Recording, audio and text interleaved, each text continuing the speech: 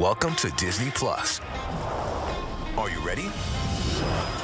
Drop in and explore. The action, the adventure, and the originals. There's no limit to what you'll find. These are your worlds. So come on, dive deeper into the universes you love. Wherever and whenever you want them, you'll find them all here on Disney Plus. This is what being live is all about. This is ABC News Live, the 24/7 streaming news source from ABC News. Breaking news, live events, streaming nonstop.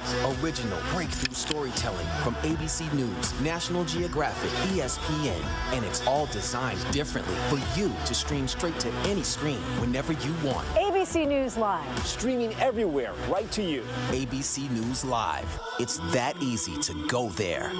Now could be a good time to have another baby. Are you crazy? I'm in love with you. Now that I said it out loud, it does sound weird. Please stop. You were so fine, I had to remind myself to breathe. Let's do this. How's your quarantine going?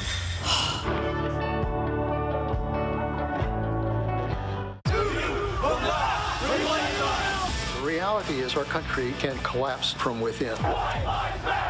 You see the white power movement on the march. Klansmen and neo-Nazis, skinheads, it's meant to incite war. From the KKK to Oklahoma City to Charlottesville, the new documentary event special. We just need to start talking about race. Homegrown hate, the war among us. This is a real wake-up call. Streaming now on ABC News Live. Susan Powell was a young, beautiful mother. She just one night vanished. Where is Susan? July 29th, making sure that if something happens to me, our assets are documented. Josh, did you kill your wife? And I'll never forget the first time that I met him. A chill just raced up through my spine. I just shook the hand of a killer. Now, new details, stunning new interviews. He ends up revealing the biggest bombshell. What will happen next? The new 2020 event, Friday night on ABC. Live from ABC News election headquarters in New York City, here again, George Stephanopoulos. It is 11 o'clock in the east, 8 o'clock in the west. The polls have now closed in 48 states, and we can now project 3 more states for Joe Biden. In the west, California, 55 electoral votes.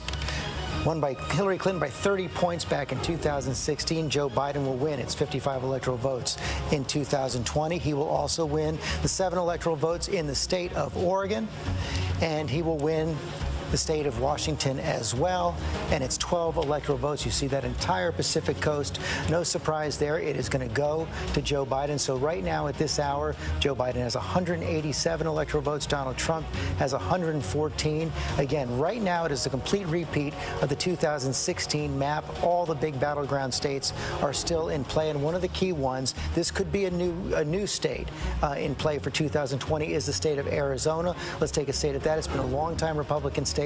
But right now, with 75% of the expected vote in, Joe Biden has a lead over Donald Trump. Tom Yamas. Yeah, so, George, the first data point I want to show our viewers right now is on the early vote. We've talked so much about the early vote now, but you need to talk about this number if you talk about Arizona at this hour.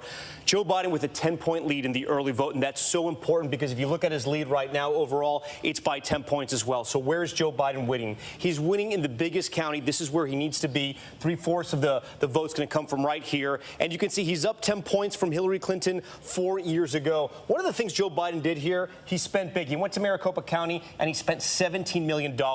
Democrats looked at the map after 2016. They saw that Donald Trump had underperformed from Mitt Romney. Kyrsten Sinema comes in a Senate race 2 years later and she wins. And we got to talk about Tucson as well, Pima County. So you can see here, Joe Biden is on top. He's overperforming there. And we haven't talked about this a lot tonight, George, but that's the home of Mark Kelly. He's on top too. His range, 10 points as well in that Senate race against Martha McSally. Some people said this could be a reverse coattail effect. Of course, Mark Kelly, former astronaut, husband of Gabby Giffords, the congresswoman from Arizona who was, of course, tragically shot back in 10 years ago. I want to go to Whit Johnson in Arizona. Whit, what are you hearing there?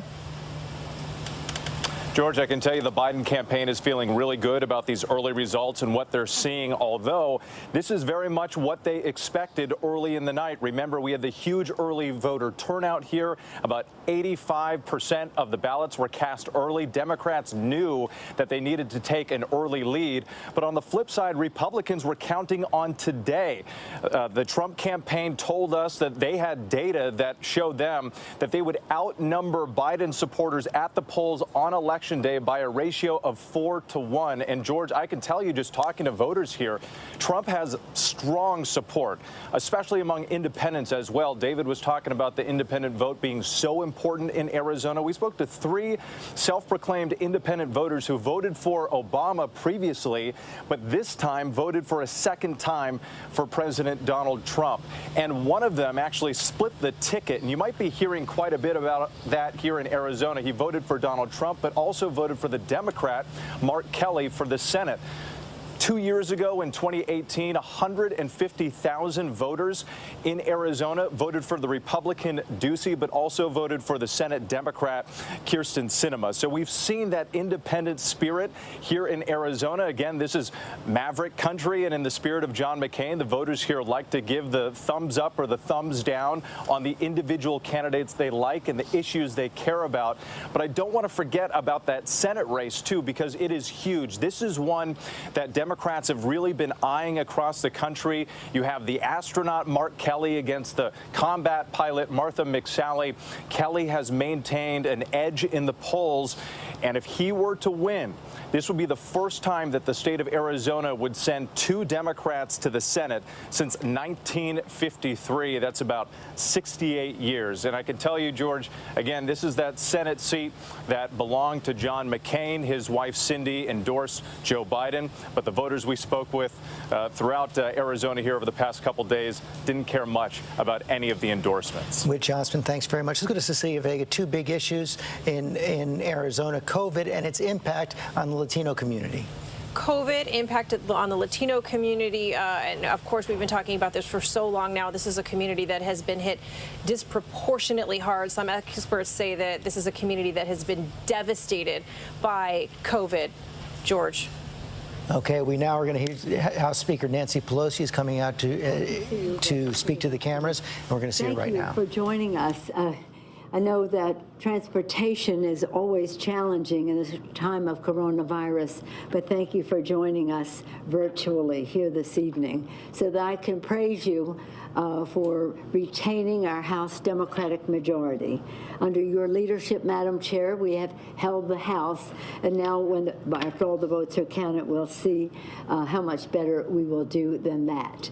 We are in a situation where some of the states have just said we're not counting anymore until tomorrow morning, and of course the West Coast has not chimed in yet, so there's more to come. Our race this time was all about health care. This was Vote Your Health. We had that in the last election.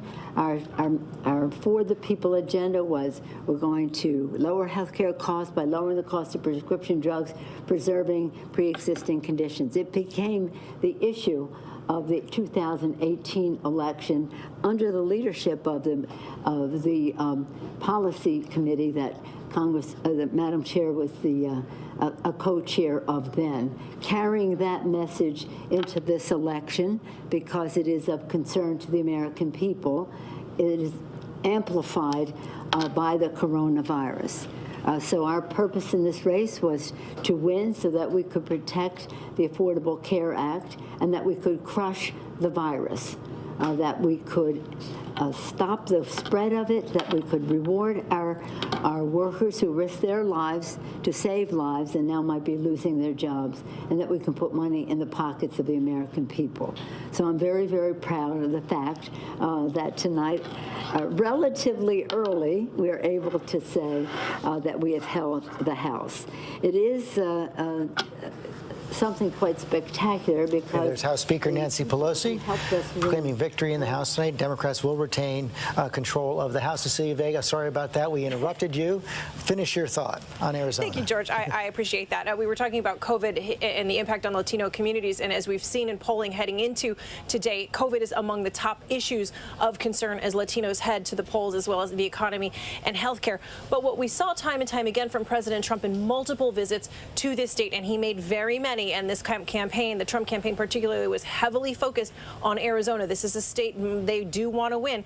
They were focused, one of the messages that they kept hitting over and over again was immigration because of the state's location along the border there. And he talked about the wall repeatedly and repeated the mistruth that Mexico is paying for the wall. Mexico is not paying for the wall. American citizens are paying for the wall. And as we've seen in the polling heading into today, immigration is very far low on the list of issues that are important to Americans heading into Election Day.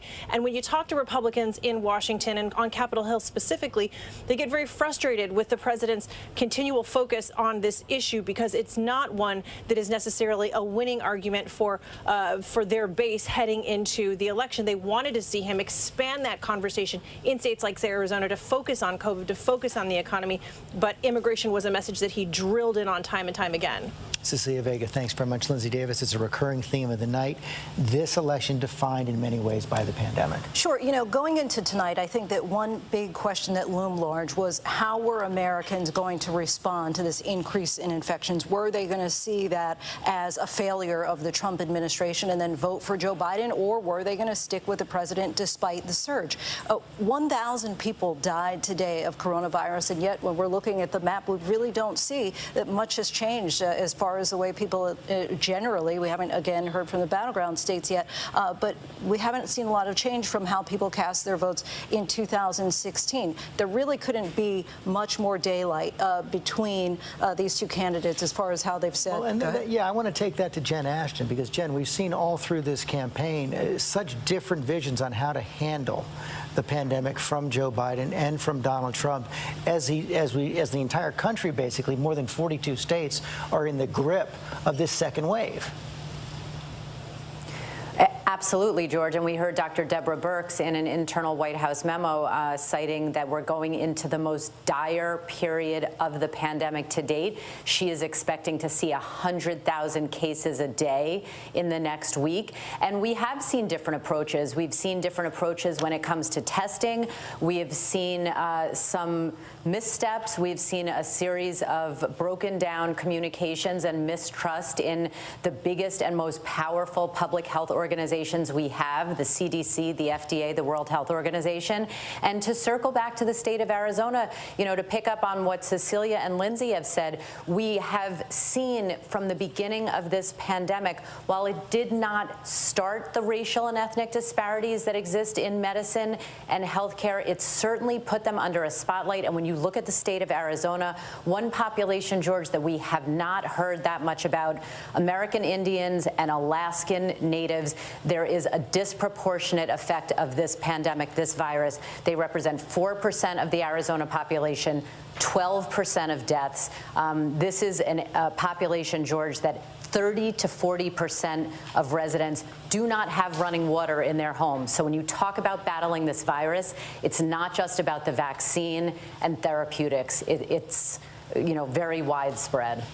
David Muir, what are we seeing in the exit polls about all this? We have national exit polls. We do now, yeah. That's right, George. And, you know, just to pick up on Lindsay's point that there could not be more daylight between President Trump and Joe Biden in how they put themselves forward as how they would deal with this pandemic moving forward. Joe Biden saying, I can't flip a switch and fix things, but we do have to address the virus before we can address the economy. But look at this. This is the first time we're going to be able to do this, 11 p.m. Eastern. So if containing COVID, the pandemic, was the way you voted today over rebuilding the economy, and look at this, 51% to 42% in the exit polling. When you break that down, Joe Biden, 80% to Donald Trump's 18%, if the most important issue to you was containing COVID-19. Now, if the most important issue was opening the country, getting the economy going again, it's almost the complete opposite, 76% with Donald Trump, 22% with Joe Biden. And among independents, we're seeing this tonight, the breakdown, Joe Biden leading among independents in the national exit polls, 55 to 40. And among women in the country, Joe Biden, 56% to Donald Trump's 43%. We look at men, 49% Donald Trump, 48% Joe Biden. And what we're seeing so far in these states with such close races is that not only is the country divided, but many of these key battleground states are divided right down the middle. No question about that, Martha Raddatz. COVID is something that came up consistently in all your travels across the country. It sure did, George. But I have to say that I was surprised when I crossed the country, and it was almost like people are done with it.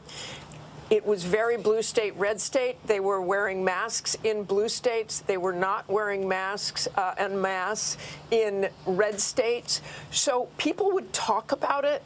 But I think in so many ways, there are so many bigger issues, especially to the Trump voters. I mean, we have to remember, they're voting for an incumbent now. In 2016, it was, we don't want to vote for a Washington guy. He's something new. He's a businessman.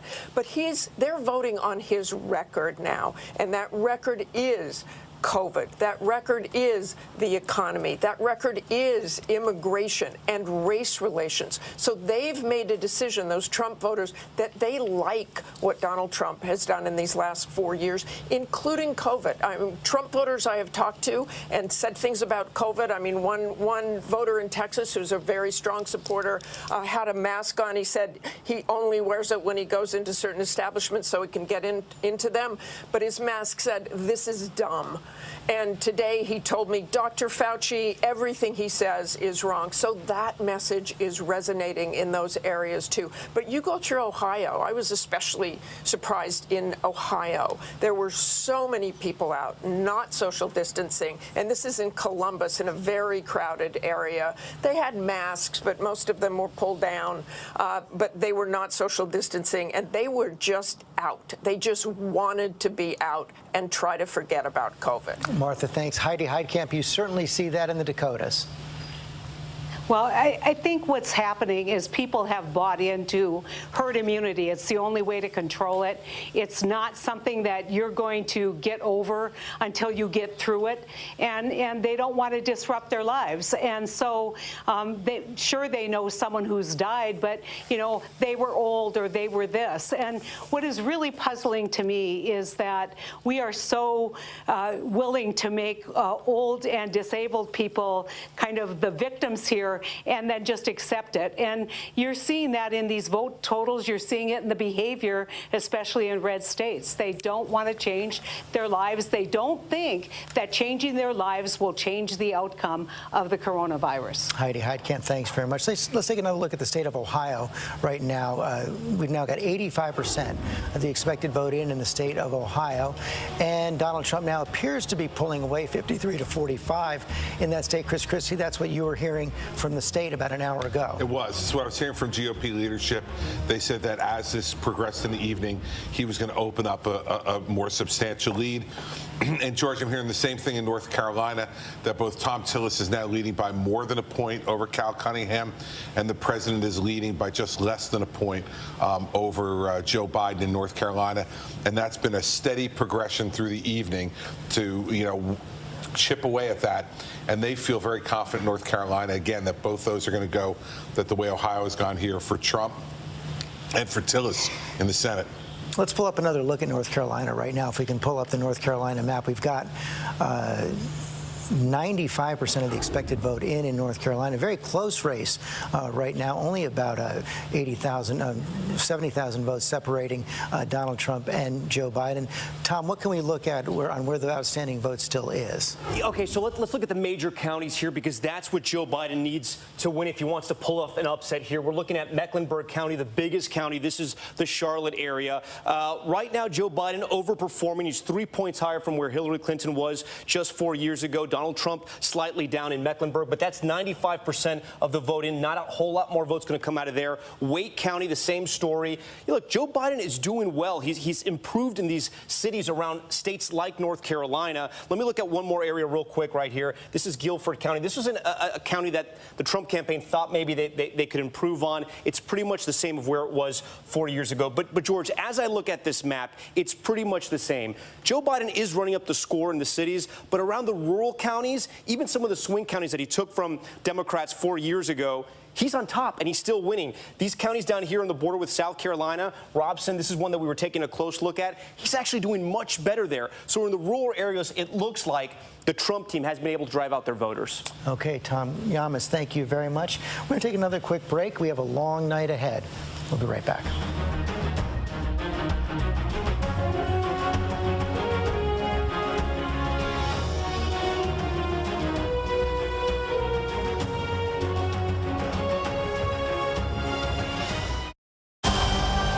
I've been quested to bring this one back to its kind.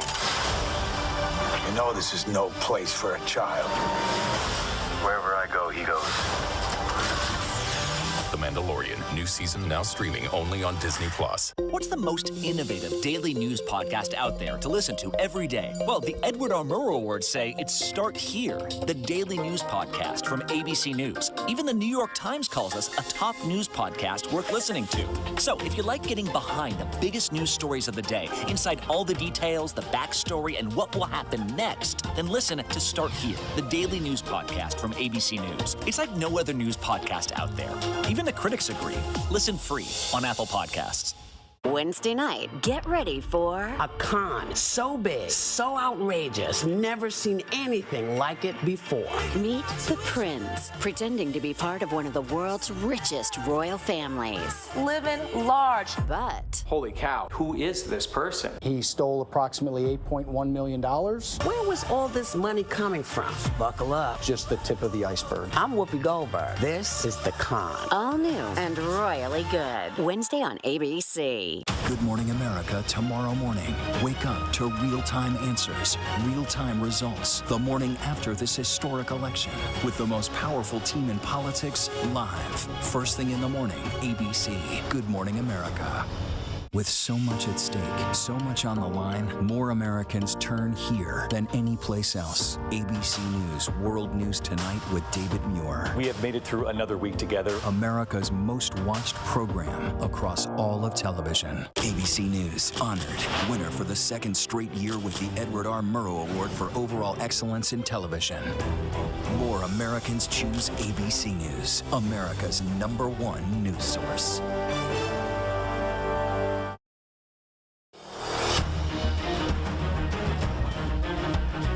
Back now at ABC News election headquarters in New York, coming up on 11:20 in the East. I want to bring in Nate Silver right now. Nate, as we've been talking about so far, every state that has been projected so far tonight has gone exactly the same way as it went in 2016. As you look at all the data, and you've seen more data than probably anybody else in the country, has anything surprised you tonight?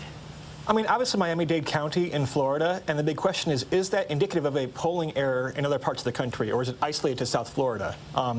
The fact that Biden has won New Hampshire, for example, might make you say, well, actually, it's part of Florida, but maybe not a problem elsewhere. The fact that Arizona looks okay for Biden. So, look, it's going to be a long night. I think we're in a scenario now where we're talking about this might take days to get resolved.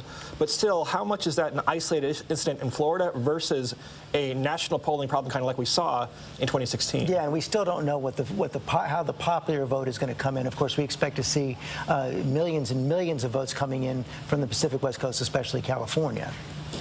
Yeah, I mean, Biden will probably win the popular vote, but that doesn't make you president. And so, you know, I mean, look, it feels a little bit like 2016, but also a bit like 2018, where Florida went very badly for Democrats, but they had a good night in the end of the day. The fact that in different corners of the country, the fact that New Hampshire went for Biden and Arizona looks okay for Biden would give Democrats quite a bit of hope, I would think.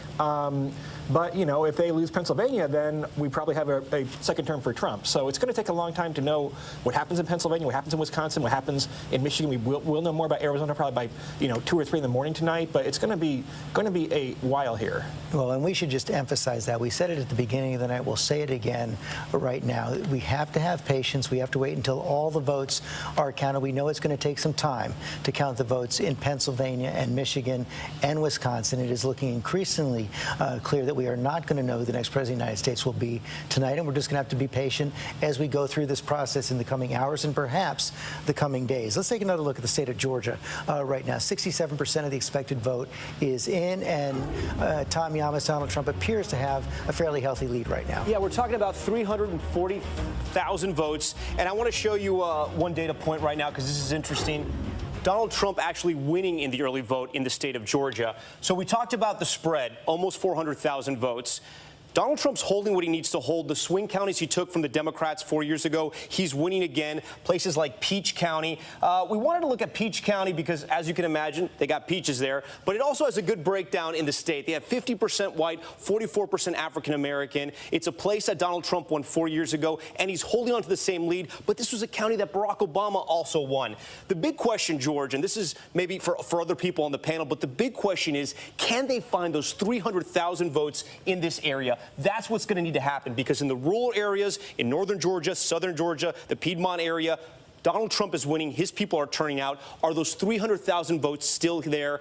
We're going to have to wait and see. If we go into some of these counties, you know, like DeKalb, there's only 24% of the vote in. And Joe Biden, he's doing better. But the question is he doing well enough to drive out all those numbers and drive them up in a big way? I don't know if 3 or 4 percentage points is going to do that. He's going to have to come up much higher. Okay, Tom, thanks very much. We should also say we now know that in the Senate race, one of the Senate races in Georgia, Reverend Raphael Warnock, the pastor of Ebenezer Baptist Church, will be in a runoff with the Senator Kelly Loeffler right now, Republican Senator Yvette Simpson. That could be quite a barn burner on January 5th. We are ready to go to battle for that seat, and we're super excited about the fact that Raphael, who is a newcomer, has been able to do so well against two pretty well-known Republicans in the state. And so we predicted that this would go to a runoff. Our folks are ready, and we hope to take that seat. And a very good possibility there'll be a second runoff on the same day. Exactly. Of Georgia. Yes. Let's pull up now Michigan, Wisconsin, and Pennsylvania. Of course, those are those key blue-tier states. Blue wall for the Democrats was taken away by Donald Trump in 2016. Right now, 44% of the expected vote in Michigan.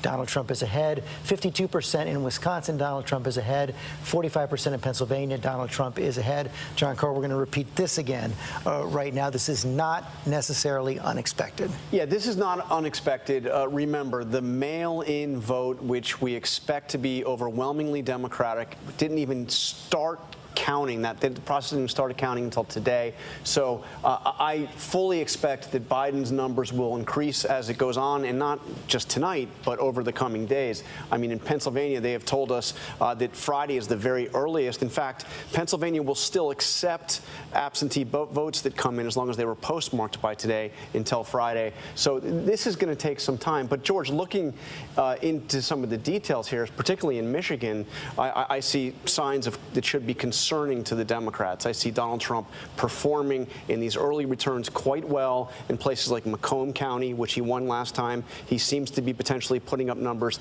bigger than he did 4 years ago. And also in Kent County, Grand Rapids, which is where he held his very last rally of this campaign. Juju Chang is in Michigan. Juju, tell us more about what you're hearing about how the counting is going, how long it's going to take. Well, George, it will definitely be a marathon nail-biter here, but at least in Michigan, not as marathon as projected. The Secretary of State Benson said a short time ago in a press conference that she believes it will be fully tabulated within 24 hours. Now, they originally said they wouldn't be done until Friday, but a lot of that has to do with the fact that yesterday, unlike the other upper Midwestern states, they had 10 hours to process. They had an army of volunteers come in, hand open envelopes, check signatures, so that at 7 a.m. this morning, with a double the number of speed counting machines, they were able to get to work, and they believe they're getting to work much faster.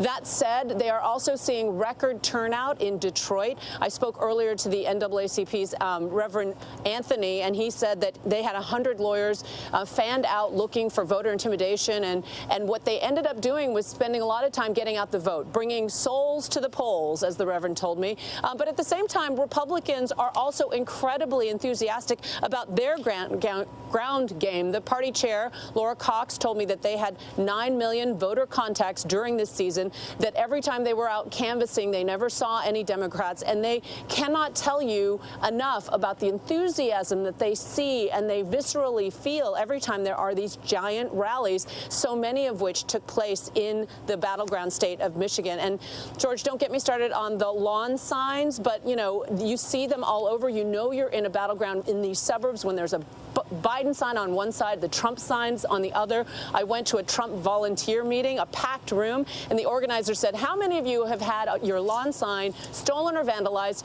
And almost the entire room's hand went up. It says something about just how tense the battleground is here out in the suburbs, George. It sure does. I want to go to Mary Bruce right now. Mary, you picking up any concern in the Biden camp, picking up what John Carl was saying about the way the votes are coming in Michigan and how they're coming in?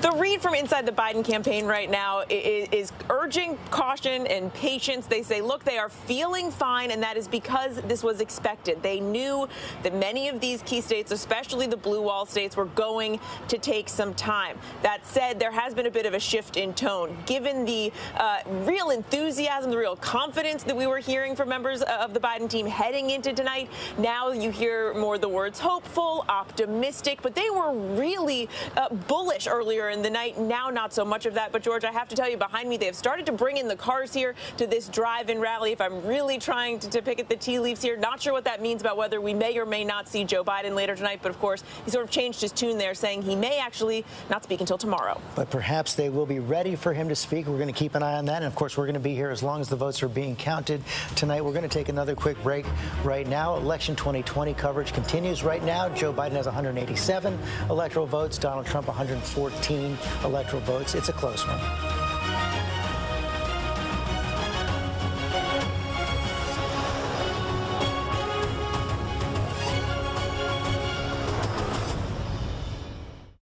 Welcome to Disney Plus. Are you ready? Drop in and explore. The action, the adventure, and the originals. There's no limit to what you'll find. These are your worlds. So come on, dive deeper into the universes you love. Wherever and whenever you want them, you'll find them all here on Disney Plus. Now, when it matters most, the straightforward facts. ABC News is America's #1 news. #1 in the morning, #1 in the evening, and the #1 show on all of television. #1 in late night versus the competition. #1 in politics versus the competition. The #1 daytime talk show. And #1 in streaming news. Most trusted, most watched. ABC News is America's #1 news. Now could be a good time to have another baby. Are you crazy? I'm in love with you. Now that I said it out loud, it does sound weird. Please stop. When I see you were so fine, I had to remind myself to breathe. Let's do this. How's your quarantine going? Admit it. These days, what you need to know seems to change just about every day. What is it that you really want to know, need to know? To help you not just get through your day, but to make the most of it. Feel smarter. Feel better. Feel happier. Well, how about a third hour of Good Morning America in the afternoon? GMA 3, what you need to know. Lunchtime at 1 Eastern, 12 Central and Pacific on ABC. It's all about you. Live from ABC News election headquarters in New York City, here again, George Stephanopoulos. And we're back here at ABC News election headquarters in New York, 11:30 here in the East. And as we said, it's going to be a long night, a lot more counting ahead. It could spread over the next several days. And so that makes me want to bring back our legal team, our ballot watch team. I want to bring in Kate Shaw and Dan Abrams right now. And Kate, we just talked about Pennsylvania. We've had this Supreme Court ruling on how and whether and when ballots can be counted in Pennsylvania. It could prolong this process, could be more challenges ahead. That's right. So actually, the Supreme Court has now twice had a chance to weigh in on this question of whether ballots that arrive between today and Friday can be counted under Pennsylvania law. Both times the court turned back challenges brought by Pennsylvania Republicans that would have cut off, the return date at today on Election Day itself. So right now, those ballots are going to be counted, but they're being segregated because the Supreme Court actually left wide open the possibility that it might take another look at this case after the election. And we don't know yet. And it's important, I think, to note that Justice Amy Coney Barrett is now in place, and there's a question about whether she might participate, which would, of course, give an additional vote when the court comes to considering this late arriving ballots question. I want to bring that to Dan Abrams as well, because, Dan, we all remember 2000 Florida. If it's close, that adds another layer of complication as well if you have recounts and have to have the ballots counted again. So first you have the challenges to the existing ballots and then the possibilities in a close race of recounts and the courts getting involved in that. Right. We've said in our room here, the legal room, we're only relevant if this thing is close. This thing is now close. And so as a result, the lawyers are all on speed dial. There's no question that there are going to be some form of legal challenges. We don't know exactly how real they will be, how significant, but Pennsylvania could become critical here. And as you point out, not just with regard to the 3 days of ballot counting, because there may not be that many votes in those 3 days. I think you could argue that the more critical question is going to be exactly how they're counting the variety of votes, the signatures matching, et cetera. And I think that those could be the critical questions here, even more than that 3-day window. Okay, and Terry Moran, we saw how that played out in Florida in 2000. We did, and one of the big questions here is how much will this conservative supermajority that is now in the Supreme Court defer to state Supreme Courts that find under state constitutions that these ballots should be counted, or will they reach into those states and federalize the question, decide it for themselves? Okay, many questions ahead. We'll see if we get to them. We're going to take another quick break, and we'll be right back.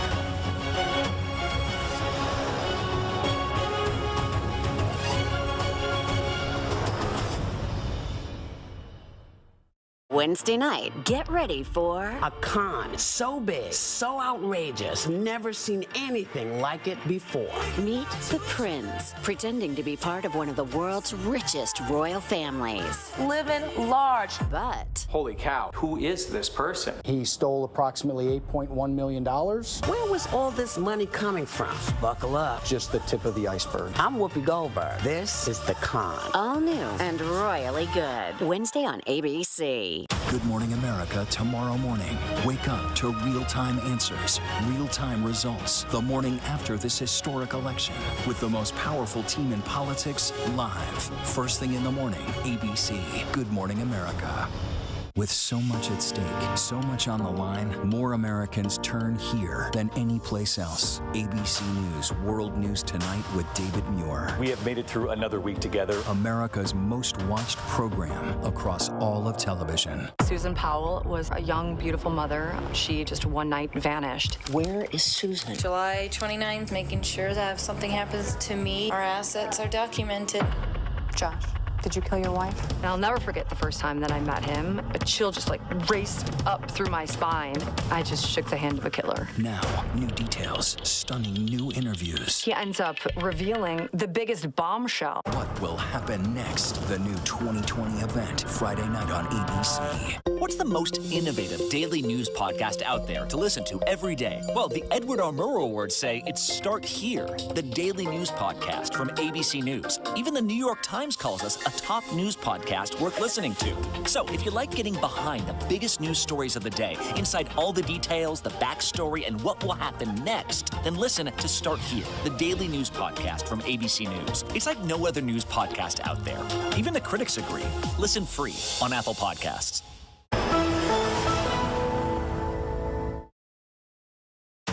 Live from ABC News election headquarters in New York City, here again, George Stephanopoulos. And we are back. Let's take a look at the electoral map right now. So far, Joe Biden has won 14 states, 187 electoral votes. Donald Trump has won 17 states, 114 electoral votes. So far, at least, according to ABC News, every state that Hillary Clinton won in 2016 has been won by Joe Biden. In 2020, same goes Donald Trump, repeating his wins in the red states. The big battleground states still out there right now. Let's take a look at some of them, starting with the state of Florida. And there, with 94% of the vote in, Donald Trump has a relatively healthy lead, Tom Yamas. Yeah, he does, George. And I think when we look at Florida at this hour, it's really just some simple math, and I'll walk you through it. When we talk about the vote difference right now, plus 5 million, so huge turnout in Florida. We have to acknowledge that. We're talking about a 400,000 voter gap, right? I told you 4 years ago, Hillary Clinton comes out of Miami-Dade County with a 300,000 plus advantage. What happened tonight? Let's go to Miami-Dade County. And look at this, George. We're talking about less than 100,000 difference right there. This entire state, you could bank it on this one county right here. Republicans were able to make inroads with voters there. Donald Trump, even though he lost, he actually won. Okay, David Muir, what are we seeing in the exit polls in Florida? A couple Florida? other really key things, George. Let's laser in on the Latino vote in Florida. As you can see, look at this. Joe Biden got 52% of the Latino vote to 47% for Donald Trump. If that number holds and bears out at the end of the night, that's a significant number for Donald Trump, not only with Cuban Americans, but perhaps gaining on some of the numbers we saw 4 years ago with the Latino vote. And look at this. We asked seniors, particularly in the I-4 corridor and other parts of Florida, whether or not they'd been affected by the pandemic. They were concerned when they would be able to hug their grandchildren, as Lindsay Davis talked about earlier in the evening. 52% of seniors in Florida, according to the exit polls tonight, supported Donald Trump to 47% for Joe Biden. Okay, let's take a look now at the state of Arizona. Pull it up right there. Still 75% of the expected vote in, 54-45 right there for Joe Biden. A big lead there. We say that Mark Kelly also has a lead there. Not much new coming in the count yet, Tom, but we do expect more tonight. Yeah, not yet, but one more data point we haven't talked about yet. It's a county that's sandwiched in between Maricopa and Tucson, right? Pinal County right here. This was the county that swung the biggest for Trump 4 years ago, was where he was most popular. And look at his numbers down. He's down 7 points right there. In a very tight race, in a very tight election, you can't be down 7 points anywhere. It's just one sign. But the big headline, George, so far coming in, 77% of the vote in, and Joe Biden is up in a very big way in Maricopa County. This is Phoenix. This is Scottsdale, Mesa area. He's doing very well right there. This is the surprise of the night so far in Maricopa County. Look, Donald Trump had underperformed from Mitt Romney. Democrats thought Republicans were vulnerable there. They went in, and right now they're on top. Okay, let me bring in Nate Silver back again as we pull up and look in Michigan, Wisconsin, and Pennsylvania again. Those states still coming in. Let's talk about the possible paths now for Biden and Trump, very similar to what we saw, first of all, in 2016. Yeah, so if we can speculate a bit. So what happens if Donald Trump wins Florida, wins Ohio, wins North Carolina, but then Biden wins Arizona? We actually think it's a decent map for Joe Biden. He's about an 85% favorite. There is also a chance of electoral college tie. But Trump, if he loses Arizona, he could actually win Pennsylvania and then get to 269 or 268. That would not be enough. It could come down to the 2nd Congressional District in Omaha, Nebraska, or the one in upstate Maine. So if Arizona goes Biden, that really reverses not all the bad news Democrats got earlier in the evening, but makes Trump an underdog again. Well, and then, let's picking up what John Carl was saying about Michigan. Again, this is pure speculation at this point, but we're just trying to figure out what different maps might look like. If the Democrats win Arizona, Joe Biden holds Pennsylvania, but Donald Trump gets Michigan, they have only 16 electoral votes to Pennsylvania's 20. Pennsylvania is bigger, and 20 votes in Pennsylvania versus 16 in Michigan or 10 in Wisconsin, that can make a difference some of the time, right? There's a lot we don't know. Nevada could be in play, probably not. Georgia, I think, is not going to be called tonight. So there are other scenarios, but we are looking at a lot of photo finishes, and in a photo finish, Arizona becomes a pretty important state. You mentioned Nevada, and I wonder, Tom, if we can I'm talking to the control room right now. Can we pull up Nevada and take a look at what we're seeing in the state of Nevada right now? They're going to take time because they have all the early vote. and we just don't have anything coming in on that yet. So let's go back to Wisconsin. Deb Roberts, I want to go to you in Wisconsin right now. What are you hearing about the possibility of when the count will be continued there and when it will be finished? George, I got to tell you, there's good news, bad news. The good news is it seems to be going very well. All of those absentee mail-in ballots, about 2 million of them, they're being processed very well. The Wisconsin Election Commission head, Megan Wolf, said that they're processing very well. But then she said she probably will give another news conference about 11:30 in the morning. So I'll probably be here right on time for Good Morning America. Now, the one thing that is sort of interesting, and you've talked a lot about this tonight, is those ballots probably will reflect a very tight race. Wisconsinites seem to just have this love-hate or like-hate relationship with the president. On the one hand, they just don't like him. More than 50% think that he's not doing a good job. 56% don't like how he's handling the pandemic. I talked to a guy in line today, and he said he would have swum through a lake of alligators to get there to vote because he wanted to support Biden, and he just didn't like where the country is going. But then I spoke with another voter who said, I'm worried about health care, and this is in a state that is dealing with the COVID virus. But then he said, I think I'm going to support the president, or I just supported the president. So Wisconsinites are very mixed here, and I think it's going to be a long night, a long morning. And, you know, the polls show that Biden is up, but it's going to be very, very tight here. I think Wisconsinites just aren't sure what they think. The president's been here 6 times. Joe Biden came here 3 times. He was here in Kenosha last night. He projects strength, and they seem to like that in spite of the fact that they don't like him. Deb Roberts, thanks. Let me go to Eva Pilgrim in Pennsylvania for the same question. What are you hearing about how the count is going, how long it's likely to take? Well, sort of like what Deb just said, some good news and some bad news. They say that the counting is going smoothly.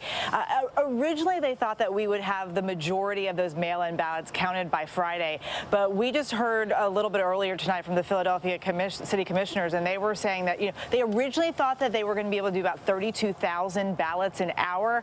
That's just not happening. They're saying right now they're doing about 10,000 per hour. They've done about 75,000 votes, mail-in ballots so far tonight. They've estimated they have about 350,000 to count. We're supposed to hear from them again at about midnight to give us an update. That's the next kind of ballot drop number that we're expecting to hear from them. But here's the thing. It's just going to take a long time. I've heard you say this tonight repeatedly, George. People are just going to have to be patient. This is a slow process. Here in Pennsylvania, I mean, there's like 2.5 million mail-in ballots that came in. This is a state that's never done early voting for all voters that wanted to take advantage of it. This is a first-time process, and it's going to take some time. The governor spoke earlier tonight asking everyone to just have their patience. They are doing the best that they can. People are working around the clock, as we're seeing here in Philadelphia, but it is going to take time. They want to make sure this count is accurate, George. Which is the most important thing for them to do right now. Eva Pilgrim, thanks very much. We can project 2 more states right now. The state of New Mexico is going to go to Joe Biden. State of New Mexico, and it's 5 electoral votes. Hillary Clinton won it by 8 points in 2016. Joe Biden will win it tonight. And the state of Idaho, it's 4 electoral votes. No surprise there. Going to go to Donald Trump. He won the state by 32 points in 2016. I want to go to the table right now. And Sarah Fager, let me start with you. We're coming up on midnight now on the East Coast. Is the night going as you expected? What's the surprise? What should we be looking for ahead? I think the night's going better than I expected. For Republicans? For Republicans, yeah. I mean, I was in the camp where I thought Joe Biden was going to win this, and it is far from clear that he's going to win this election. And the president seems to be doing much better in the upper Midwest. Now, again, we don't know exactly what vote is in. It may be heavily election day vote. But, you know, clearly in some of those counties, the president is overperforming, and even overperforming what he did in 2016. So I think this is going to be a nail-biter. Rob? I think the way I look at it is every state to date has performed like they did, not changing. There wasn't really a move in the sense that some people thought there was this tailwind coming, except for Arizona. And the only state that's flipped so far is Arizona. It hasn't flipped yet. It hasn't flipped yet, but it's going to tighten considerably. It's going to tighten, but I'm going to go out on a limb then, given it's midnight, it's way past my bedtime, and say that those are numbers that are hard at this point for the president to break. That said, we have big numbers in Atlanta and Metro Atlanta, big numbers in the metro areas of the upper Midwest that are out. It's going to come down to those 4 states to make the determination, and we are going to be here every night Friday, so I look forward to seeing you every night. I mean, so we're going to be here right through, and I'm going to sit next to you, so we're going to be there. But it's going to be a while here, and I think what the problem is, what was your baseline is going to determine your mood. And it says if you thought this was going to be a big tailwind, you go, oh boy, that was disappointing. As Nate said, the truth is, it hasn't been. It's actually, the states are doing exactly what they did. It's also looking very good for Republicans to control the Senate. Joni Ernst is ahead. Tom Tillis is ahead. It's not done in North Carolina. The Georgia senators are ahead. If you go to a runoff, especially, if Biden does pull this off, you're likely to keep control of the United States Senate. People like a split power, and we will see at least one runoff in Georgia. You don't want split power. No, we don't. We want to take the whole darn thing, of course. I think a couple of big picture things I'm seeing is that the strategy to flip Republicans to Democrat didn't pan out. And so now we're all hoping that enough Democrats came out, particularly in urban centers and some suburban areas, to really carry the day. And I think that was the big surprise aha, I think, for a lot of us who were expecting, particularly with what happened at the convention and Lincoln Project, that all these Republicans were going to flip. But we're seeing Donald Trump win in big margins where he won before. So are there enough Democrats, particularly in these areas where we're seeing Joe Biden actually overperform Hillary Clinton in 2016? Will that be enough to carry the day? Donald Trump's overperforming Donald Trump. And that's part of the problem for Democrats right now. And for Rahm to say the evening's gone about as expected, it's not what I was hearing about 6 hours ago. Okay, so what we're seeing is that the president is enormously competitive in Wisconsin, where he was not supposed to be competitive according to the polls. He's competitive in Michigan, where he was not supposed to be competitive according to the polls. And he's winning in Florida and winning in North Carolina. And so, I think it's going to come down to Pennsylvania. At the end of the day, I think if the president wins Pennsylvania, he's going to be reelected.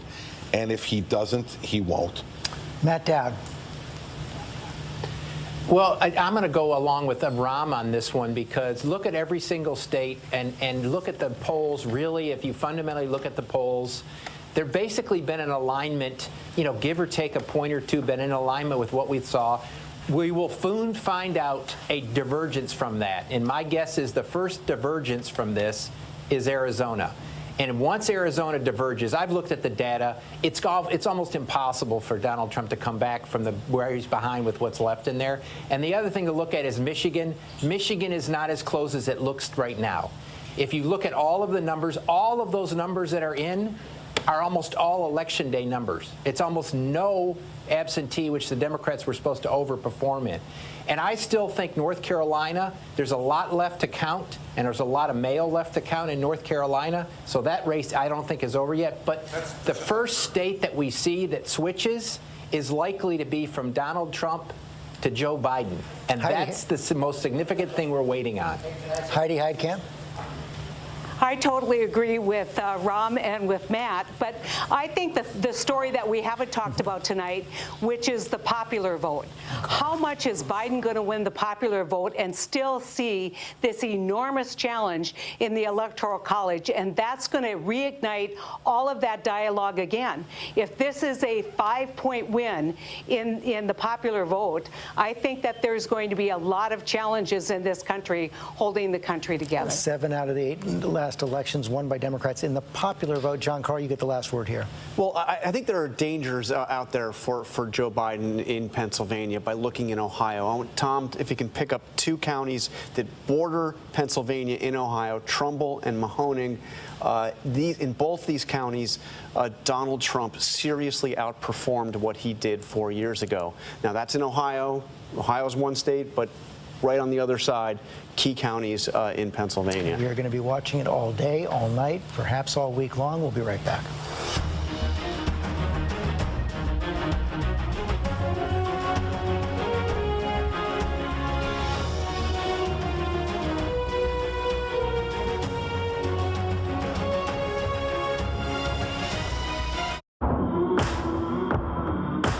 This is what being live is all about. I can see pushing through. This This is ABC News Live. Entire neighborhoods are underwater. 24/7 streaming news source from ABC News. Here goes.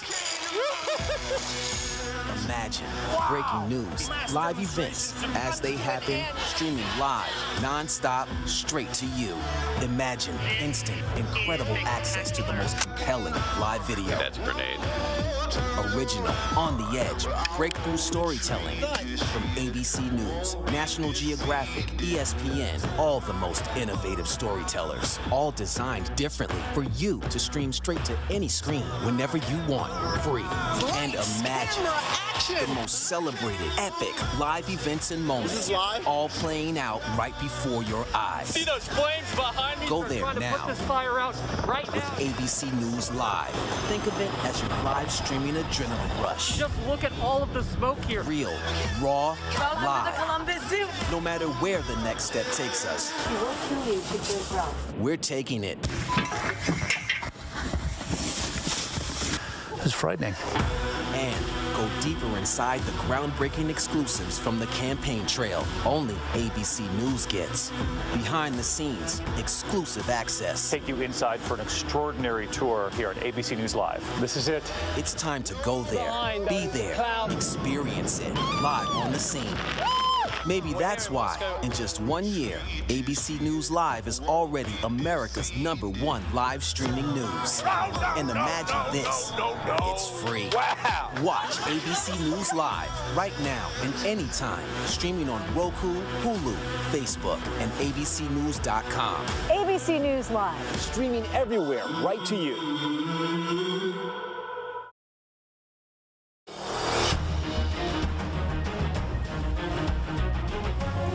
It is coming up on midnight here in the East Coast. Let's take a look at the map right now. Right now, Joe Biden leading in the popular vote. He's got 50%, about 56 million votes, 56 million plus to Donald Trump's 48%. In the Electoral College, he's won 15 states, 192 electoral votes, 18 states for Donald Trump, 118 electoral votes. I want to bring in our political director, Rick Klein, right now, because, Rick, we've been saying it, but now let's put some meat on the bones on this.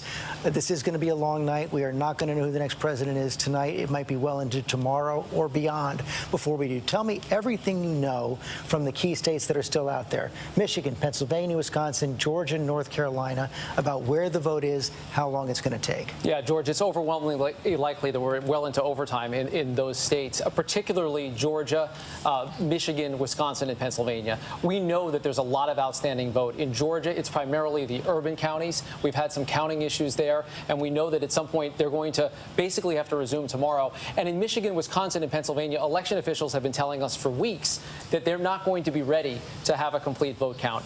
In Wisconsin, we're expecting more information overnight. In Pennsylvania, though, it's going to be several days. I think it is now fair to assume that we're into an overtime scenario with several states on the line. I think North Carolina may be a little bit different, but the other four, they're all big states, George, are now very likely to head into tomorrow or beyond. And we should also explain it generally takes more time, not always, but it generally takes more time to check, verify, count a mail ballot than it does one made at the ballot box. Exactly. You have to go one by one, and it's one of the ironies of this surge in early voting that it may actually force election officials to take a lot longer on the back end. They've been preparing for this for weeks. They have been warning about this possibility, and it is now a probability, or even more than that we're talking about having to wait a while to get this complete and accurate count. We know that, at least on the Democratic side, they're starting to talk about lawyers. They're setting up an infrastructure to fight in the courts if necessary. But for now, we're going to wait for quite a while on the vote count. And keep in mind that in those three states, those upper Midwestern states, we're still looking at primarily day of vote, election day vote, which we know from all the polling and all the indications that heavily favors Donald Trump. So the Biden campaign is hoping to close that. And again, you can't say this enough. I mean, we're also looking deep into where the vote is coming from. But both campaigns always expected the day of vote in those three states to favor Donald Trump. Precisely. We knew that Joe Biden built up a lead in just about every state with any kind of early vote. Going into Election Day, the question was, can Donald Trump overcome that? And he has overperformed his margins in a bunch of states, and he has just about hit the expectations. There's a range of states, George, where it's almost uncanny, where talking to Democrats and Republicans both, they knew there were numbers that Donald Trump had to hit to be competitive, and he's there almost to 1/10 of a percentage point. Dan Abrams, thank you, Rick. Dan Abrams, we talked about this moments ago. You guys are getting more relevant by the minute. Just walk people through what to expect in the coming hours and days. Well, look, I don't think anything in the coming hours apart from preparation, right? I think that what you're going to see in the next few hours is the legal teams gathering and sort of playing it out as to all the various possibilities that could occur. What happens if there's a fight in Pennsylvania? What happens if there's a fight in Michigan? What are the laws in Wisconsin? What are the recount laws? I mean, that's the first place we got to be looking at right now, which is the automatic recounts. For example, in the state of Pennsylvania, if it's within half a point, there's an automatic recount that will take place in the state. Those are going to be the first round of sort of legal issues.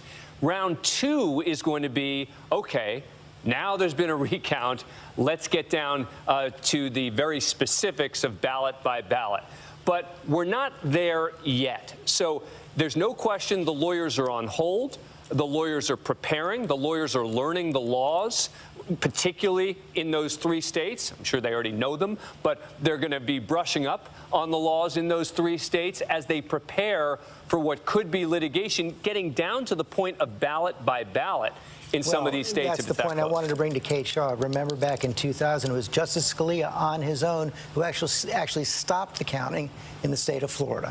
That's right. And obviously that's a nightmare scenario, that it all comes down to one state, and there's the possibility of the Supreme Court intervening in a state process, right? Remember, elections are typically run at the state and local level, right? That is the sort of design of our system. So it was, I mean, unusual doesn't even begin to capture it for the Supreme Court to essentially halt the state process in Bush versus Gore, and then ultimately, essentially, to hand the victory by, stopping continuing counting to George W. Bush. So I don't think anyone, I think probably most John Roberts, the Chief Justice, wants to see a replay of that this time. Kate Shaw, thanks very much. We're going to take another break. Some stations are going to leave us now for late local news. For the rest of the country, our coverage continues.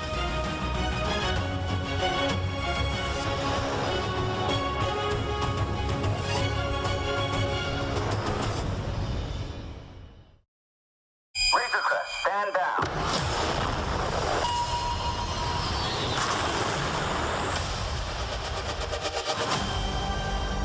I've been quested to bring this one back to its kind.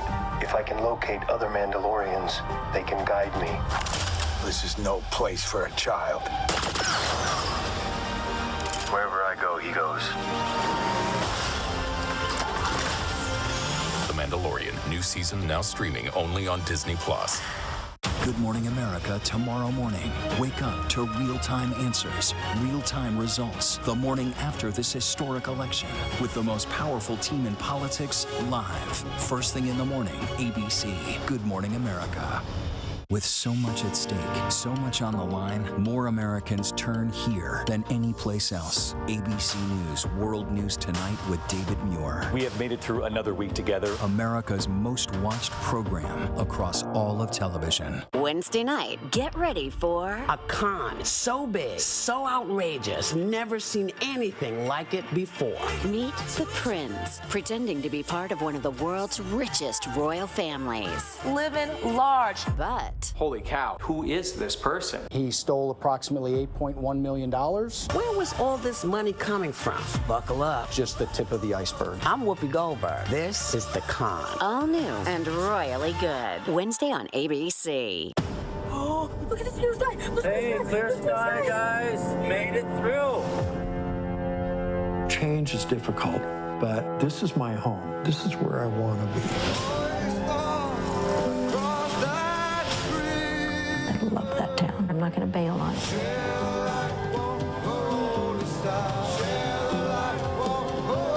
It's a big deal. New beginning.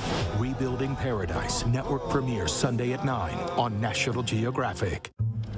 Hello? This is Montana Highway Patrol. You're looking for a couple of missing teenagers. That's right. Last seen in a red Focus. The steering wheel is getting stiff. Lock the door. We're fine.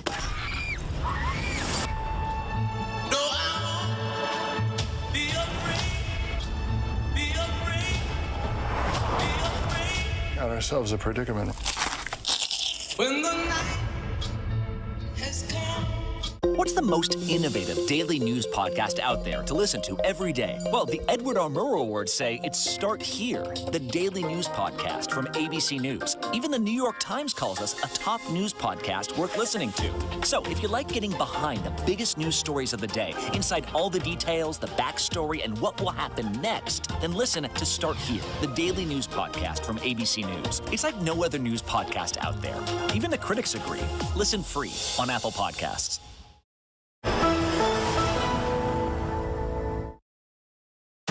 Live from ABC News election headquarters in New York City, here again, George Stephanopoulos. It is midnight here in the East, and we are here at ABC News election headquarters in a very tight race for president right now. Let's take a look at the map. Joe Biden has won 15 states, 192 electoral votes.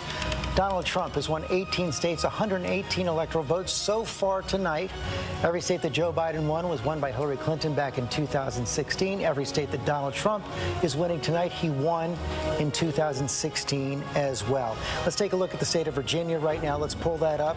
Hillary Clinton won it 4 years ago. Right now, with 75% of the vote, of the expected vote in, Joe Biden is leading, is behind Donald Trump there. Actually, you skipped ahead to Texas. Let's stay on Virginia for a second. 75% of the expected vote is in, 52-46, Joe Biden over Donald Trump. Tom Yamas. Yeah, okay, so, George, right now, Virginia, we take a look at the map, and it looks a lot like 2016 looked like, right? Joe Biden, the Democrat, on top. What finally happened here? Because at the beginning of the night, remember, I was telling you about the suburbs around D.C. where a quarter of the vote's going to come in. Well, the vote is now in, and you can see Joe Biden is up with big numbers, 76.7, overperforming in counties like Fairfax. Let's take a look at Alexandria, Prince William County, 63%. So he's winning where he needs to be. That vote has come in. And also other areas that were kind of tight, places like Virginia Beach. Donald Trump on top there right now, which is a good sign for the president because it was razor thin just before that.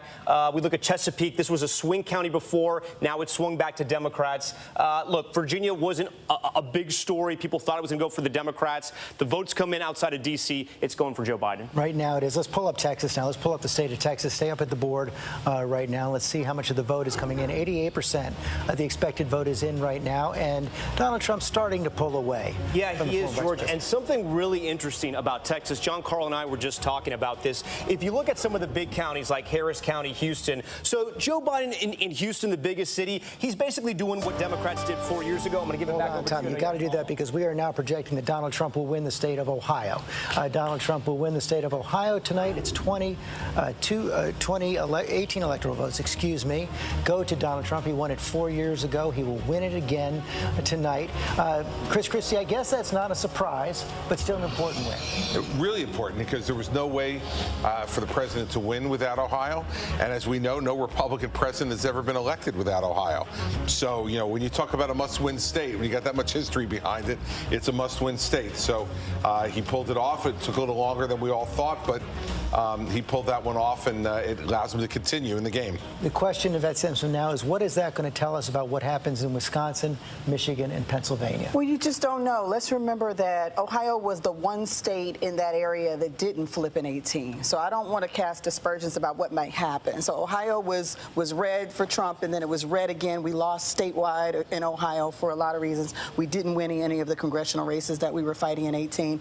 But Michigan, Wisconsin, Pennsylvania, they all flipped presumably in the midterm. So I still hold out hope for those other three states, even though unfortunately my home state of Ohio did not come through today. Rahm Emanuel, Donald Trump is getting out his vote. Yeah, I mean, so we can start to extrapolate certain information, and that is that Donald Trump is in the race of Donald Trump versus Donald Trump's beating 2016 Donald Trump. And while the numbers, and we keep showing how Biden is beating Hillary, but the total vote is not showing up at right now in areas that Democrats need. So when DeKalb County is still out in Georgia and other areas, what is your expectation for that vote? And so far, while he may be winning 65-35, et cetera, the totality of the vote is not matching the totality of Trump's vote in Trump's area in areas, except for, I do want to keep coming back to, we have had a state flip. Only one state is flipped, and it's flipped towards Biden. And so we got to keep that in mind at this area. You keep saying that. I have to keep reminding our viewers that we have not yet projected Arizona going. That is true. We have not projected it, but if you look at the math, it's hard to see how it does it. That is fair, but that is the only state that is so far, and it's up by 9.5 points. What are you learning from Ohio? From Ohio, I mean, obviously the president won by the same margin tonight as he did in 2016. And when you look, to a point John Carl made, which is you look at Western Ohio. Now, that is a good sign for Donald Trump in Pennsylvania. I'm hearing on the ground in Pennsylvania African-American turnout down in Philadelphia, and that fracking issue did, in fact, hurt Joe Biden in Pennsylvania, that you see big turnout in those areas for Donald Trump. And what are you seeing, David, in the exit polls from Ohio? A lot of really interesting things coming in on Ohio. First, let's take a look at the suburban vote in Ohio. 52% of it went to Donald Trump, and then you do the breakdown, which really illustrates the gender gap, but it's huge. With women, Joe Biden won with women in the suburbs of Ohio, 53 to 47, but look at men. The gap is huge. 59% with Donald Trump to 39% in the exit polls for Joe Biden. On handling the economy, 56% with Donald Trump, well over 42% for Joe Biden. Job performance, 54% approve of the job performance from President Trump. Contain COVID, rebuild the economy, almost evenly split. But look at this. The opinion of Donald Trump, 51% unfavorable, but even higher for Joe Biden, 52%. This was really interesting, George. First-time voters, Donald Trump wins them, 54% to Joe Biden. It's what you said earlier, George. Donald Trump is getting out his voters. And on independents, Joe Biden with an edge, but certainly not enough to make up the room for those. That trine right there, that means that we have another state to project, and it is the state of Virginia. It is going to Joe Biden. It's 13 electoral votes. Again, not a surprise, but now it's been officially projected by ABC News. Joe Biden will win the state of Virginia. The blue states are filling in blue. The red states are filling in red right now. Let's go to the state of Wisconsin. Take a look at that. This is one of the states that Joe Biden will have to flip if he wants to be the next president of the United States. 64% of the expected vote is in right now. Donald Trump is in the lead, Tom. Okay, so I'd like to acknowledge the gentleman from New Jersey on this one. About half an hour ago, you said the Trump campaign was feeling good about Wisconsin, and they should be.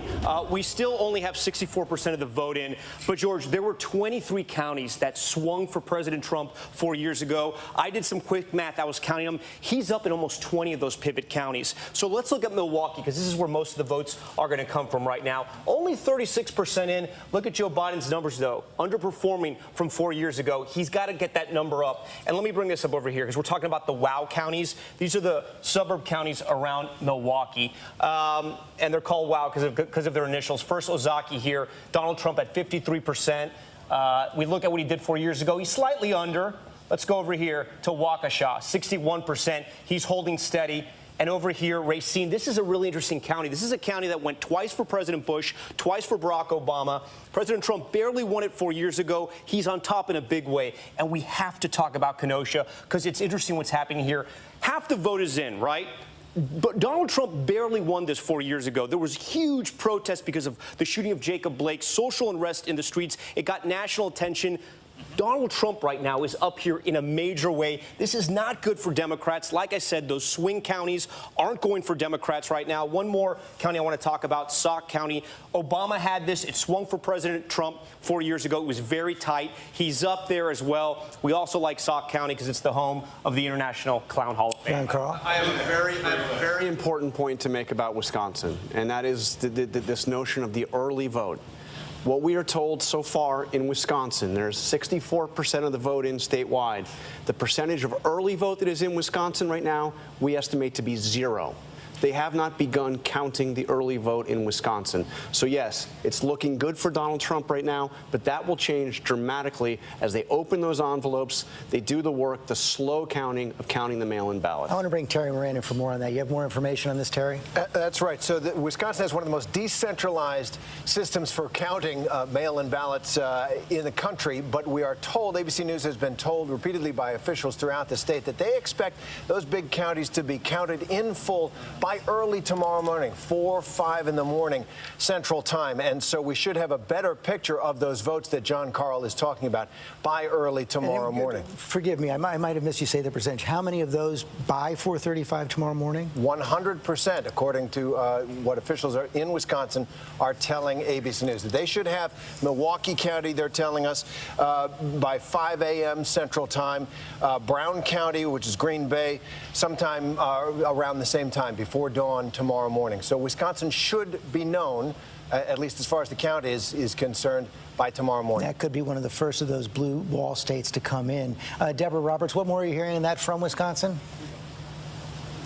Well, you know, George, very much what Terry was just saying. The one thing that still has to be done here is that those absentee and those mail-in ballots still have to be counted. And all the elections officials around the state are saying that they just have not gotten to them yet. We're hearing, as Terry said, 5 a.m. for Milwaukee, 4 a.m. There's a state law that these officials cannot go home until those absentee and mail-in ballots are counted. So they fully expect to have them counted. They say they're deliberately working on these overnight, could very well be into the wee hours of the morning. And to John Carl's point, 2 million of those ballots around the state. So they could make a significant impact on the numbers that you're seeing right now. And again, Wisconsin is always very, very tight. But it is interesting that President Trump won Kenosha by just 200+ votes last time. And at this point, he seems to be doing very, very well here, the site of those protests and so forth. Apparently, his message of strength, he was here a lot in Wisconsin. Apparently, that message seems to be resonating. But those absentee and mail-in ballots, I think, are going to tell us a lot. And we won't know that until the wee hours of the morning, if not maybe late tomorrow. Sarah Fagan. Well, you know, we know the absentee and early vote in Wisconsin is about 57% of the vote. And there is a lot out. But looking at modeled data, it looks like Trump would lose that vote as it's on its own by only 5 points. That is going to make, I mean, that to me means Wisconsin's going to either be very close or it's going to move to Trump. Mary Bruce, what are you hearing from the Biden campaign on that? Well, George, they continue to stress, as they have in the days leading up to this, that they believe that the early vote has gone overwhelmingly to Biden. And that means that they still are optimistic, still are confident. In fact, a Biden campaign official just tweeted that we are going to win. They still are confident, even though, of course, we are at this waiting period, this intense waiting period, constantly urging everyone to be patient here. But we have to remember that the early vote we still don't have a good sense on in so many of these critical states. That blue wall, yes. Would they have liked to win Ohio? Yes. But they still said that what they saw there were glimmers of encouraging news, especially when you look at the margin by which Biden was doing in suburban women. They see that as a good sign for Joe Biden, especially when it comes to Michigan, Wisconsin, potentially Pennsylvania. They are urging us to be patient as all of these other states come in. I can tell you the supporters behind me here are still holding out hope, very enthusiastic. There's just a lot of cheering and applause and honking, because that is how we hold an election night rally in this pandemic. The Biden team here, when they called Virginia, they are now blasting out results here on the screens behind me. But the Biden team, cautious, but still feeling very confident, George. Bruce, thanks very much. Nate Silver, I want to bring you in right now. Just give us a sense, as you're poring over all the data coming in right now, of what you're looking at, what you're thinking, what possibilities are most present in your mind. I mean, the easiest way for Biden to win is to hold Pennsylvania. We won't know that for a while, and also flip back Wisconsin and Michigan when you have more early votes counted, more mail vote counted. But there are other states in play. The New York Times has a model that has Georgia being very competitive once all votes are counted there. Arizona looks pretty good for Biden. I think it would be premature to call it at this point. But, you know, it's not a map where you necessarily have, or a night when you have a neat narrative. It's not quite 2016. It might wind up being 2016. It's not quite 2018 yet. We're somewhere in between. Can you tell yet whether the popular vote is going to come in fairly close to where the most of the national polling averages was? I think you had it, what, between 8 and 9% at the end? Our best guess is that Biden's going to underperform by somewhere on the order of 2 or 3 points, but he might win by 5 or 6. It's a very early guess, but it's regionally correlated, right? So in Florida, Biden has a bigger disadvantage of that. He's going to lose Florida by several points, we think, in the end. In Arizona, he might hit his numbers or beat his polls potentially. In New Hampshire, he's very close to his polls. So it's very regionally driven, and the question is what happens in Pennsylvania, where he was ahead by about 5 points. If you had a Florida magnitude polling error there, then that would be a photo finish going to the court, frankly. Nate Silver, thanks very much. We have to take another quick break.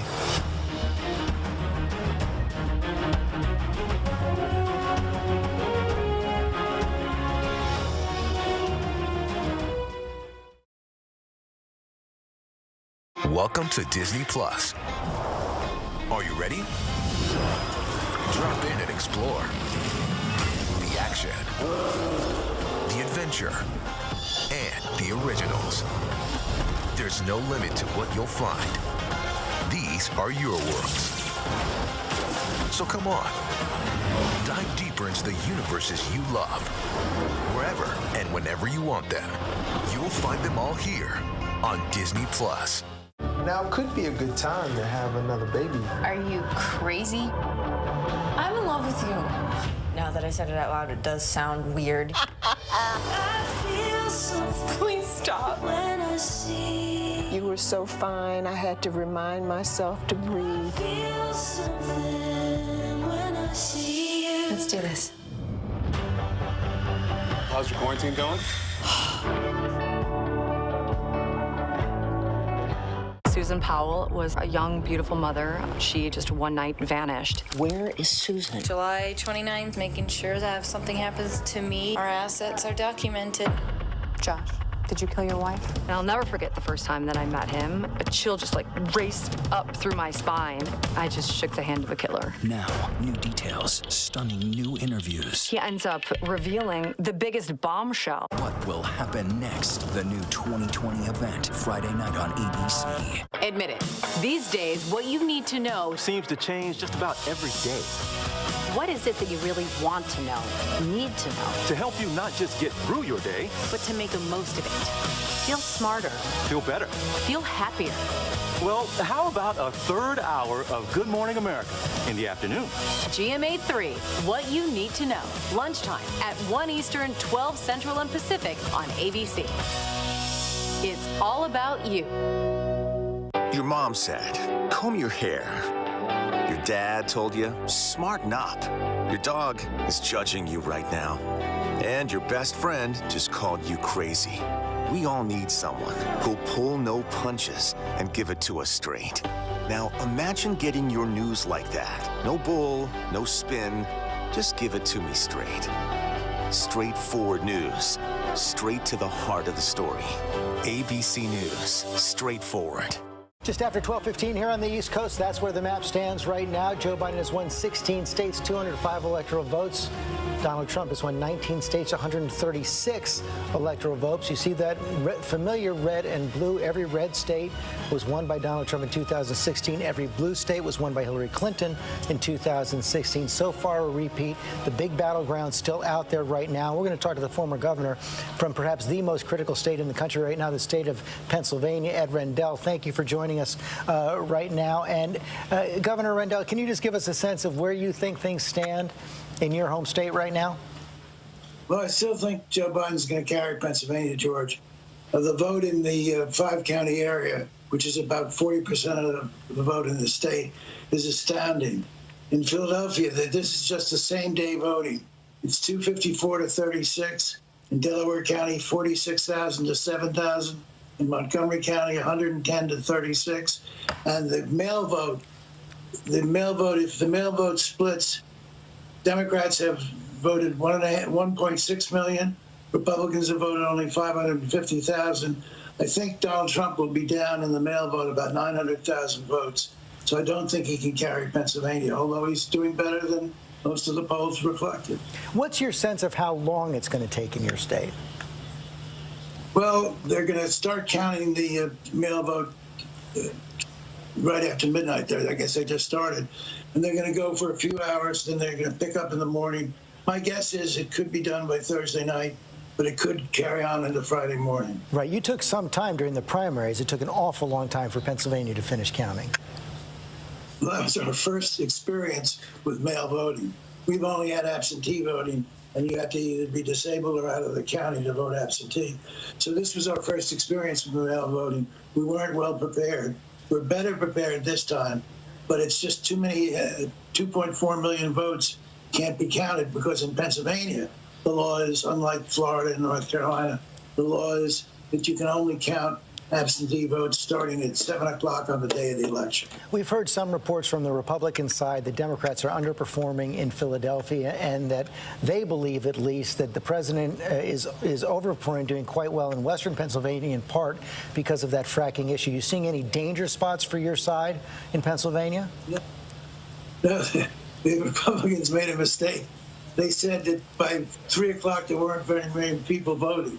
Well, that's because the early voting was so great in Philadelphia, and there were lines around the block twice at 7 in the morning. Okay, so you're still confident. You believe Joe Biden will win, and you think we'll know by Friday or before? Probably either late Thursday night or early Friday morning. And I think he'll win by about 3.5 points. Ed Rendell, thanks very much. Tara Moran, you have some more information on this as well? I do. So the count in Pennsylvania, as Governor Rendell just said, goes county by county, and they do anticipate not wrapping up tonight, but it could take a couple of days. On the issue of fracking, George, I spent some time in western Pennsylvania, both the last election and this one, around Beaver County, just outside of Pittsburgh, where Shell is building a gigantic plant because fracking has just transformed that whole part of the state. As you know, as anybody who's been there, those towns which were really beaten down after the disappearance of the steel industry have lifted up. It was hard for us to broadcast from there because the trucks were rumbling by so much. You can feel the economic activity that fracking has brought to that part of Pennsylvania, and in talking to people, how much it means to them. And they were genuinely concerned about what a Joe Biden administration So they didn't buy his denial that he would ban fracking? They did not. I don't think they like the sense that he dipped his toe in the water at all, because it has lifted up communities that have been ground down almost into despair, and now it's a boom land right now. Okay, John Carl, what else are you picking up right now?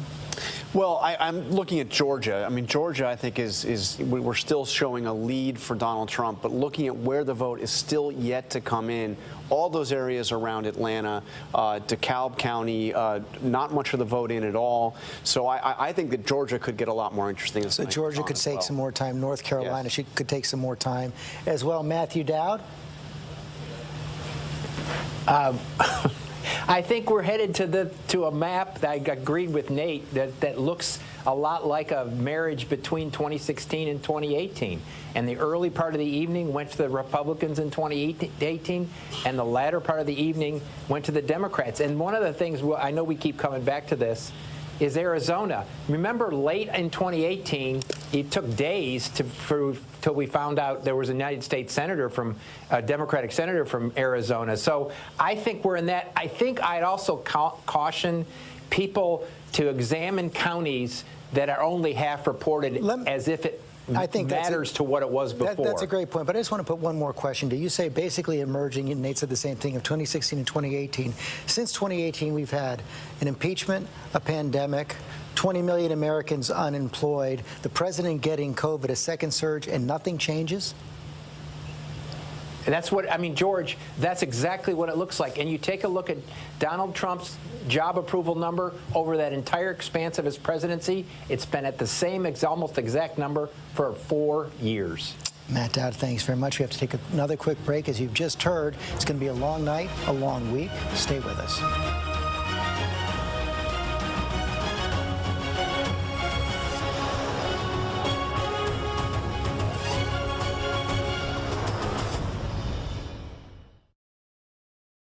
Good Morning America this morning. The real-time answers, real-time results. Now, the morning after this historic election night. Breaking new details with the most powerful team in politics live on ABC's Good Morning America. With so much at stake, so much on the line, more Americans turn here than any place else. ABC News World News Tonight with David Muir. We have made it through another week together. America's most watched program across all of television. Hello? This is Montana Highway Patrol. You're looking for a couple of missing teenagers. That's right. Last seen in a red Focus. The steering wheel is getting stiff. Lock the door. We're fine.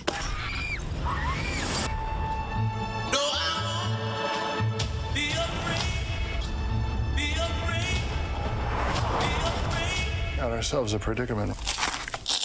When the night has come.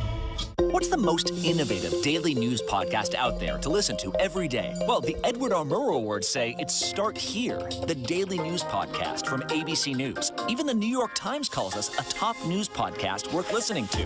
So if you like getting behind the biggest news stories of the day, inside all the details, the backstory, and what will happen next, then listen to Start Here, the daily news podcast from ABC News. It's like no other news podcast out there. Even the critics agree. Listen free on Apple Podcasts. Razor Crest, stand down.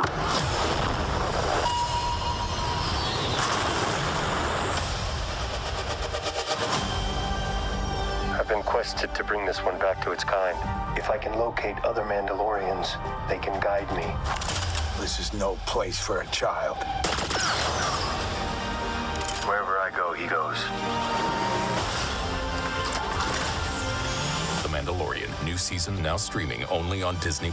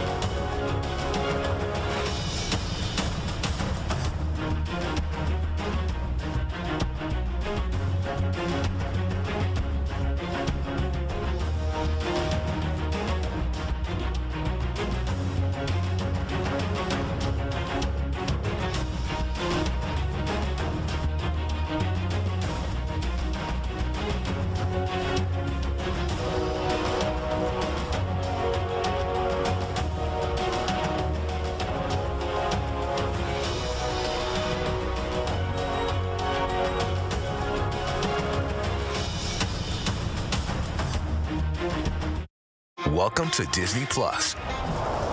Are you ready? Drop in and explore. The action, the adventure, and the originals. There's no limit to what you'll find. These are your worlds.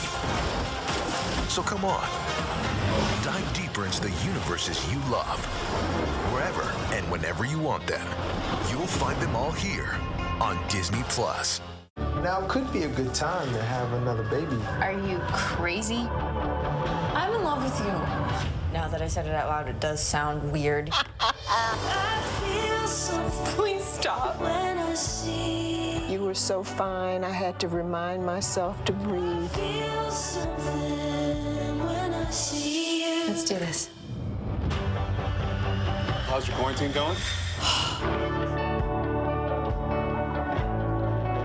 Susan Powell was a young, beautiful mother. She just one night vanished. Where is Susan? July 29th, making sure that if something happens to me, our assets are documented.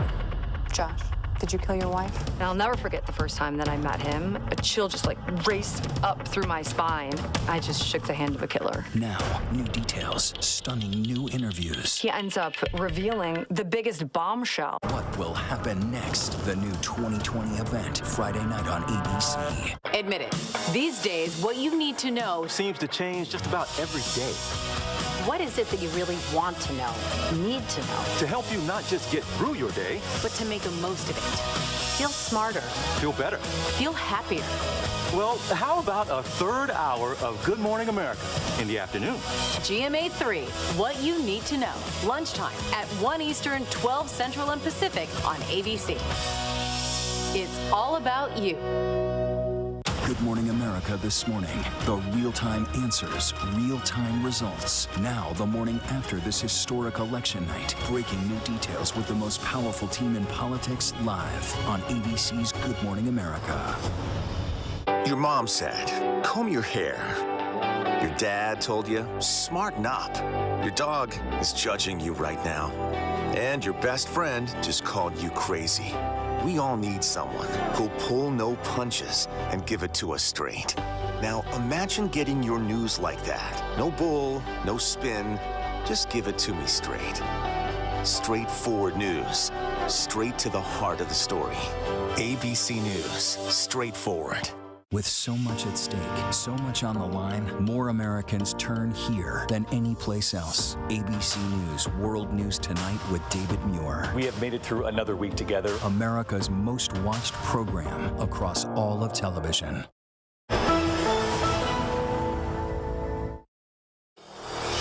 Election Night 2020 on ABC continues. Here again, George Stephanopoulos.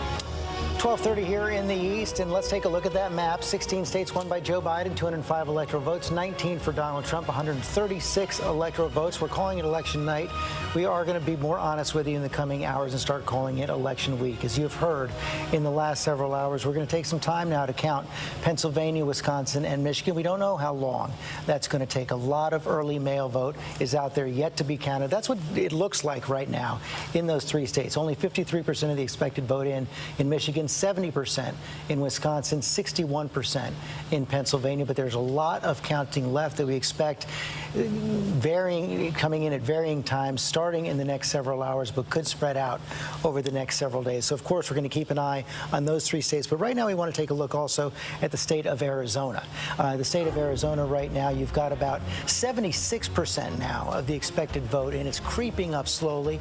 Right now, Joe Biden is leading 54 to 45. So, Tom Yamas, not a lot of new information coming in just yet, but a bit.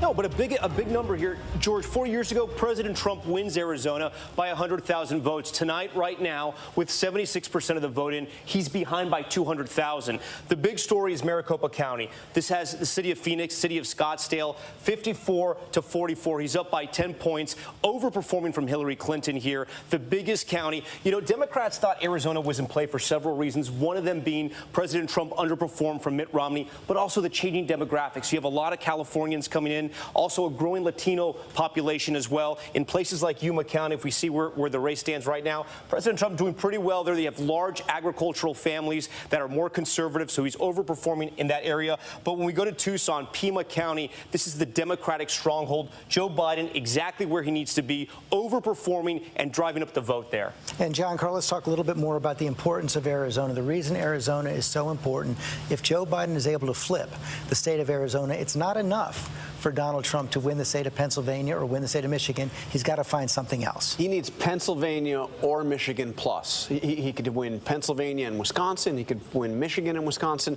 but it's not going to be enough. Nevada's still hanging out there in some way? Nevada, they count so slowly. We just have no idea what's happening in Nevada, but possibly. But really what they were going to need is Nevada plus New Hampshire they were targeting, and New Hampshire we've called for Joe Biden. So really what it would mean is that he's going to have to win, that Donald Trump would have to win two of those three blue wall states. Rahm Emanuel, the Joe Biden campaign, did they think it would be coming down?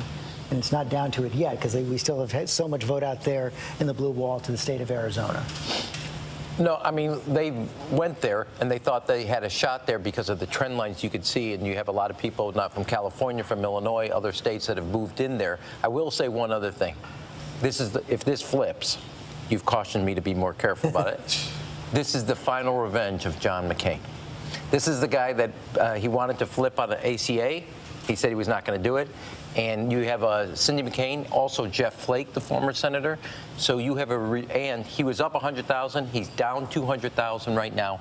I know we're not allowed to call it, but those trend lines do not look good for him. And Arizona, to be honest, was kind of trending polling-wise where North Carolina and Georgia were. And this has gone better than expected, given the spread is now 10 points when they were talking about a 2-point race. Chris Christie, when you talk to your sources in the White House, your allies in the White House, what are they saying first about Arizona, and what's their plan B if they lose it? Well, they're still fighting on Arizona, and they still believe they have a chance in Arizona when all the votes are counted. But they're very optimistic about Wisconsin. And I've also spoken to Wisconsin Republican leadership who are saying, given the vote that is out in Wisconsin and the results as they stand now, they feel very confident about Wisconsin. So the approach is going to be Pennsylvania plus Wisconsin. They're also not giving up on Michigan yet. And I think one of the things we're missing tonight, I know a few people have said this around the table a bit tonight, but I want to really emphasize it. The Biden people thought they were going to have to beat 2016 Donald Trump.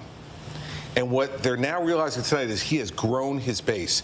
He has found voters that didn't vote in 2016 that are now voting for him in 2020. And I will tell you, the last rally that he had in North Carolina, the campaign told me that 20% of the people at that rally did not vote in 2016 at all. And if you go to a rally and stand 5 or 6 hours and wait to see the president, you're voting for him. So I think that's the thing, the Biden campaign, if it goes against Biden, they have grown their numbers above where Hillary was, but they haven't, maybe if they lose, they haven't grown them enough to beat the 2020 Donald Trump. Deja vu for Democrats, Yvette? You know, I want to reflect really quickly on what the governor said about 2016.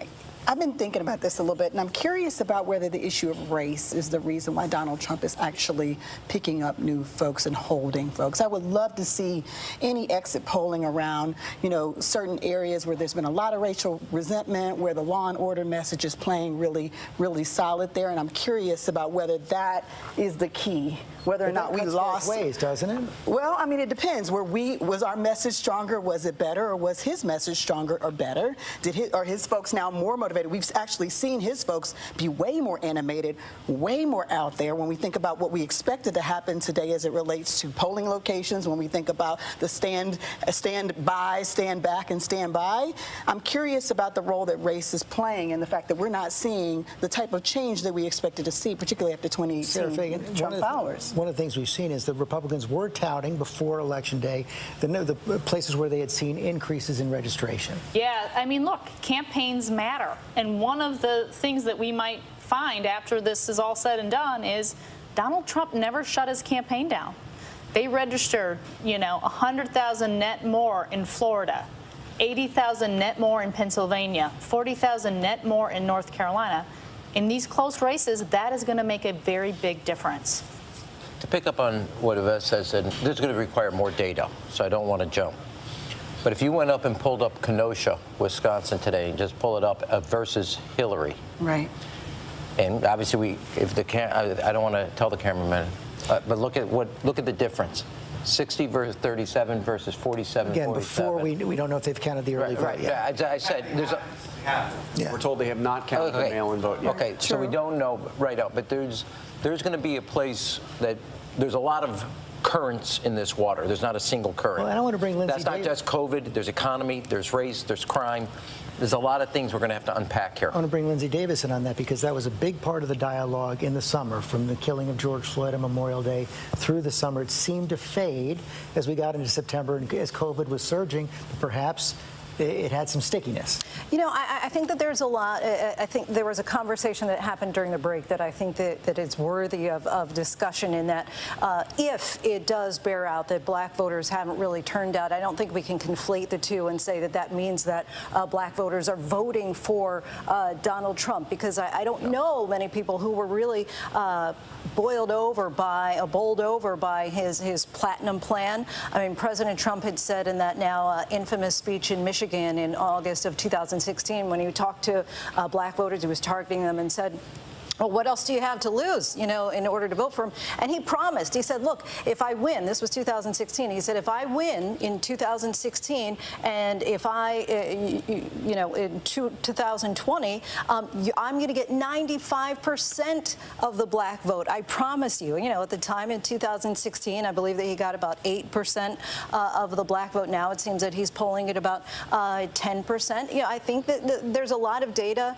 I would agree with Ram and Yvette that still needs to bear out, but if it ends up being that race is on the ballot, I think that it also could, as you said, it could cut both ways, that you have a black woman, woman of color, running for vice president when black women are considered to be one of the most marginalized group in society. We will see if there is an enthusiasm gap when all the votes are counted. I have to take another quick break. Vice President Biden is going to speak, we're told, in just a few minutes. We'll be right back.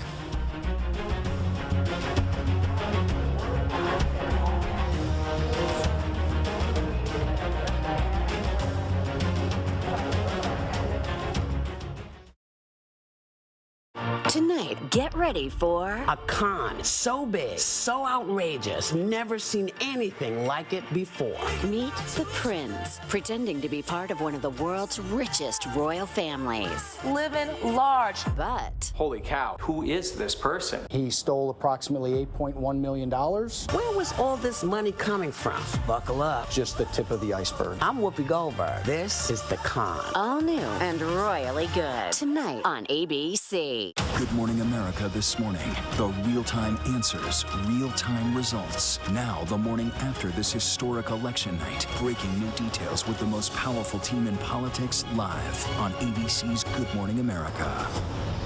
With so much at stake, so much on the line, more Americans turn here than any place else. ABC News World News Tonight with David Muir. We have made it through another week together. America's most watched program across all of television. Susan Powell was a young, beautiful mother. She just one night vanished. Where is Susan? July 29th, making sure that if something happens to me, our assets are documented. Josh, did you kill your wife? And I'll never forget the first time that I met him. A chill just raced up through my spine. I just shook the hand of a killer. Now, new details, stunning new interviews. He ends up revealing the biggest bombshell. What will happen next? The new 2020 event, Friday night on ABC. What's the most innovative daily news podcast out there to listen to every day? Well, the Edward R. Murrow Awards say it's Start Here, the daily news podcast from ABC News. Even the New York Times calls us a top news podcast worth listening to. So if you like getting behind the biggest news stories of the day, inside all the details, the backstory, and what will happen next, then listen to Start Here, the daily news podcast from ABC News. It's like no other news podcast out there.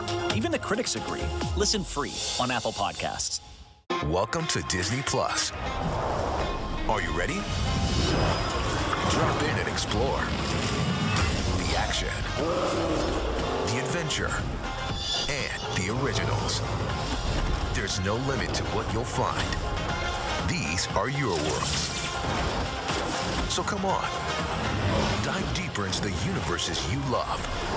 Wherever and whenever you want them, you'll find them all here on Disney Plus. The reality is our country can collapse from within. You see the white power movement on the march. Klansmen and neo-Nazis, skinheads, it's meant to incite war. From the KKK to Oklahoma City to Charlottesville, the new documentary event special. We just need to start talking about race. Homegrown hate, the war among us. This is a real wake-up call. Streaming now on ABC News Live. Listen in. We're going to go into maybe tomorrow morning, maybe even longer. But look, we feel good about where we are. We really do. I'm here to tell you tonight, we believe we're on track to win this election.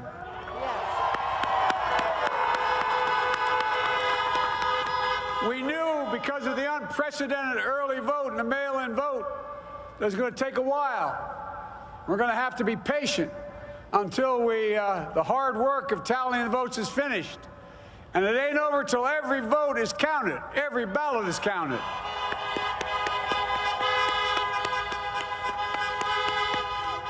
But we're feeling good. we're feeling good about where we are. We believe one of the nets has suggested we've already won Arizona, but we're confident about Arizona. That's a turnaround. We also just called it for Minnesota, and we're still in the game in Georgia, although that's not one we expected. And we're feeling real good about Wisconsin and Michigan. And by the way, it's going to take time to count the votes. We're going to win Pennsylvania. I've been talking to folks in Philly, Allegheny County, Scranton, and they're really encouraged by the turnout and what they see. Look, you know, we could know the results as early as tomorrow morning, but it may take a little longer. As I've said all along, it's not my place or Donald Trump's place to declare who's won this election. That's the decision of the American people. But I'm optimistic about this outcome. And I want to thank every one of you who came out and voted in this election. And by the way, Chris Coons and the Democrats, congratulations here in Delaware. Pardon me? Hey, John, the Gov, yeah, the whole team, man. You've done a great job. I'm grateful to the poll workers, to our volunteers, our canvassers, everyone who participated in this democratic process. And I'm grateful to all of my supporters here in Delaware and all across the nation. Thank you, thank you, thank you. And folks, you heard me say it before. Every time I walk out of my grandpa's house up in Scranton, he'd yell, "Joey, keep the faith." And my grandma, when she was alive, yelled, "No, Joey, spread it. Keep the faith, guys. We're going to win this." Thank you, thank you, thank you. Your patience is great. Let's walk over here. Short message there from former Vice President Joe Biden. Joe Biden there as well in the mask. Got a smile on his face right now. Says he feels good about where they are right now, on track to win this election. Named the states he thought they could win. Confident about Arizona, still in the game. He said in Georgia, didn't mention North Carolina, but then went on to mention the big three, that blue wall, Wisconsin, Michigan, and Pennsylvania, saying he was optimistic about the outcome.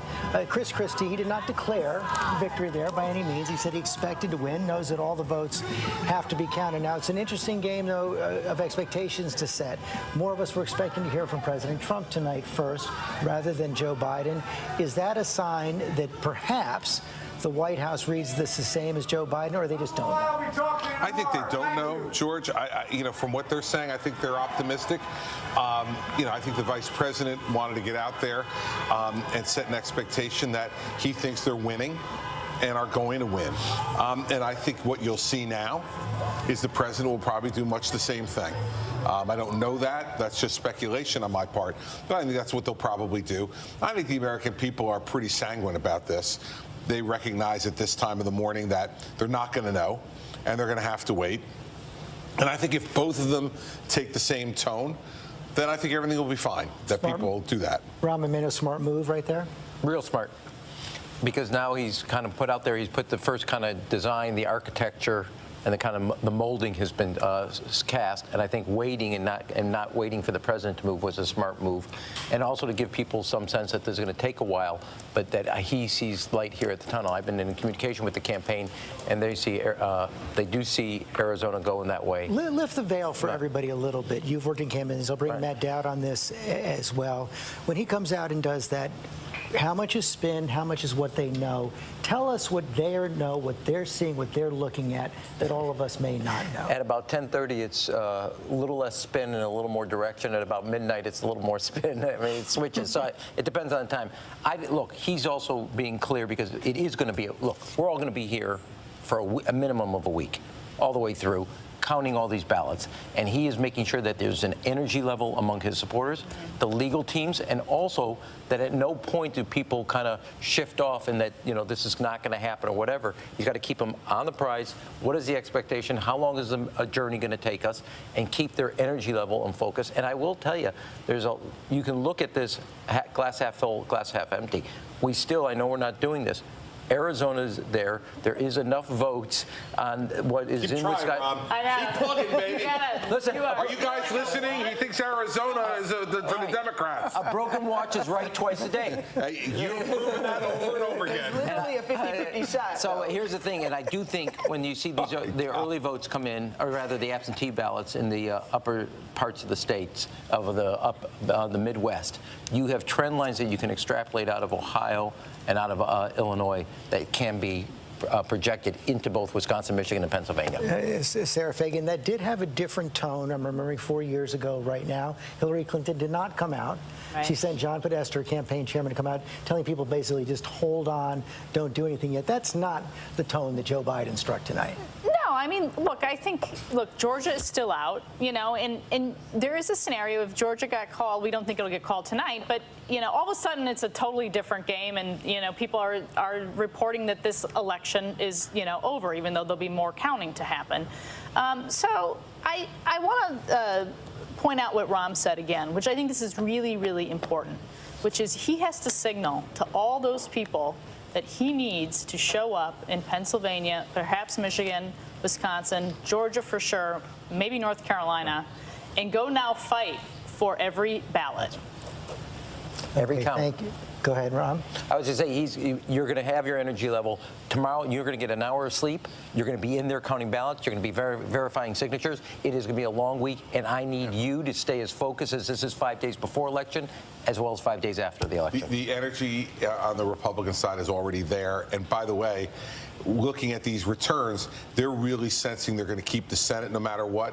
That's going to get them jazzed up even more. Heidi Heitkamp. Well, I think, Biden may be out there rallying the troops, but I remember a couple years ago, in fact, 4 years ago, when Ed Rendell came out and really signaled this is not good. Ed Rendell appreciates his reputation as being a straight shooter. When he comes out and says we're going to win Pennsylvania, I think that means more than the vice president coming out and rallying the troops. And so this is going to take a long time. And, take a look at what's happening in Minnesota, how much of that will affect what's going to happen in Madison, what's going to happen in Milwaukee. Madison, which isn't heavily African-American, but a huge Democratic vote and an early vote. I mean, this is going to take a long time.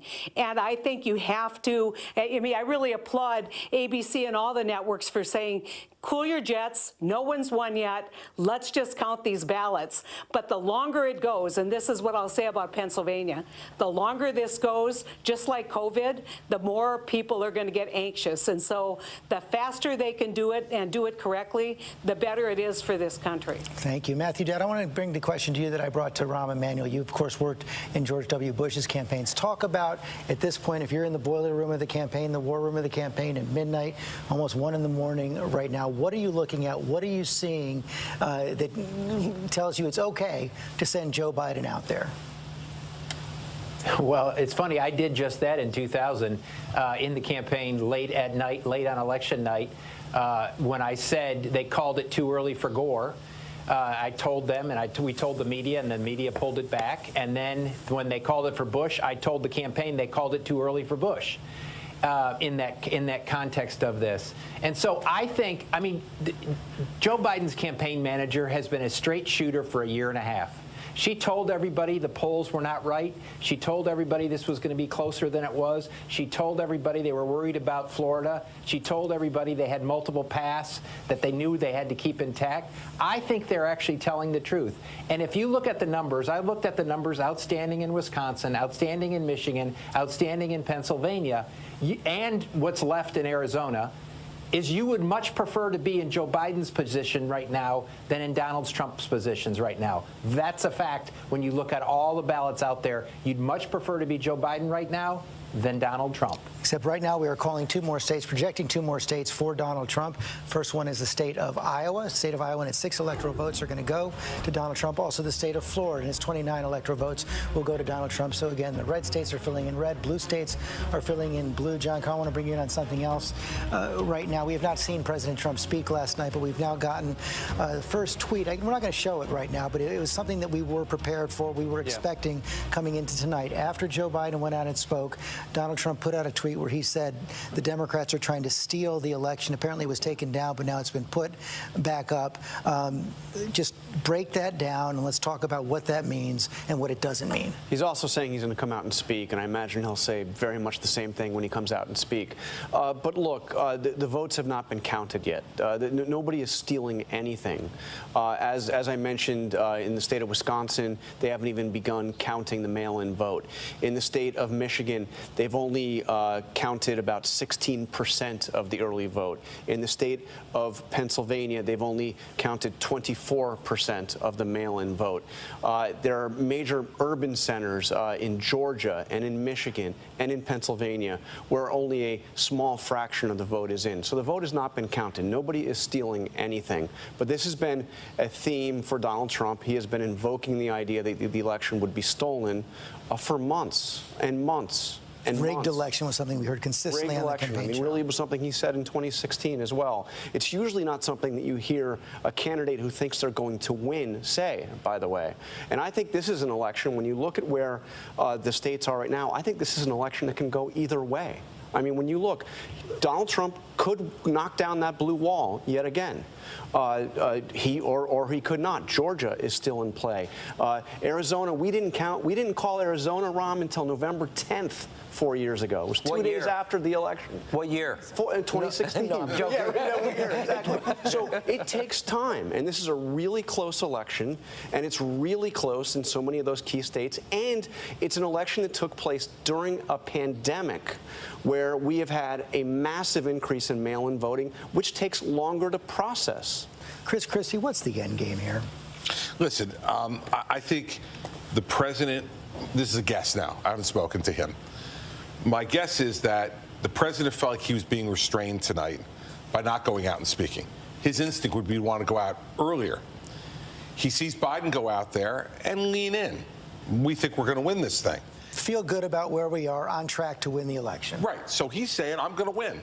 Not that I have one, but I believe I'm going to win.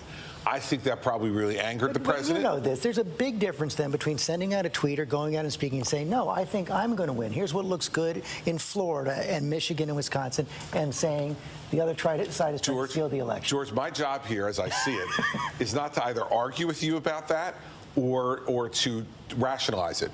Okay. Part of my job here is to help people here and on TV understand what I think, knowing the president for 20 years, what motivated him.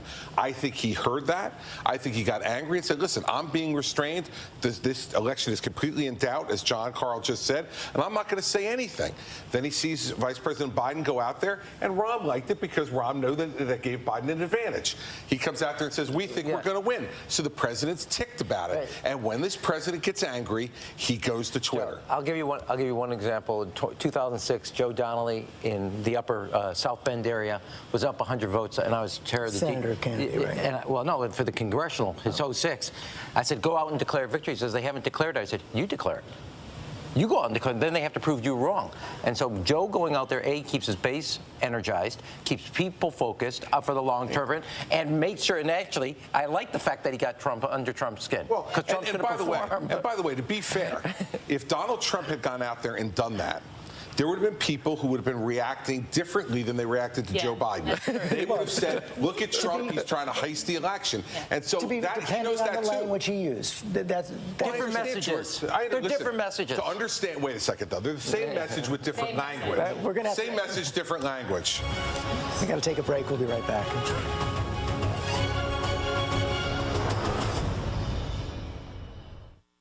Good Morning America this morning. The real-time answers, real-time results. Now, the morning after this historic election night. Breaking new details with the most powerful team in politics live on ABC's Good Morning America. With so much at stake, so much on the line, more Americans turn here than any place else. ABC News World News Tonight with David Muir. We have made it through another week together. America's most watched program across all of television. Hello? This is Montana Highway Patrol. You're looking for a couple of missing teenagers. That's right. Last seen in a red Focus. The steering wheel is getting stiff. Lock the door. We're fine.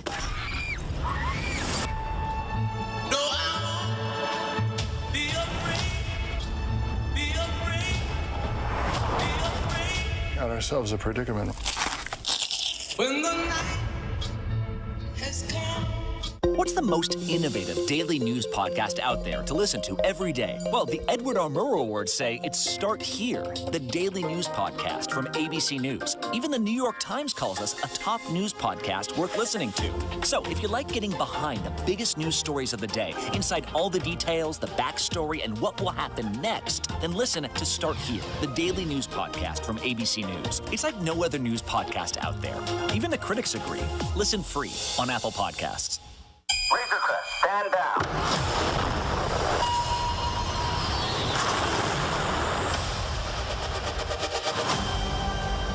I've been quested to bring this one back to its kind. If I can locate other Mandalorians, they can guide me. This is no place for a child. Wherever I go, he goes. The Mandalorian, new season now streaming only on Disney+. Now, when it matters most, the straightforward facts. ABC News is America's #1 news. #1 in the morning, #1 in the evening, and the #1 show on all of television. #1 in late night versus the competition. #1 in politics versus the competition. The #1 daytime talk show. And #1 in streaming news. Most trusted, most watched. ABC News is America's #1 news. Oh, look at the clear sky. Hey, clear sky, guys. Made it through. Change is difficult, but this is my home. This is where I want to be. I love that town. I'm not going to bail on it.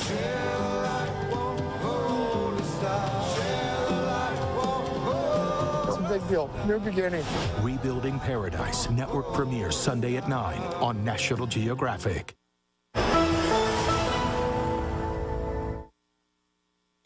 Live from ABC News election headquarters in New York City, here again, George Stephanopoulos.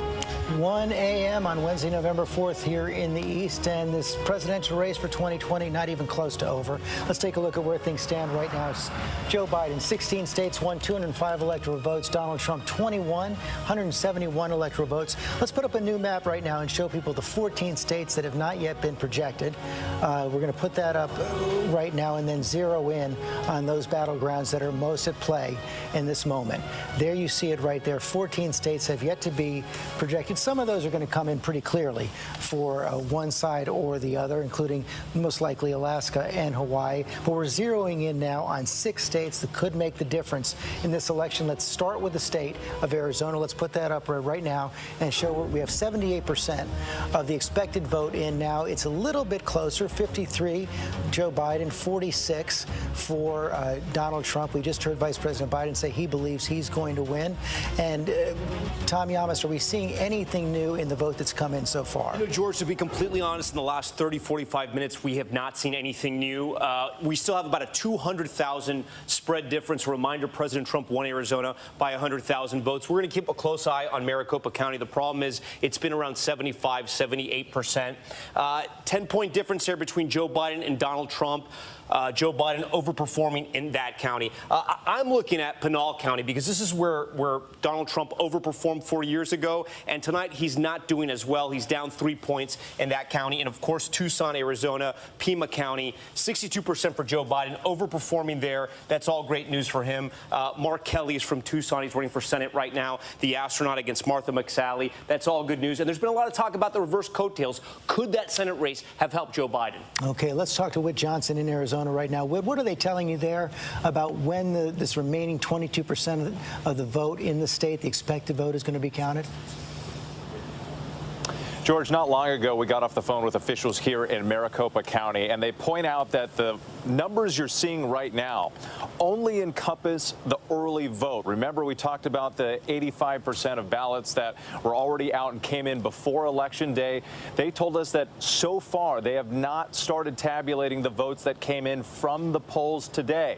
And we know that those are going to lean heavily Democratic, the early votes, and the Trump campaign expecting a greater turnout today on Election Day. The other thing that officials told us in Maricopa County is that they do expect expect to keep this going for another 2 hours or so this evening. They were hoping that by 1 a.m. local time, so 3 a.m. Eastern, that they would be able to be close to releasing their full results.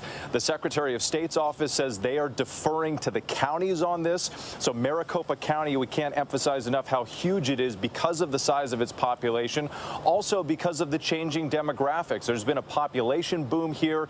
It's grown by more than 660,000 people in just the last 10 years. It's become more diverse, a migration of people coming from other western states like California.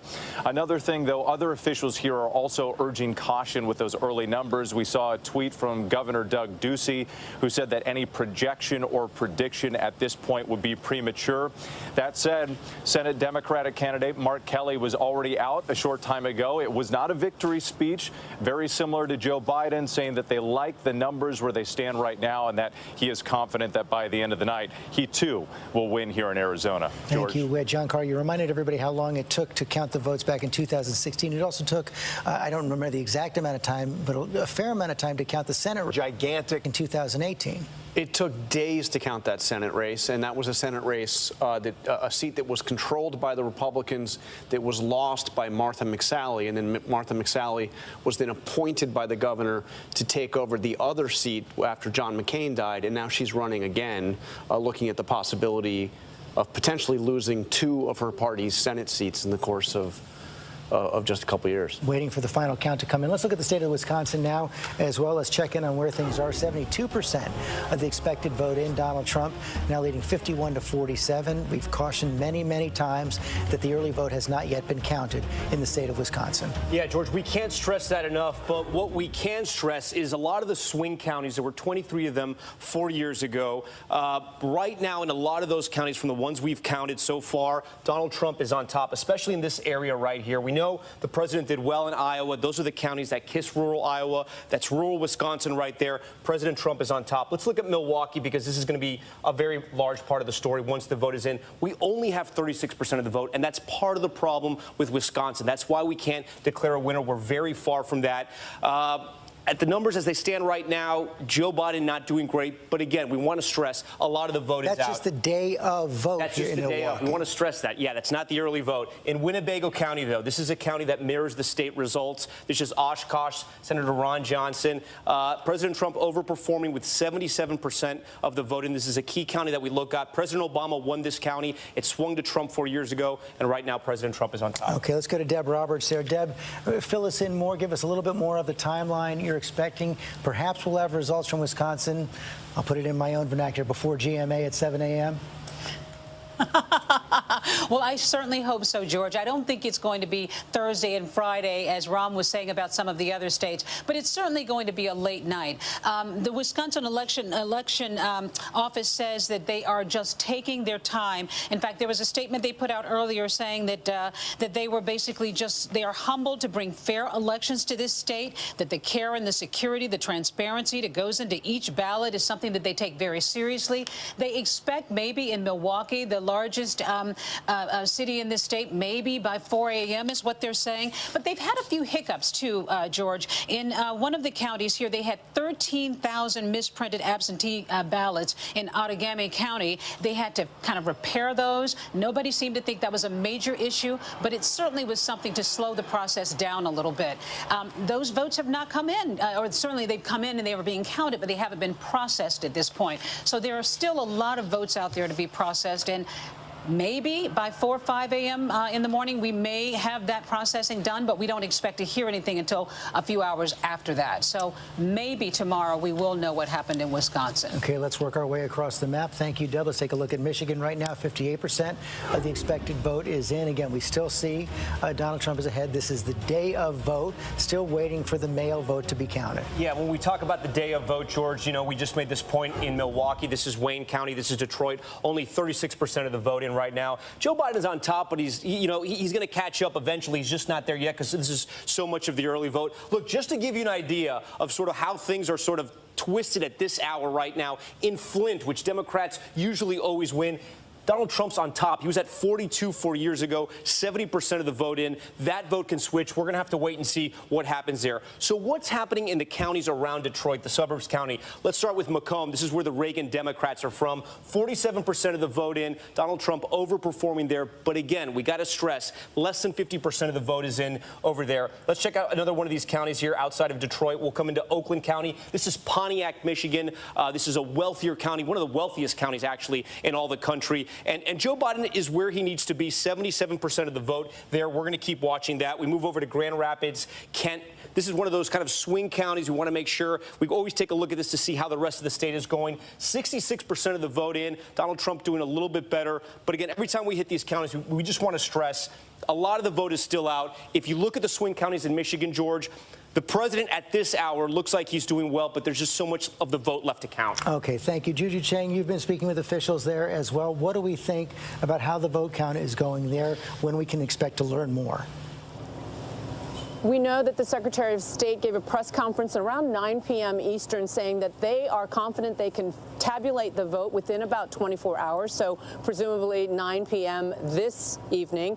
However, I have been texting back and forth with the Attorney General, Nessel, who said, keep your eye out for Wayne County, because Detroit is the entire ball game here in Michigan. They are confident that, as Tom Yamas is suggesting, Oakland County and Macomb County will break in their direction once advanced voting is tabulated. But I just want to shout out poll workers for a minute, George. I will say we visited a couple polling sites, and Governor Whitman declared yesterday Election Hero Day, that all these election administrators, the 30,000 rather volunteers that help tabulate these ballots, have done amazing work under the pandemic. And we met with one polling official today. Actually, I spoke to several of them, but one of them told me that the mood inside these polling stations was courteous, was waxing poetic about democracy in action. And yet this one poll worker was also the elusive swing voter. We look at Macomb County, the Reagan Democrats who swing back and forth. This was a voter who voted for President Obama in 2012, then voted for the maverick, he said, candidate Trump in 2016, and today switched again to Biden, saying that he had failed to bring manufacturing jobs. And that dovetails with the exit polling that we're seeing. He was really upset at the pandemic handling by President Trump, and that dovetails with Michigan exit polling, where 55% disapprove of President Trump's handling of the pandemic. And he told me, quote, it's like touching a stove. I got burned the last time. I'm not going to make that same mistake. Is this swing voter a unicorn, George? I don't know. Or does he reflect something that's happening here? It's a very good question, Juju. Thanks very much. I want to keep going on the map, but first I want to go to Pierre Thomas. You just saw him pop up there, our senior justice correspondent. Pierre, we just heard from Juju right there saying it was a peaceful, orderly day for the most part of Michigan, where there had actually been so much concern about potential violence, especially after that plot against the governor several weeks ago. But this is one of the dogs that didn't bark, at least so far on Election Day, at least as we got through Election Day, November 3rd. It seemed like for the most part this process was peaceful. It was orderly, no significant violence. Peaceful, orderly, and the fact that, you didn't have to come to me to ask a bunch of questions tells you the way the day went. Law enforcement officials breathing a sigh of relief. But the concern going forward, George, is just what we're seeing unfold. We're going to have days possibly before we know the actual result. We now are hearing the president talk about the election being stolen. So law enforcement officials and intelligence officials are bracing to see, will foreign actors attempt to play on this notion of uncertainty?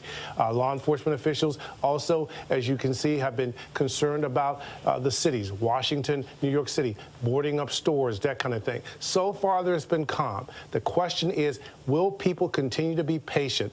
That's what people are hoping for. But again, the longer there's uncertainty, there will be concern. George. Yeah, and just to follow up on that, we know from the last election that Russia interfered in a fairly heavy way, putting their thumb on the scale for President Trump. But their big goal, even more than that, was simply disrupting our election, causing Americans to lose confidence in their entire system. Exactly. And here's what the concern is. If you have time between when we know the results, the concern is that they will put out conspiracy theories. Oh, the American system is broken. They are trying to steal the election from Donald Trump. Those things are concerns. Also, you have domestic groups doing the same kind of thing. The good news is that the social media companies like Google and others, Facebook, have done a better job this time, they say, of identifying fake information so they can block it.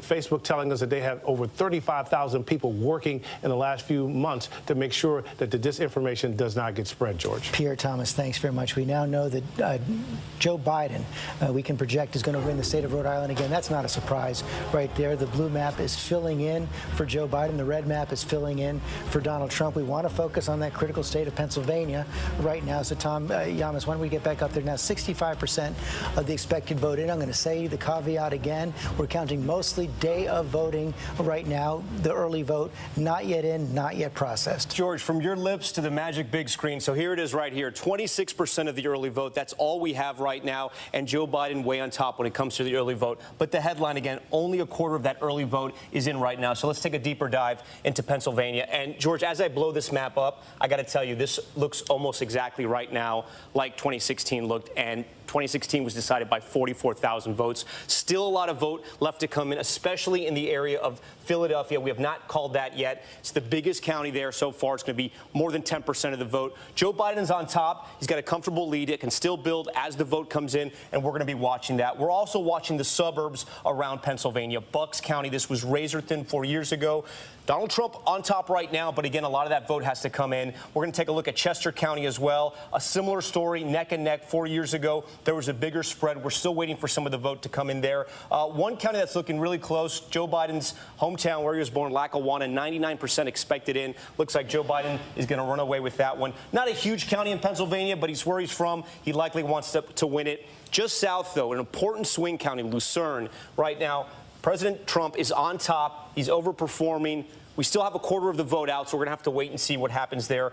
But, George, again, just looking at the map right now, as it is right now, it looks a lot like 2016. Pittsburgh, Joe Biden is on top, but we still have a lot of the vote that hasn't come in there. Okay, Tom, thanks very much. Let's go to Eva Pilgrim in Pennsylvania. What more do we know now about where the count is?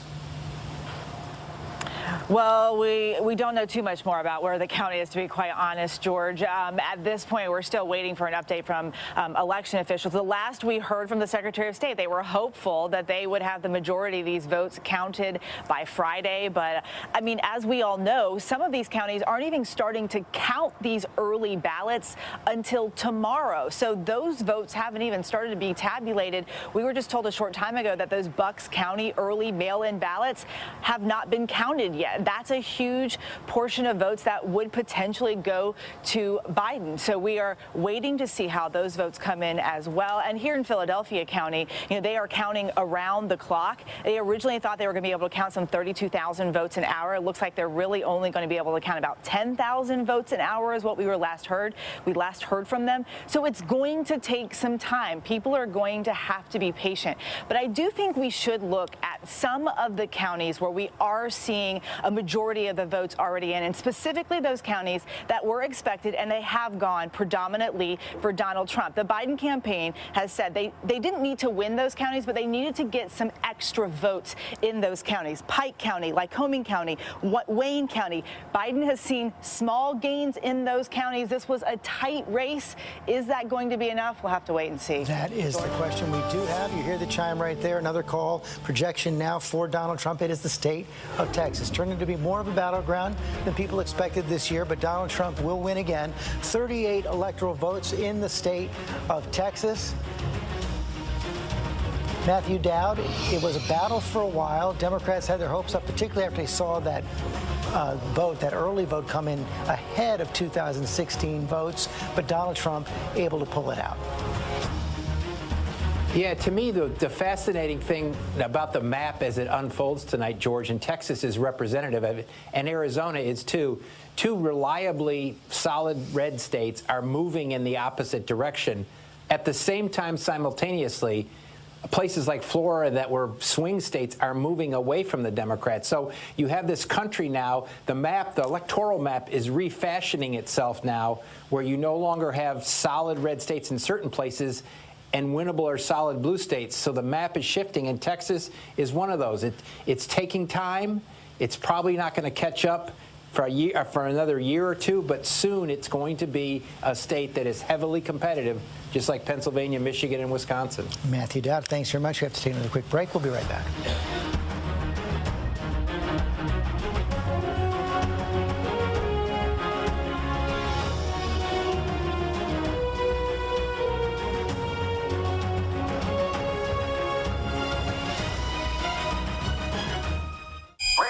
Stand down.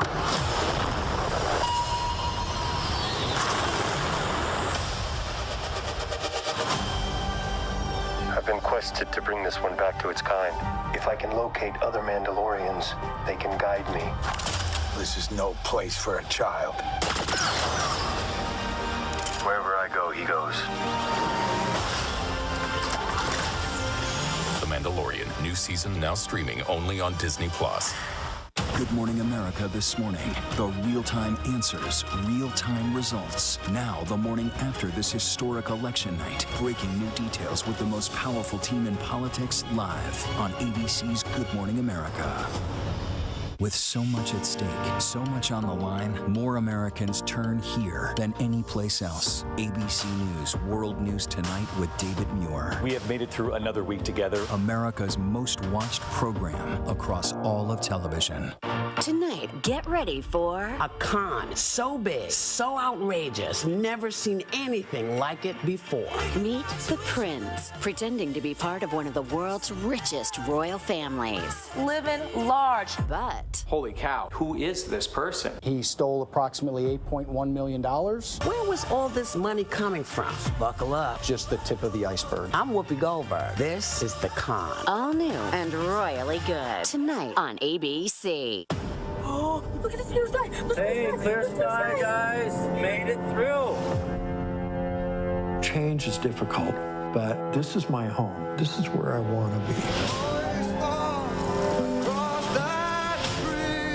I love that town. I'm not going to bail on it.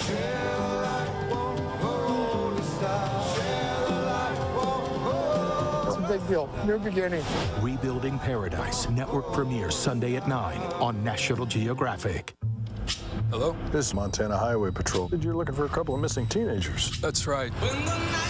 Last seen in a red Focus. The steering wheel is getting stiff. Lock the door. We're fine.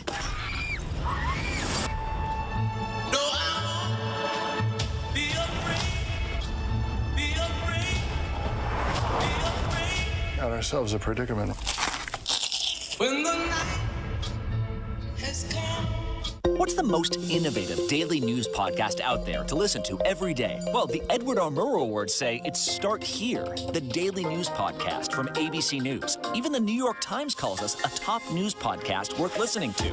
So if you like getting behind the biggest news stories of the day, inside all the details, the backstory, and what will happen next, then listen to Start Here, the daily news podcast from ABC News. It's like no other news podcast out there. Even the critics agree. Listen free on Apple Podcasts. Now, when it matters most, the straightforward facts. ABC News is America's #1 news. #1 in the morning, #1 in the evening, and the #1 show on all of television. #1 in late night versus the competition. #1 in politics versus the competition. The #1 daytime talk show. And #1 in streaming news. Most trusted, most watched. ABC News is America's #1 news.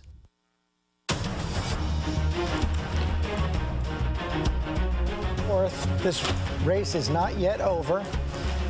What we know now is that Joe Biden has won 17 states, 209 electoral votes. Donald Trump, 23 states, 212 electoral votes. The state of Montana, 3 electoral votes, has just gone to Donald Trump. We have a Senate race there as well. We have not yet projected that, but Donald Trump will win the state of Montana. One of the big states still in play right now is the state of Georgia. Let's pull that up right now. Look at where things stand now. 85% of the expected vote in.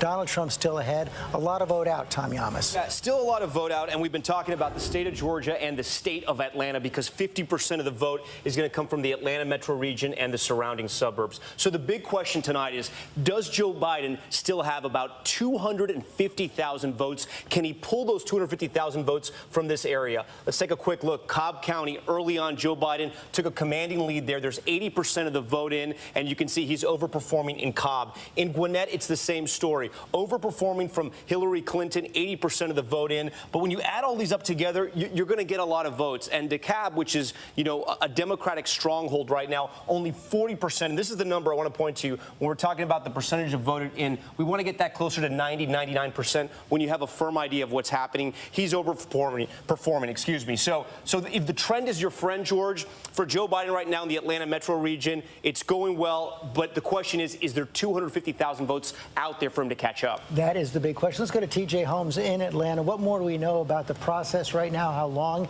it's going to take? What's still out there? When they're going to get to it?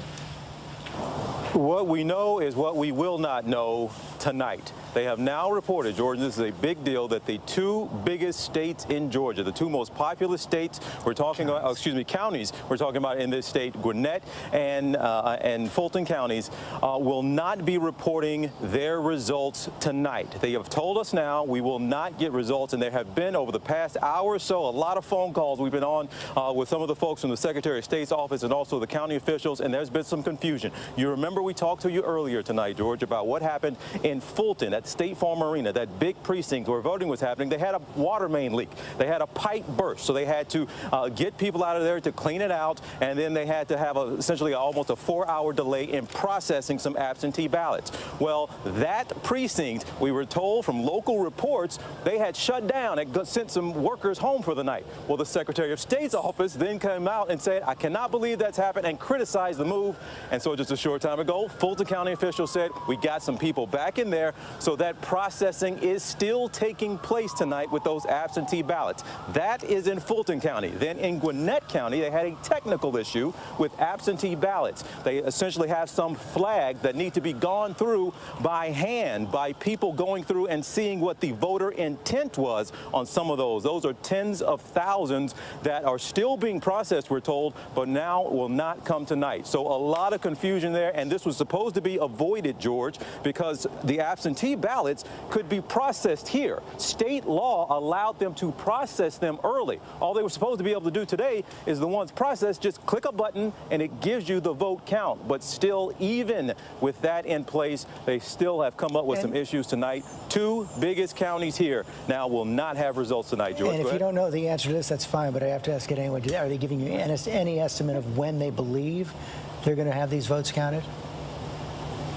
No, at this point, they absolutely do not know, because the estimates and again, we're getting different answers from the Secretary of State's office versus the county officials. And a good reminder as well, it's the Secretary of State's office that's in charge of all, of course, elections for states, but the county officials are running these local elections, and it's their responsibility to get these votes counted, to get these ballots processed, and to get those results in. We just do not know, George. TJ Holmes, thanks very much. Okay, let's take a look at North Carolina now. That is still out there. 95% of the expected vote is in. Donald Trump leading by just under 100,000 votes, Tom. Yeah, no, it is incredibly tight right now in North Carolina. And similar to the story in Atlanta, will there be enough votes for Joe Biden in major cities like Charlotte and Raleigh? As we see right now, 5% of the vote is still out in Mecklenburg, the biggest county right there. And Joe Biden has been overperforming, just like he has in Raleigh as well. He's at 62% right now with 94% in. He's overperforming in this city as well. This begs a question, though, George, because what we're seeing in North Carolina, we saw in Ohio, and we saw in Texas as well. Joe Biden is doing better in the urban areas. He's overperforming there, but Donald Trump is keeping up, or he's doing better himself. So it begs the question, did President Trump grow his base as well in the rural areas of some of these states? I want to go to Byron Pitts, but first, John Carl, we saw that happen in Texas. We did. This is an astounding fact, George. Texas, which has counted 93% of the expected vote, Donald Trump got 1 million more votes than he got in 2016. 1 million more Trump voters. So more Democrats voted, but... Yeah, and by the way, Biden got about 1 million more than Hillary Clinton. But the fact that Donald Trump was able to find find 1 million more people to turn out to vote for him in the state of Texas is quite astounding. And you saw it in places in North Carolina. One, you talked about Robeson County in North Carolina. This is near Fayetteville. This is a county that he won narrowly, won not only with a bigger margin this time, it looks like, but with considerably more votes. He's turning out people who did not vote for him last time. First-time voters for Donald Trump. Let's go to Byron in Raleigh, North Carolina again. Let's walk through this, Byron. What do we know about what's still out there, when it's going to be counted? Well, George, at this point, we know there are about 117,000 absentee ballots still to be counted, and that may take up to 9 days. And right now, President Trump is up by about 75,000 votes. So he won North Carolina by 175,000 votes 4 years ago. He has a 75,000 vote thereabout lead right now. So I think the Republican Party is feeling like it isn't over yet, but they can probably start putting the sweet tea on ice at this point. And George, I think anything can still happen, though. It feels like it's favoring President Trump at this hour. One of the early headlines, if things stay on the track is going right now, was that in North Carolina, the Democratic Party brought their wallet and the Republican Party brought their friends. That in this state, Democrats have outspent the Republican Party 2-1 in the Senate race by close to $10–15 million on TV and radio ads. When the pandemic hit North Carolina hard, the Democratic Party made the decision to shut down their ground game for the most part, and the Republican Party did the exact opposite. They doubled down, became much more aggressive in going door to door to their voters. And George, consider in North Carolina, evangelicals make up about 30% of the electorate here. They strongly support President Trump. And George, the last point I'd like to make, earlier conversations about race and how the role that played. Every 2 years, every 4 years, we talk about the New South, how it might emerge. And I think separating Georgia, but when you look at South Carolina and North Carolina, what we're seeing again, despite all this progress, that those two states are still pretty much the old South in many ways when it comes to national elections. Conservatives have gone hard for President Trump. Democrats, the voter turnout increased to about 74% statewide compared to 68% in 2016. And so while certainly Democrats were excited, Trump supporters were also excited, and they came out strong for their man. Which is why we are still here right now, a split country, split election, not decided at 1:29 in the morning on Wednesday, November 4th. Cecilia Vega, what more do we know about the president? We've seen the tweet. Is he going to speak tonight? What is he doing? Is he still watching? What should we expect? Well, I think we can expect it momentarily. It sounds like the group of reporters who are assigned to be in and cover the president in the White House press corps for the day has just been called to gather. So it sounds like we will be hearing from him soon. And we know that he is here, of course, inside the White House, watching these returns come in with these 2 war rooms that they've got set up, and that he's been in close touch with his team. But, George, I want to go back, if I may, to what Byron was just saying on the importance of the ground game, because President Trump just spoke about that recently in a very sort of bragging way. And this may be what really he has to pride himself on, his campaign, where in terms of where we are at this moment in the night. You know, the Trump campaign, they've been building this ground game for over 2 years now. Listen to some of these numbers that we've got. 2,000 paid field staffers in 17 states. They say they knocked on millions of doors a week. And I've got to tell you, as Byron just said, when COVID hit, the Democrats stopped that because they said it wasn't healthy, and for the safety of their workers and their voters, they didn't want to have any door contact. The Trump campaign kept going, and they knocked on doors in states that mattered all across this country, and we very well may be seeing the fruits of that labor come out. And when it comes to rallying the base, this is something that the president has been heavily criticized on. Coming into this closing argument, he threw a lot of red meat over and over at the base, this law and order, very kind of dark themes heading into this, closing out this re-election campaign. And the campaign was criticized for that perhaps they weren't expanding the base enough to carry them across the finish line. And the campaign repeatedly said, wait until you see on Election Day, you will see we are bringing in new voters. And it looks like we are seeing that in some of these states coming in right now. In some, a lot of states left to be counted. Cecilia Vega, thanks very much. We'll be right back.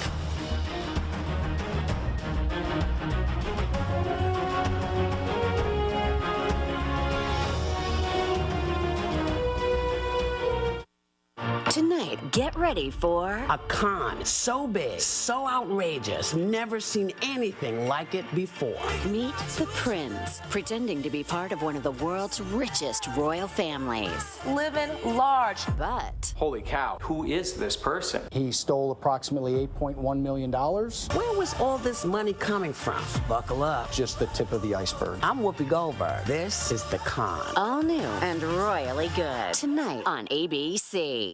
Good Morning America this morning.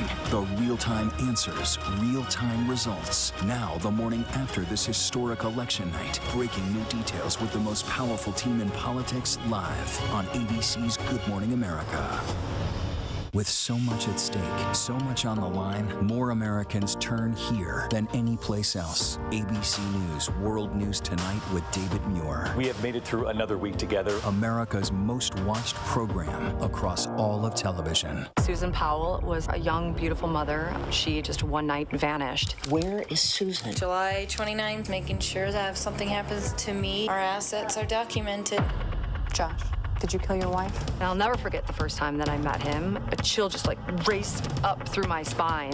I just shook the hand of a killer. Now, new details, stunning new interviews. He ends up revealing the biggest bombshell. What will happen next? The new 2020 event, Friday night on ABC. What's the most innovative daily news podcast out there to listen to every day? Well, the Edward R. Murrow Awards say it's Start Here, the daily news podcast from ABC News. Even the New York Times calls us a top news podcast worth listening to. So if you like getting behind the biggest news stories of the day, inside all the details, the backstory, and what will happen next, then listen to Start Here, the daily news podcast from ABC News. It's like no other news podcast out there. Even the critics agree. Listen free on Apple Podcasts. Now, when it matters most, the straightforward facts. ABC News is America's #1 news. #1 in the morning, #1 in the evening, and the #1 show on all of television. #1 in late night versus the competition. #1 in politics versus the competition. The #1 daytime talk show. And #1 in streaming news. Most trusted, most watched. ABC News is America's #1 news. Welcome to Disney Plus. Are you ready? Drop in and explore. The action, the adventure, and the originals. There's no limit to what you'll find. These are your worlds. So come on, dive deeper into the universes you love. Wherever and whenever you want them, you'll find them all here on Disney Plus. The reality is our country can collapse from within. You see the white power movement on the march. Klansmen and neo-Nazis, skinheads, it's meant to incite war. From the KKK to Oklahoma City to Charlottesville, the new documentary event special. We just need to start talking about race. Homegrown hate, the war among us. This is a real wake-up call. Streaming now on ABC News Live.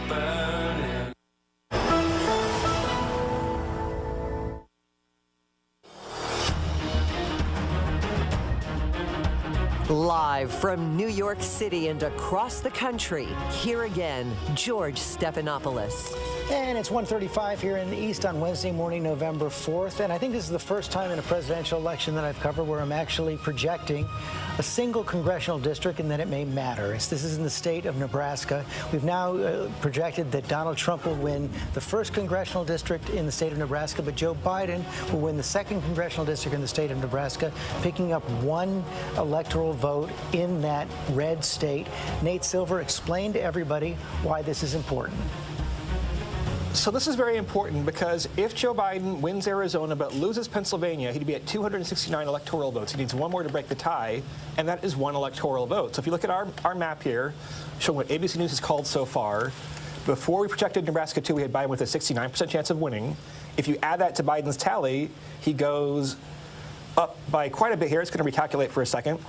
But he goes up to 84%. It means that Arizona now, for one congressional district, that is a pretty significant increase. Because it's that plus Arizona. I mean, maybe Biden's easiest path right now, he is ahead in Arizona. There's some question about how much more election day vote there is to be counted. But Arizona, Minnesota, Wisconsin, Michigan, then he doesn't have to worry about Pennsylvania. And that gives him a lot more options. And so those two together, we have not called Arizona yet, but Arizona plus Nebraska. That's the simplest way to explain Pennsylvania. it right there. Arizona plus Nebraska means you can sacrifice Pennsylvania and still have a path to 270. Exactly. And what more can we say? Can we pull up the popular vote right now? What more can we say about how what we're seeing tonight is tracking what we saw in the polls coming into tonight? So there certainly seems to have been a miss in the polls, not as big a miss or as consequential as, well, actually, let me take that back. There may be a miss on the scale of 2016, but because Biden had a bigger lead, he can afford to have that miss. It's also more regionally driven. He's doing fine, for example, in New Hampshire, we think, and probably in Maine. Okay in like the suburban Midwest, like Omaha, where the district is. Maybe not very well, obviously, in Florida or Texas, where polls overrated him a bit. So we're going to have, I think, questions for pollsters. But you know, the reason to have a bigger lead is because things can go wrong, and you can wind up with quirky, frankly, ways to win like this. Okay. There's a chime, and we have another state to now project for Joe Biden, and it's going to be the state of Minnesota for Joe Biden. Joe Biden will win the state of Minnesota, and it's 10 electoral votes. It's good timing there. Picking up on what Nate was just saying, I want to bring this to John Carl. We know that President Trump had some hope in Minnesota. He spent a fair amount of time there, spent a fair amount of money there, because he wanted an insurance policy against a loss in Wisconsin or Michigan and Pennsylvania. It's not to be tonight. You combine that with Nebraska, and we're getting a much clearer picture of what each side has to do in these final hours. Absolutely. I mean, he went there in the last week. He barely lost. Minnesota was the closest state that he could have flipped, and it's one of those blue wall states that he didn't get that he thought he had a chance. So now, you know, you're looking at a situation where he really has to pick off at least Pennsylvania and maybe Pennsylvania plus Michigan or Wisconsin, depending on what happens in Arizona. Right, and Chris Christie, this goes back to something you were saying before. It's putting even more focus on that state of Pennsylvania pretty much now. If Joe Biden, assuming Rahm is right about Arizona, if Joe Biden wins the state of Pennsylvania, he's going to win this election. Yes, the Rahm meter projection makes Pennsylvania. But listen, you and I have been talking about this since July. I have consistently thought that whoever wins Pennsylvania is going to be the next president of the United States, and I think it's shaping up that way. Now, you know, I do think that there's continued encouragement for the president in Wisconsin. And I think he is going to win. I'm going to have the Christie meter. I think he's going to win North Carolina to match up with you on your Arizona prediction and make myself +4. So you're looking at really Georgia, Pennsylvania, Michigan that I think are still the ones that we have to watch very carefully. And we're still waiting for Arizona, waiting for Nevada. And by the way, George, one other thing. I always like to pick out who the biggest loser of the night is. And so far, I think it's Mike Bloomberg. This is a guy who, decided to get into this race, thought he was going to be a factor, spent a fortune, was a blip in the Democratic primary. Talk about driving out of your lane to hit the guy. And now he spends $100 million in Florida, and Trump's margin is bigger than it was before. So I think anybody who's looking for spare change, go to Mike Bloomberg. He's apparently giving it away for nothing.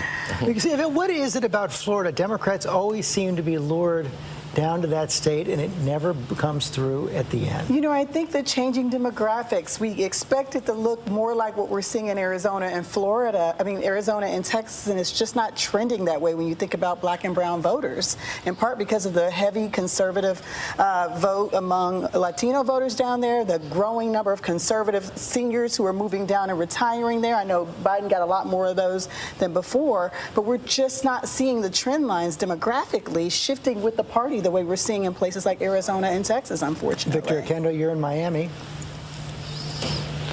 That's right, George. And one Democratic data analyst that we spoke with called what happened in Miami-Dade County a total collapse. And there are some other problems here for Democrats. There's 2 Democratic House seats that were considered safe in this election.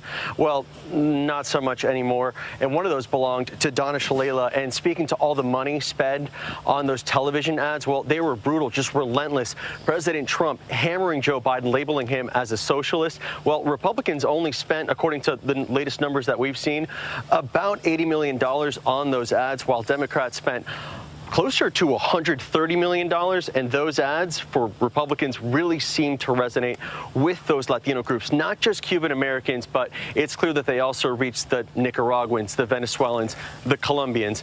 All of those groups seem to turn out for President Trump in this election, not the way the Democrats wanted this one to go. George? Somewhat different from the way it's playing in Arizona. But David, what are we seeing in the exit polls about the role race is playing in this election? Well, if you look at, let's take a look at the question of Minnesota racism in the U.S. It's interesting if you look here, and given the George Floyd and there's so much coverage of it this year and this, much needed conversation in this country, only 8% of the people, according to the exit polls, said that that is the most important problem. Of course, we are dealing with the pandemic and the economy, and so there are a lot of things that have also shared the news cycle these last few months. 61%, though, who thought that racism is the most important problem to address went with Joe Biden. If you look in Minnesota, the job performance, he was hoping to pick up this state, but 52% said they disapproved of Donald Trump. And again, that whole debate over containing COVID or rebuilding the economy, this was also a state where well more than 50% said we have to get a handle on the pandemic first. Lindsay Davis? Yeah, I think that what remains to be seen, with the exception of Minnesota, which we just projected, but how the racial politics are playing out, in particular in these flashpoint areas where we saw the majority of the protests and the unrest over the summer during this so-called racial reckoning in areas like Philadelphia, where we just had the police shooting of Walter Wallace, in Minneapolis with George Floyd, in Atlanta with Rayshard Brooks, and also in Kenosha with Jacob Blake. How is that all going to shake out? 3 of those 4 states still outstanding. Matthew, Dad, this may have been the subtext of campaigns now going back to, of course, Barack Obama's first win in 2008. We're seeing it play out in different ways every 4 years.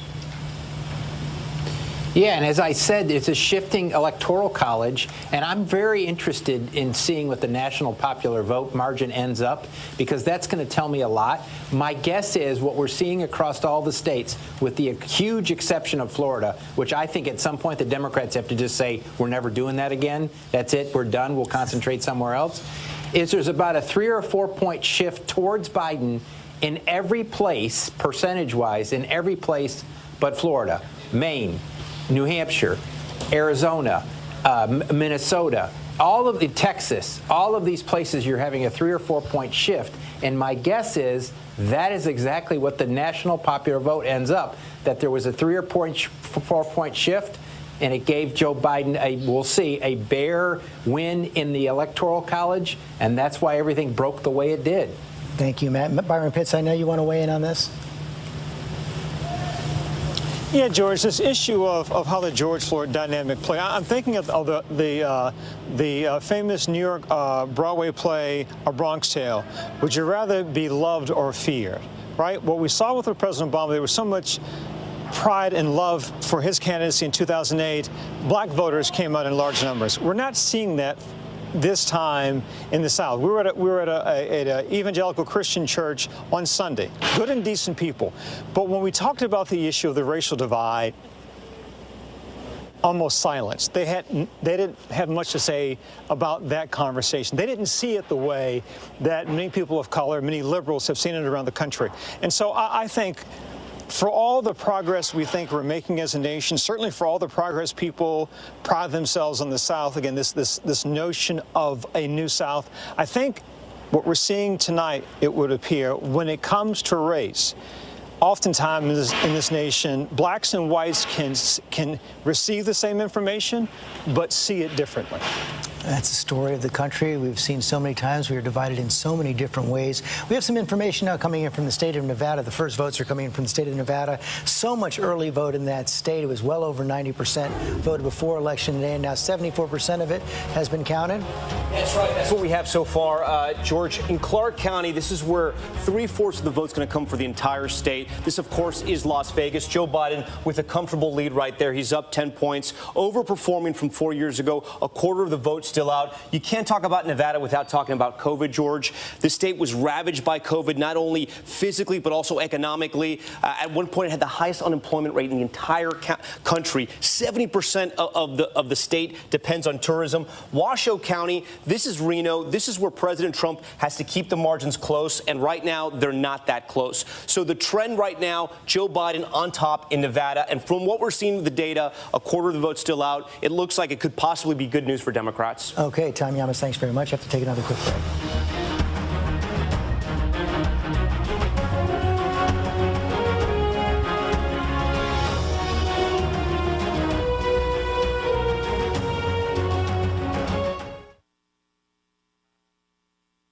Welcome to Disney Plus. Are you ready? Drop in and explore. The action, the adventure, and the originals. There's no limit to what you'll find.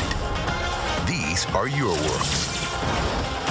So come on, dive deeper into the universes you love. Wherever and whenever you want them, you'll find them all here on Disney Plus. Now could be a good time to have another baby. Are you crazy? I'm in love with you. Now that I said it out loud, it does sound weird.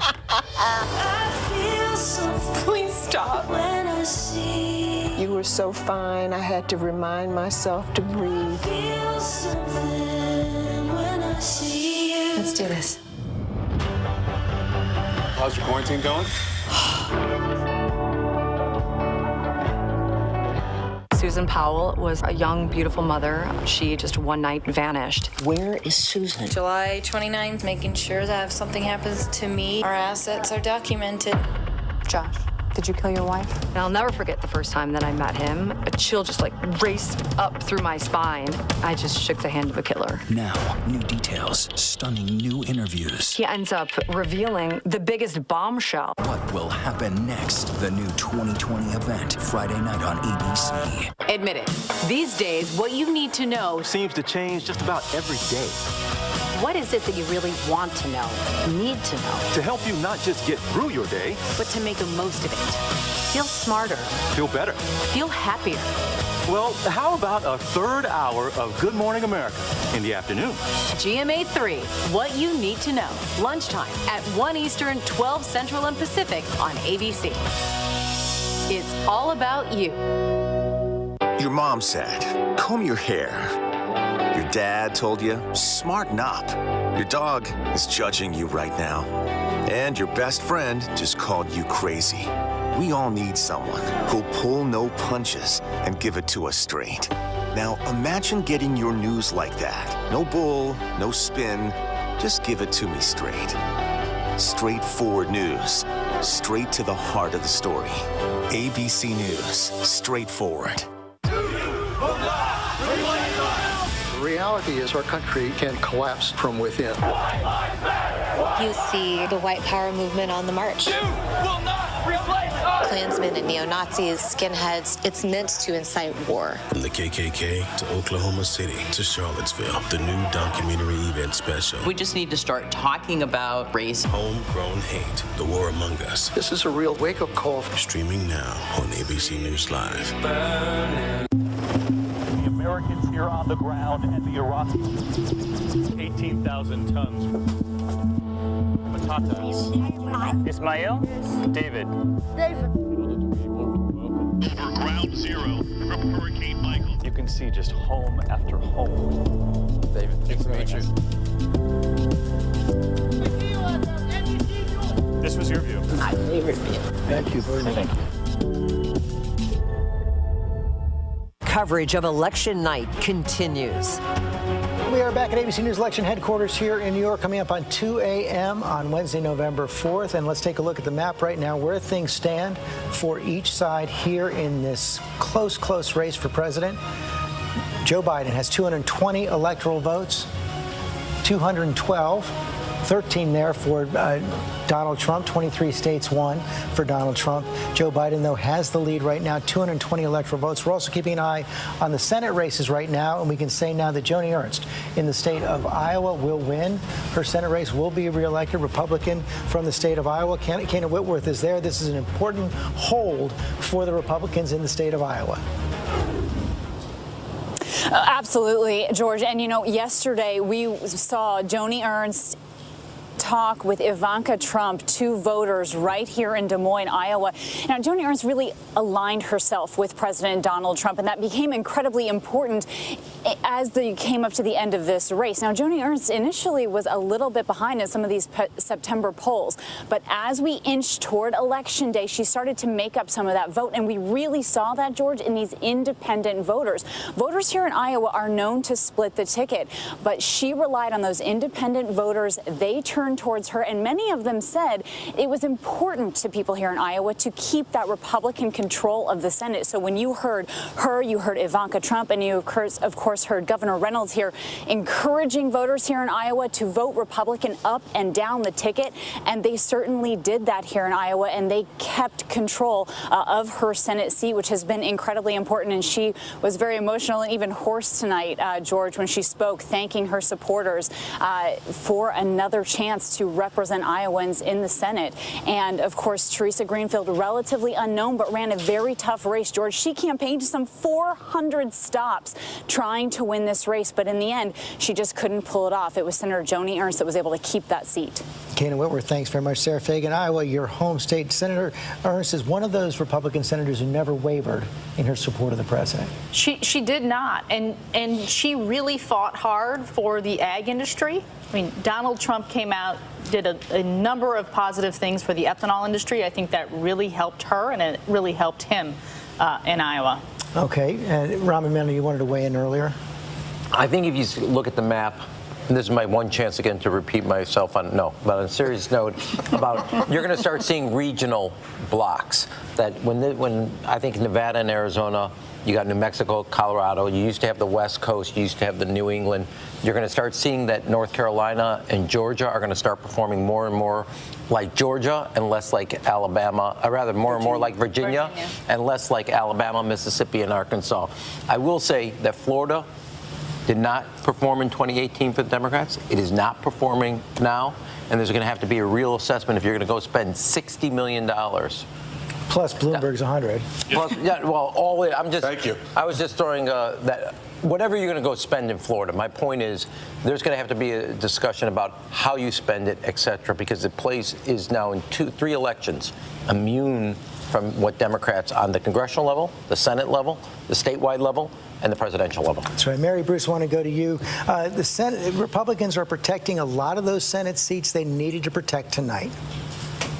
This was not what Democrats were hoping to see tonight. They still are keeping a very close eye on a few more races here. Arizona, of course, Maine, North Carolina, that runoff in Georgia. But given the optimism the Democrats had coming into this night that they were going to be able to flip the Senate and hold on to the majority, that narrative certainly appears to be changing as the night goes on. That is becoming much, much, much, much harder, George. Mary Bruce, thanks very much. Cecilia Vega, any updates on the president? George, I wish I could tell you more.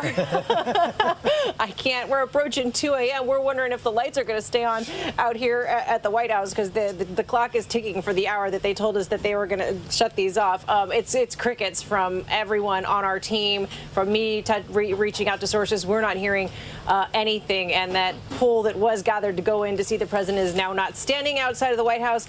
So, George, we wait. Sorry. Come back to me. I'll tell you more soon, I hope. We will find out more. I'll take that to John Carl. And John, let's talk a little bit more about the Senate right now. You're now looking at North Carolina, 2 seats still in play right now, at least, in Georgia, and, of course, that Senate seat up in Maine. Yeah, and the Senate seat in Maine is Susan Collins. She was considered one of the most vulnerable. She's in a very close race, but they have something called ranked choice voting in Maine, which means you vote for who you're going to vote for, and then you have a second choice.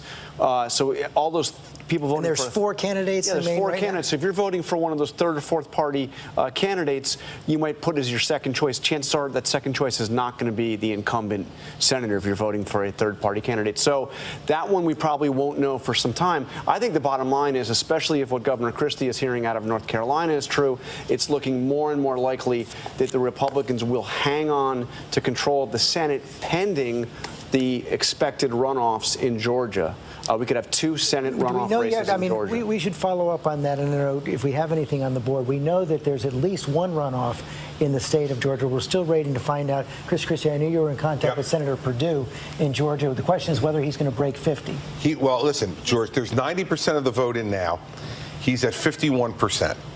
And, you know, the Perdue campaign has been telling me that it's going to be very close and that they are hopeful that they'll avoid a runoff. They're not predicting it yet, but at 90% of the vote now, he's inching closer and closer, and we may be without a runoff. And I think if you look at it that way, Perdue looks like he may avoid it today. Okay. He's running ahead of Trump, too, we should point out, right now. Right. Georgia's still hanging out there. We're going to take another quick break. Some stations are going to leave us now for their late local news, but our coverage is going to continue through the night.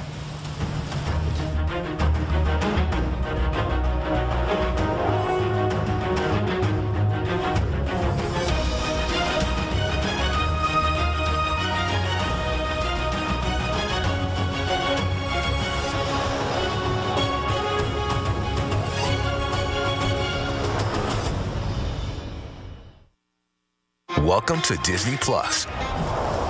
Are you ready? Drop in and explore. The action, the adventure, and the originals. There's no limit to what you'll find. These are your worlds. So come on, dive deeper into the universes you love. Wherever and whenever you want them, you'll find them all here on Disney Plus. This is what being live is all about. This is ABC News Live, the 24/7 streaming news source from ABC News. Breaking news, live events, streaming nonstop.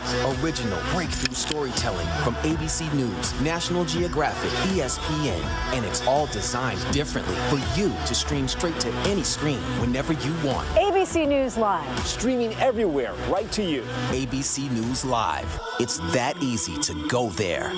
Now could be a good time to have another baby. Are you crazy? I'm in love with you. Now that I said it out loud, it does sound weird.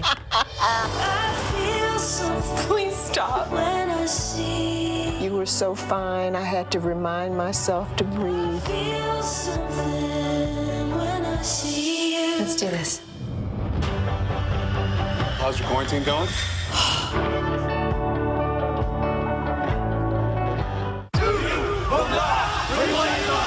The reality is our country can collapse from within. You see the white power movement on the march. Klansmen and neo-Nazis, skinheads, it's meant to incite war. From the KKK to Oklahoma City to Charlottesville, the new documentary event special. We just need to start talking about race. Homegrown hate, the war among us. This is a real wake-up call. Streaming now on ABC News Live. Tonight, get ready for a con so big, so outrageous, never seen anything like it before. Meet the Prince, pretending to be part of one of the world's richest royal families. Living large. But holy cow, who is this person? He stole approximately $8.1 million. Where was all this money coming from? Buckle up. Just the tip of the iceberg. I'm Whoopi Goldberg. This is The Con. All new and royally good. Tonight on ABC. Susan Powell was a young, beautiful mother. She just one night vanished. Where is Susan? July 29th, making sure that if something happens to me, our assets are documented. Josh, did you kill your wife? And I'll never forget the first time that I met him. A chill just raced up through my spine. I just shook the hand of a killer. Now, new details, stunning new interviews. He ends up revealing the biggest bombshell. What will happen next? The new 2020 event, Friday night on ABC.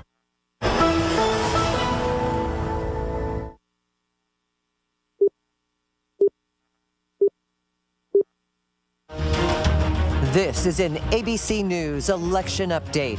Now reporting Chief Anchor George Stephanopoulos. 2 a.m. in the East, and we're about to hear from President Trump at the White House. Cecilia Vega, I surprised you a few moments ago. Now it is set. We do expect the president any moment.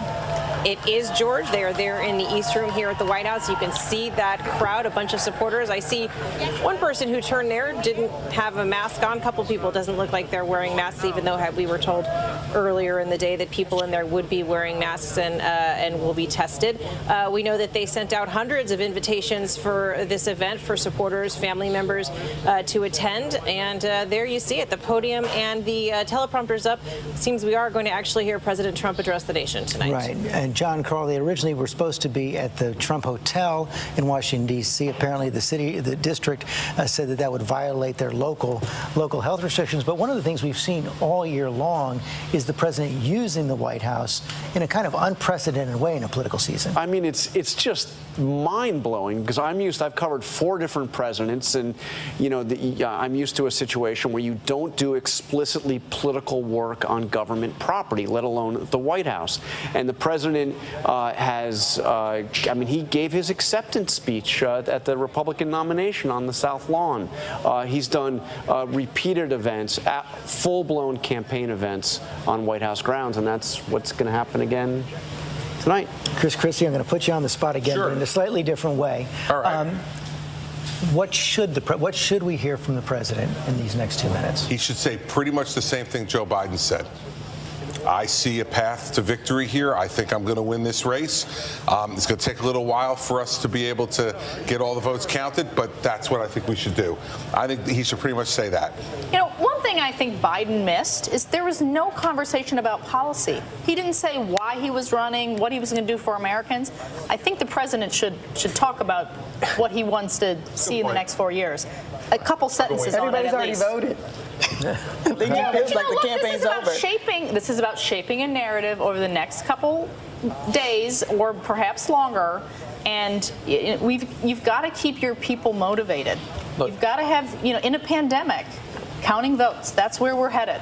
And say, what this is about, why he wants to run. Why he wants to lead. But he hasn't done it for an entire year going into the campaign. I don't expect him on the eve of the election to do it. I do think this when you speak tonight and it's not clear, it's about trying to shape the way that we're going to look at the next 3 days and what the prism is. Every candidate's got to form the prism in which people start interpreting these late results coming in. It turned out, Yvette, that whatever efforts were made to intimidate voters, suppress the vote, didn't work on either side. We're seeing record turnout tonight. What's your expectation about how this will play out in the coming days if indeed we are in this series of recounts, legal battles? Well, you can't undercut the fact that the post office was compromised, the fact that rules were still shifting as people were voting, the fact that there's litigation still happening as we speak. In Texas, for instance, of the very important monumental decision to limit the number of ballot boxes in the state of Texas could have had an outcome. We know the very long lines that people waited in. So I wouldn't rule out the fact that voter suppression had a role in these very key states. We will see whether or not it is a consequential outcome, and that's why I think we need to wait and see all of the ballots that will be counted. We know there's a lot of push and pull in Pennsylvania about when ballots will be stopped, like how long we will count ballots, and those ballots that are being held back, the naked ballots. And so I just want to make sure I make clear that the efforts that were made to undermine this election probably did have an impact on this. By the way, George, it's just given the conversation John was having, I checked on it and I thought I recalled President Ford conceded from the White House in 1976 to Jimmy Carter. Betty Ford spoke because he had lost his voice, but they did it from the White House briefing room behind the podium with the seal of the president. So it's not as if this is completely unprecedented in the last 50 years. Unusual, I agree, John. Well, the convention speech was unusual. The convention speech very unusual. I'm talking about tonight on the night of the election as the sitting president. Right, that's right. Well, imagine this will look a little different than Gerald Ford's concession speech. Yeah, I don't think, you're not going to hear that tonight. I can guarantee that. I would vote for Donald Trump losing his voice. That one I'll go for.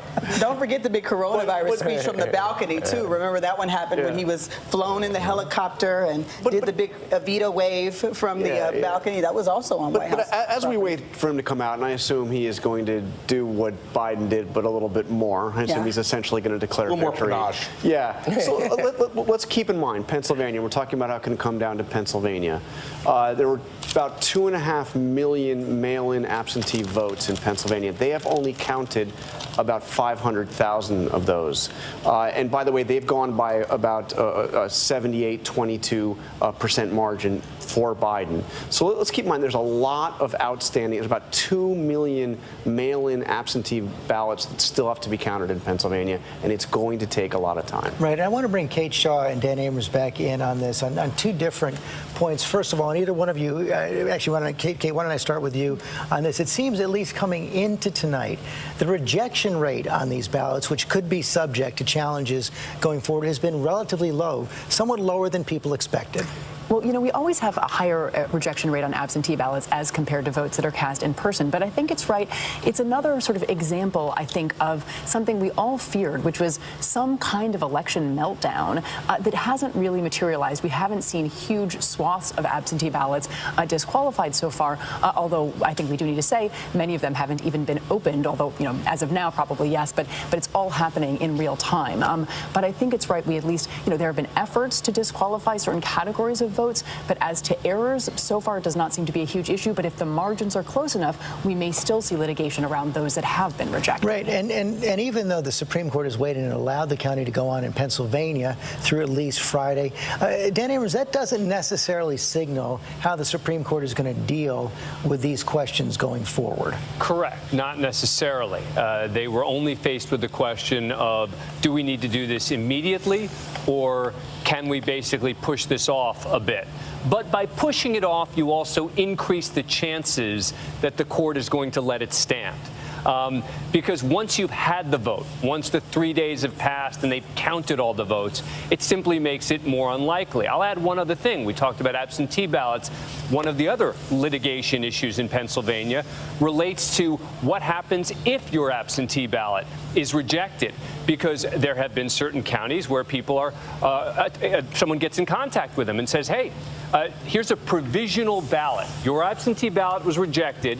A provisional ballot means this is an opportunity to vote. We'll see if it ends up counting. But that's another area where it's not just going to be absentee ballots, it's going to be provisional ballots. I mean, these are going to be the sorts of details that we're going to have to get into if this gets that close in Pennsylvania. And we are not there yet. But Terry Moran, John Roberts, the Chief Justice, has been so protective of the reputation of the court. I can't imagine he wants to be anywhere near this. I think you're absolutely right. He's having a bad night, George, because he does not want the Supreme Court to be in the middle of this, in part because if and as this election moves into the courts, these are not like antitrust suits. This is going to be a political fight. At the same time, it's a legal fight. Some of the actors will be politicians. Remember Katherine Harris, the Secretary of State in Florida in 2000, who was one of the main officials deciding how that recount would go. And the Supreme Court itself has a sort of larger political dimension. Does it really want to be the court that for the second time in a generation would award the presidency to the loser of the popular vote? That is something Chief Justice John Roberts and none of them should really want if they can avoid it, because these are coming not just as pure legal cases, but as political catfights. Kate Shaw, we were talking a couple weeks back, and I think you said it was your gut that perhaps Amy Coney Barrett would recuse herself from these cases. She then showed up at the White House for that ceremony after she was confirmed by the Senate. What's your guess now on whether she'll recuse herself or decide to rule on these election cases if indeed we see them? Yeah, you know, so she just started hearing cases yesterday, so she's now a full-fledged member of the court, and I think it remains hard to call. I mean, I still think she is, you know, at the very beginning of what will likely be a long career on the Supreme Court, and I think she's someone who will care about her, you know, reputation for integrity, her legacy as a justice. So I think she would want to avoid casting, you know, the fifth vote, say, in a way that functionally hands the election to Donald Trump. So whether that means recusing herself or finding some way to, avoid actually casting that decisive fifth vote, I'm not sure what form it takes, but I do think that it's something that she would like to avoid doing as her first big action on the Supreme Court that she's just joined. Of course, we are not there yet. Pierre Thomas, you want to weigh in on this? Well, one of the things that will be interesting, we know that the Attorney General has irritated President Trump by not launching an investigation of Biden, or at least announcing such an investigation. But will he use the power of the Justice Department to weigh in on any of these issues if it's drawn out? We don't have an answer to that, but it's something to watch for sure, George. Well, and if we've seen the Justice Department even become involved in cases having to do with this defamation suit, a woman who was accusing him of sexual assault, saying she defamed him, and the Justice Department stepped in on the side of the president. Absolutely, you've seen that, but this would be extraordinary in terms of using the power and the influence of the Justice Department to determine or help determine an election. It's a big question. And have you gotten any read? I know you speak with people close to the Attorney General, William Barr. Any read on how they're seeing that right now? Well, he's been incredibly quiet the last couple of weeks. He's wanted to stay out of the headlines, not be in the news, just have the department do its work. So they've been very quiet concerning anything regarding this election, George. Okay, Pierre Thomas, thanks very much for seeing the president's entourage enter the East Room right now. Let's get a full screen, hearing the crowd cheer a bit as well. We're expecting the president momentarily. A couple hundred people there in the East Room tonight. It's been a long night there. We're now coming up on 2:15 on November 4th, and we're nowhere close to knowing how this election is going to turn out yet. Already heard from Joe Biden tonight saying he believes he is on the path to victory, feels good about where he is right now, on track to win the election, laid out where he thinks he's confident now about Arizona, he said, Wisconsin, Michigan, and Pennsylvania. We'll hear from the president on how he plans to approach the next several days as well. Kind of John Carlos, we're keeping an eye on this. Kind of a remarkable run, though, for the president. It's hard to imagine that he was in the hospital with COVID less than a month ago. It's mind-blowing. He was in the hospital. He was on supplemental oxygen, and it was less than a month ago. He's gone out, and he's been to 9 different states over the last week, some 27 stops. The last 2 days, he was doing 5 rallies a day in multiple states. It's really something else, and he has motivated his core supporters. I mean, George, it's often been said, I've said it myself, that this president hasn't done much to reach out to anybody who didn't support him in 2016. Well, surprise, take a look at it. He's actually found voters who did not vote for him last time around. Matthew Dowd, this is something that's been a lot of that. A trend that's been moving for basically the last generation. When Ram and I worked in the Clinton campaign in 1992, it was all about reaching out to people in the middle. Increasingly, after Bush v. Gore in 2000, you've seen each presidential election after that focus far more on turning out their own bases. Yeah, George, I think this is a huge concern that for the American experiment of democracy, actually, because we are creating more and more enclaves of people that not only don't communicate with other people, they don't live around other people that aren't like them. And so these sort of totally political tribes that we used to have, and then there'd be this large group of people in the middle, and you'd persuade them, and everybody would pursue the middle. Now, I think tonight is really proof to the Donald Trump sort of playbook that there is a tribe that he could appeal to that is much bigger than anybody imagined. I mean, he's going to end up tonight with more votes than he got in 2016. And he turned out, and he's going to have bigger margins in some places than he had in 2016 when he barely won electoral college victory. I think it's a big problem, George. It's a huge problem. And each tribe consumes totally different kinds of information. And one of the things we're seeing, Chris Christie, as this division takes hold in the country, is your former governor now in the Northeast, Republican, but Charlie Baker in Massachusetts, Larry Hogan in Maryland, Republican governors of blue states have to figure out a way to govern their state without supporting the president of their party. Yeah, and listen, I think it's really relatively straightforward. And Baker and Hogan have done a great job of it. And I've talked to the president about this, who at times gets annoyed at Baker and Hogan. And I said, so let me tell you something. You know, that's the practical nature of this. And I will tell you, George, when I, as a sitting governor of New Jersey, endorsed President Trump in late February of 2016, in the next poll, my poll numbers went down 15 points. That's the reality of being a Republican governor in a blue state getting involved in federal politics. And so, you know, I think that what we need to understand as a party, if we want to be in these blue states and have Republican governors in these blue states, we got to give them a pass on the federal issues. If we don't, we're going to sink them. Martha Raddatz? I'll tell you, George, one of the things that is a concern is because this is so close tonight and may go through the rest of the week and the divided country. I've seen voters change to President Trump. That was one of the things that surprised me in Texas. People saying, I didn't vote for Trump before, I'm voting for him now. And again, they cite his record. But we also ask tonight and during the week, what happens if your candidate doesn't win? And we talked about this earlier in the evening, or last night, really, about those signs in neighborhoods and people ripping down those signs. I've had people across the country say they were scared to put up Biden signs. I've had others say their Trump signs were defaced. So I think the real question is the concern about what happens after. We have not seen Donald Trump try to bring the country together. So if he ends up being the winner and full of confidence, what happens to the country? What happens to the other half of that country? And if it is Joe Biden, that is a huge, huge challenge for him as well, because people are dug in on their sides, and that is evident tonight. Thank you, Martha. Presidential historian Mark Updegrove put this election in context. Most people, when they look at how this was conducted over the last year and saw that everything that happened in this year of 2020, saying it seems like it's the most contentious, most divisive election probably since 1968. There's no question about it, George. This is an incredibly divisive election. And I think that if Donald Trump ekes out a victory here, it will be reminiscent.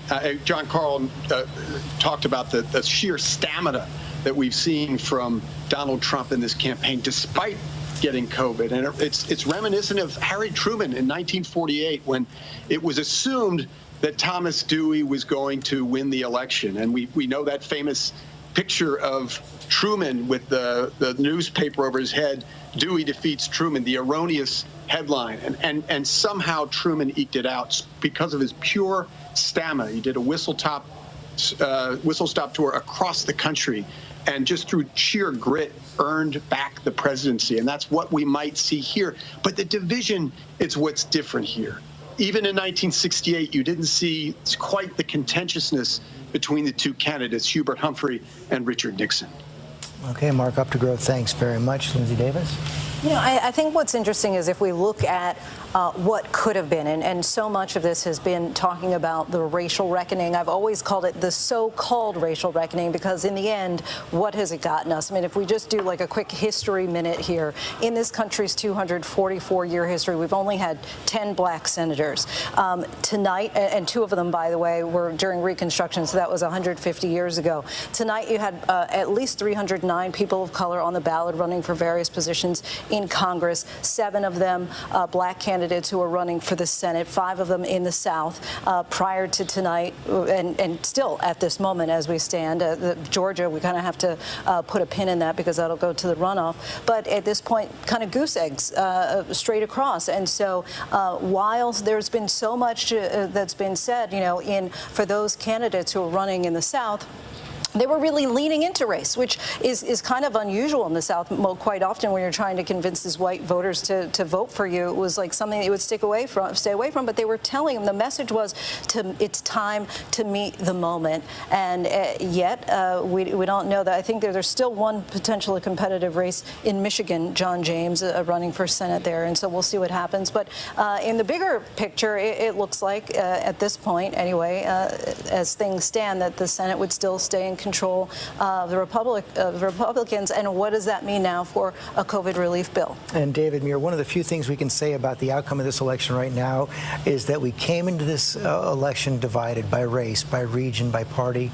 At least at 2:19 on Wednesday, November 4th, we are still divided by race, by region, by party. And we will be. We will be for some time to come, no matter who ends up winning this election, George. And, you make the great point about this country, and I just think about what Americans are going through tonight right here with us at the early morning hours. I mean, we're asking a lot of Americans right now, this great experiment of ours that is a democracy, and we saw a record turnout even in the midst of a once-in-a-century pandemic. But now we're asking America to be patient and sit with us for not just the rest of this morning and throughout the next day, but as we heard, and now the president's coming out, possibly through the end of this week. And you can't forget, President Trump, 27 rallies just this past week, had coronavirus, recovered, his voice raspy this morning. There's the president's family right now. We're seeing his son Eric, his daughter Tiffany as well entering. Lara Trump as well, the wife of Eric Trump. She was quite a campaigner herself. Throughout this campaign, a spokesperson for the president. Ladies and gentlemen, the President of the United States, Donald J. Trump.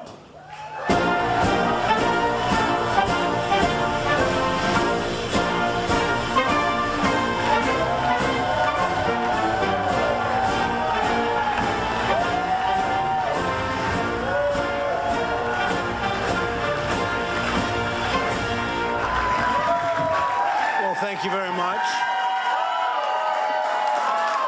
Thank you. Thank you very much. Please sit. Thank you. This is without question the latest news conference I've ever had. Thank you. I appreciate it very much. And I want to thank the American people for their tremendous support. Millions and millions of people voted for us tonight. And a very sad group of people is trying to disenfranchise that group of people. And we won't stand for it. We will not stand for it. I want to thank the First Lady, my entire family, and Vice President Pence, Mrs. Pence, for being with us all through this. And we were getting ready for a big celebration. We were winning everything, and all of a sudden it was just called off. The results tonight have been phenomenal, and we are getting ready. I mean, literally, we were just all set to get outside and just celebrate something that was so beautiful, so good, such a vote, such a success. The citizens of this country have come out in record numbers. This is a record. There's never been anything like it. To support our incredible movement, we won states that we weren't expected to win. Florida, we didn't win it. We won it by a lot. And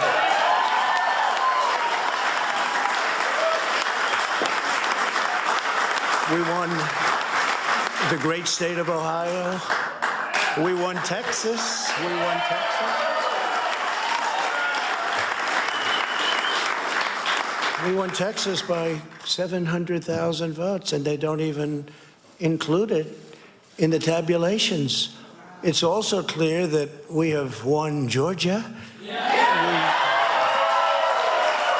We're up by 2.5% or 117,000 votes with only 7% left. They're never going to catch us. They can't catch us. Likewise, we've clearly won North Carolina, where we're up 1.4% or 77,000 votes with only approximately 5% left. They can't catch us. We also, if you look and you see, Arizona, we have a lot of life in that. And somebody declared that it was a victory for, and maybe it will be. I mean, that's possible. But certainly there were a lot of votes out there that we could get, because we're now just coming into what they call Trump territory. I don't know what you call it, but these were friendly Trump voters. And that could be overturned. The gentleman that called it, I watched tonight, He said, well, we think it's fairly unlikely that he could catch. Well, fairly unlikely.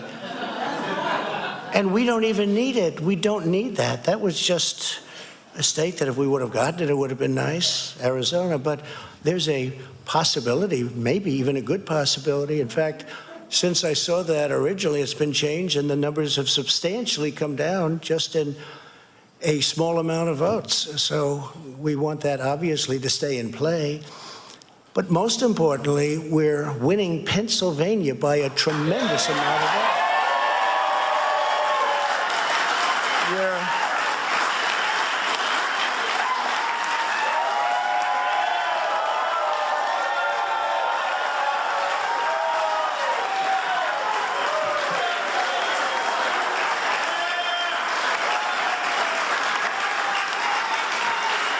We're up 600. Think of this. Think of this. Think of this. We're up 690,000 votes in Pennsylvania. 690,000. These aren't even close. It's not like, oh, it's close. With 64% of the vote in, it's going to be almost impossible to catch. And we're coming into good Pennsylvania areas where they happen to like your president. I mean, it's like very good. So we'll probably expand that. We're winning Michigan, but I'll tell you, I looked at the numbers. I said, whoa. I said, wow, that's a lot. By almost 300,000 votes, and 65% of the vote is in. And we're winning Wisconsin. So we're winning. We don't need all of them. We need, because when you add Texas in, which wasn't added, I spoke with the really wonderful governor of Texas just a little while ago, and Greg Abbott, he said, congratulations. He called me to congratulate me on winning Texas. I mean, we won Texas. I don't think they finished quite the tabulation, but there's no way. And it was almost complete, but he congratulated me. Then he said, by the way, what's going on? I've never seen anything like this. Can I tell you what? Nobody has. So we won by 107,000 votes with 81% of the vote. That's Michigan. So when you take those three states in particular, and you take all of the others, I mean, we have so many, we had such a big night. You just take a look at all of these states that we've won tonight, and then you take a look at the kind of margins that we've won them by. And all of a sudden, it's not like we're up 12 votes and we have 60% left. We won states, and all of a sudden, I said, what happened to the election? It's off. And we have all these announcers saying, what happened? And then they said, oh, because you know what happened? They knew they couldn't win. So they said, let's go to court.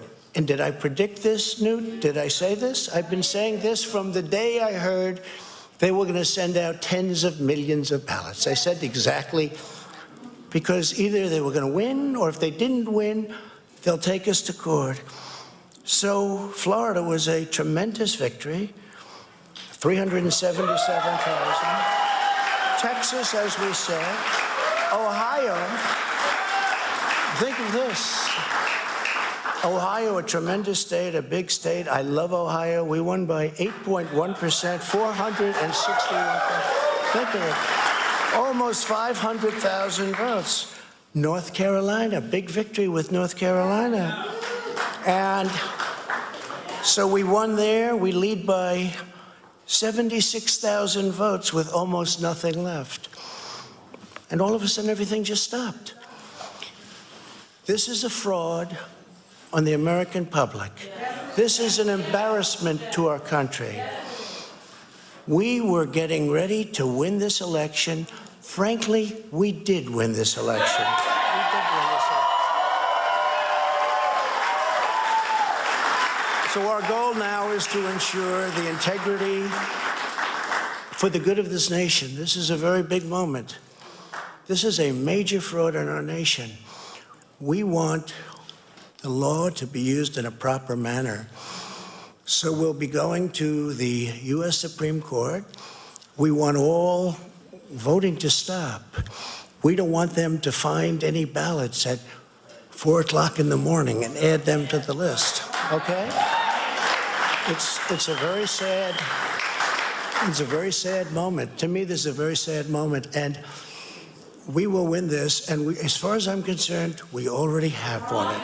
So I just want to thank you, and I want to thank all of our support. I want to thank all of the people that worked with us. And Mr. Vice President, say a few words, please. Please.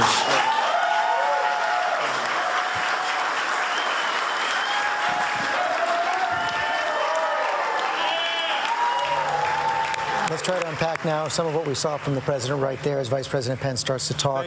It is true that President Trump has won the states of Ohio and Texas and Florida according to our projections.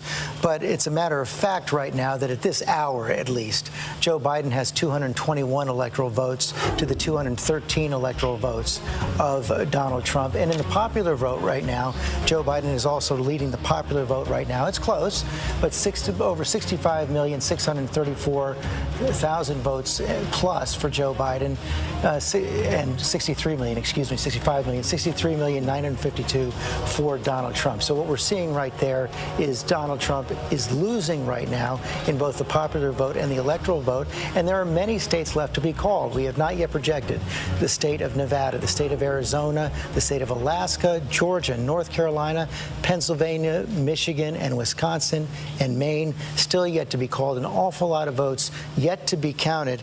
I guess I'm going to start with our legal team right here, because the president said something. I'm not sure if he means it. I'm not sure if he can do it. But he said, and Dan Abrams, let me start with you, and then Kate and Terry also weigh in. He says he's going to go to the Supreme Court and get them to stop the counting of the votes. Yeah, I don't know exactly what he's talking about, because they already tried to stop certain votes, for example, in Pennsylvania, from counting that are coming in. They're not going to have any success in stopping the vote counting right now. The only success that they may have down the road is in assessing which votes will ultimately end up counting. But the idea Let me that just somehow stop you right there. It would be illegal now to stop the votes that are out there waiting to be counted from being counted. Let's be clear. Votes are still being counted. Stepping in right now and saying, let's stop counting votes, would be the equivalent of like a baseball game where you've just played the top of the ninth inning and the visiting team says, you know what, it's not fair that the home team gets a last bat here in the bottom of the ninth. We're calling the game. It's over. We're not playing the last half of the ninth inning. That's just not the way the rules work. So you can't just say, we're not going to allow the rest of the votes to be counted. The question becomes, what happens once the counting process has basically ended, at least round one? There can be recounts, there can be challenges, but the notion that somehow the counting is going to stop simply isn't going to happen. Kate Shaw? I mean, litigation has been a major component of the campaign strategy for in recent weeks and months of the Trump campaign, and I think it's pretty clear based on the remarks that we just heard that, if anything, is just going to kick into higher gear.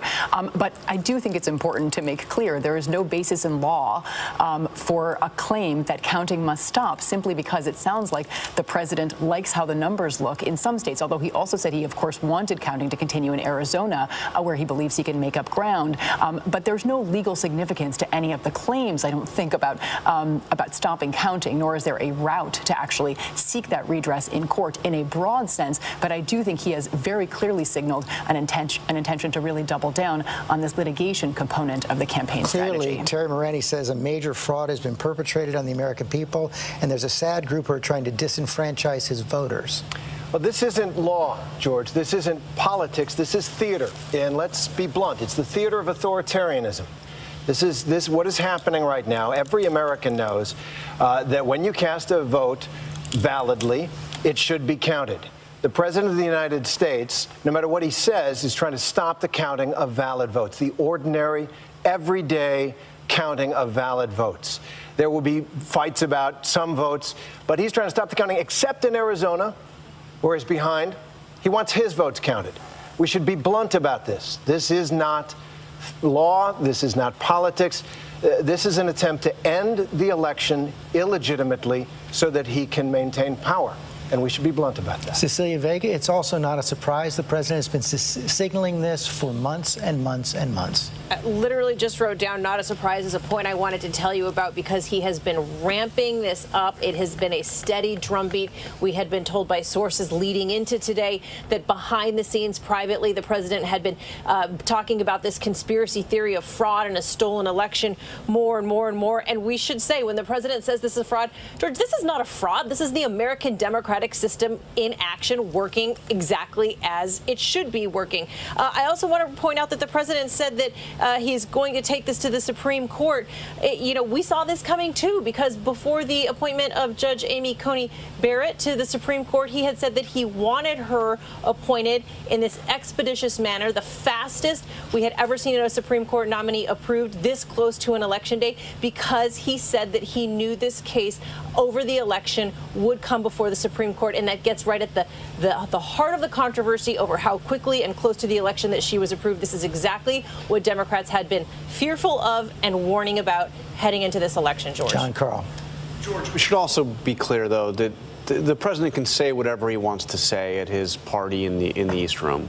He has no power to stop the counting of the votes, and the Supreme Court is not going to stop the counting of the votes. There is no basis in law for doing this. As we mentioned a short while ago, in the state of Pennsylvania, which is where it might all come down to, the president said he's up, and he's right. He said up about 690,000 votes. Well, there are almost 2 million mail-in absentee ballots that have not been counted yet in the state of Pennsylvania. Of the 500,000 that have been counted, about 78% of those have been going to Biden because Democrats are more likely to vote by mail than Republicans. So if you do a little bit of math, that lead of 690,000 could well go away when the ballots are counted. And there is nothing the president can do to stop that counting. Now, there is still counting that has to happen in Wisconsin and in Michigan. The president may win those states, or he may lose them. But the counting will happen, and we will have results. And the Supreme Court is not going to stop that, and the president doesn't have the power to stop that. Sarah Fagan, one of the other questions is going to be depending on how far the president decides to push this strategy, if indeed he does decide to push it beyond the speech tonight, is whether those Republicans in the Senate especially who've defended him for the most part through thick and thin will go along with this. There were some signals in recent days that Republicans in the Senate would not go along with any attempt to stop the vote. I don't think Republicans are going to back him on this. I mean, it's one thing when you're in the throes of a hand-to-hand counting and all of a sudden there's a recount and 13,000 ballots appear. That's a different legal matter. What John Carl said is exactly right. Whatever he said just now, it was bizarre, first of all. It was politically stupid.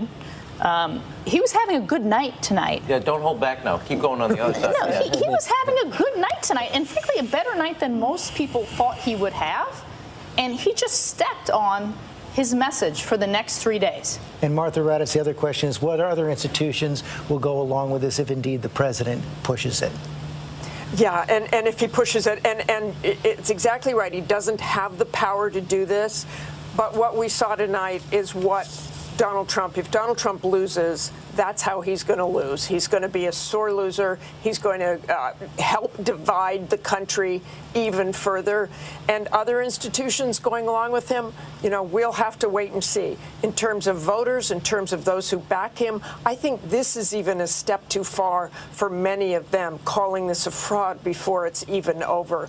But if anyone had any doubt how Donald Trump, if he loses, will go out, it will be this way, that he will call it a fraud. He will say the election was stolen no matter what happens. But Heidi Heitkamp people are listening tonight, even though it's 2:38 in the morning. You know what, George? I think that you're missing one really important part, which is his backers. The people who form militias, the people who slow down buses on roads in Texas, they're hearing quite a different story. You're saying this is going to hurt him. He is calling on, when he says stand by and wait, that this is the moment. And so this is more than maybe not politically smart. It's more than not being, right as a matter of constitution or law. This is a dog whistle, and it's very, very dangerous. Chris, you want to respond to that? Listen, as a talk tonight now, not as a former governor, but as a former U.S. attorney.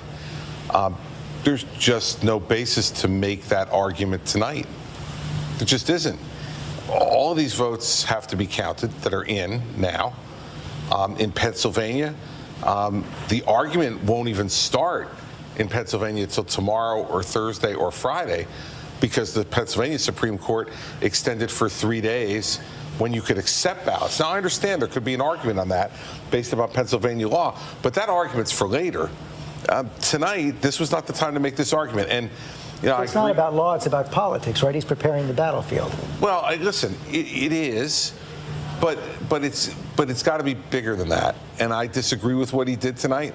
And I think Sarah's right that, there comes a point where you have to let the process play itself out before you judge it to have been flawed.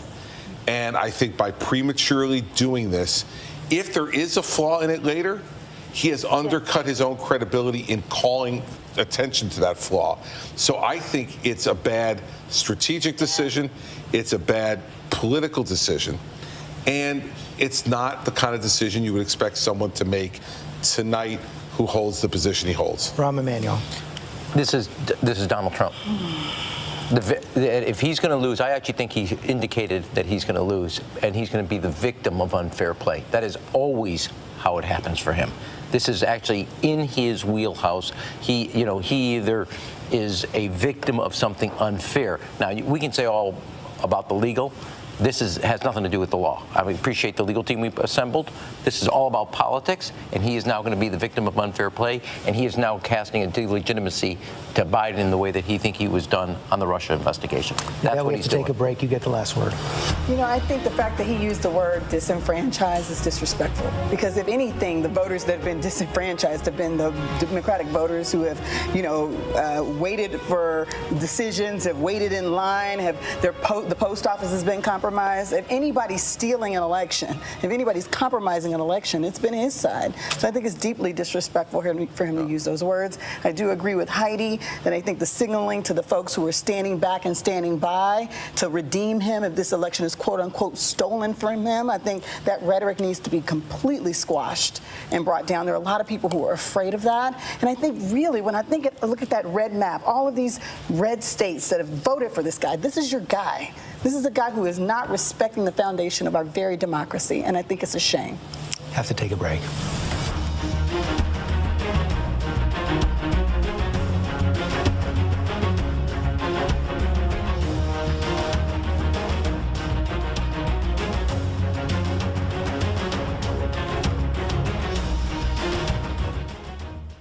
ABC News, straightforward.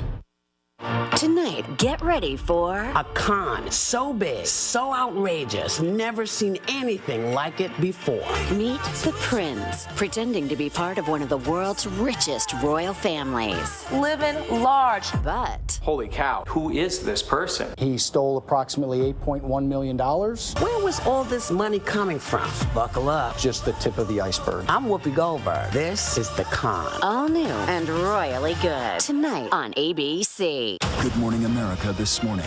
The real-time answers, real-time results. Now, the morning after this historic election night. Breaking new details with the most powerful team in politics live on ABC's Good Morning America. Susan Powell was a young, beautiful mother. She just one night vanished. Where is Susan? July 29th, making sure that if something happens to me, our assets are documented. Josh. Did you kill your wife? And I'll never forget the first time that I met him. A chill just like raced up through my spine.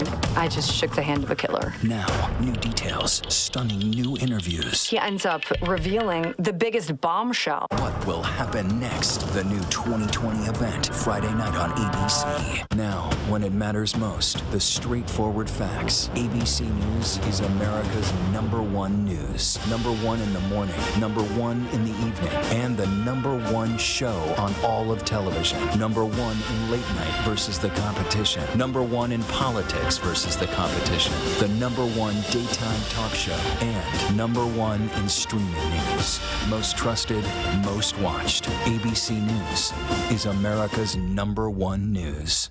Welcome to Disney Plus. Are you ready? Drop in and explore. The action, the adventure, and the originals. There's no limit to what you'll find. These are your worlds. So come on, dive deeper into the universes you love. Wherever and whenever you want them, you'll find them all here on Disney Plus. With so much at stake, so much on the line, more Americans turn here than any place else. ABC News World News Tonight with David Muir. We have made it through another week together. America's most watched program across all of television.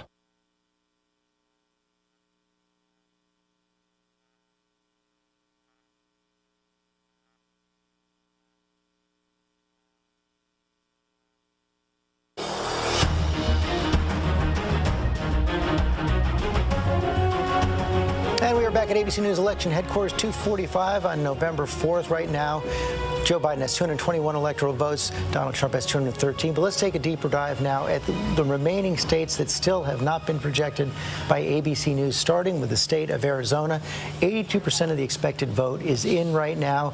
Joe Biden holding on to a 5-point lead. Tom Yamas, the vote is trickling in these early morning hours. Yeah, you know, George, we've been talking about politics all night. I think we're going to be talking about physics now. It's just getting so late. They're counting the votes slower and slower. The headline out of Arizona, though, Joe Biden on top, a state that President Trump won 4 years ago by more than 100,000 votes. The roles have reversed now. The Democrat is on top by 100,000 votes. The story of the night is going to be Maricopa County. This is where most of the votes come out of the Arizona state. We're talking about Phoenix, Scottsdale, that has rural communities. It has suburbs. It basically has all of America in one county, and it's very large. Phoenix by itself is the 6th largest city. You can see right now Joe Biden overperforming in this area, doing much better than Donald Trump. And down here in the Democratic stronghold of Pima, this is Tucson, you can see he's just doing well. Where he's at right now, Joe Biden's doing well. We still have 18% of the votes still out, and we just heard President Trump say they're still counting votes here.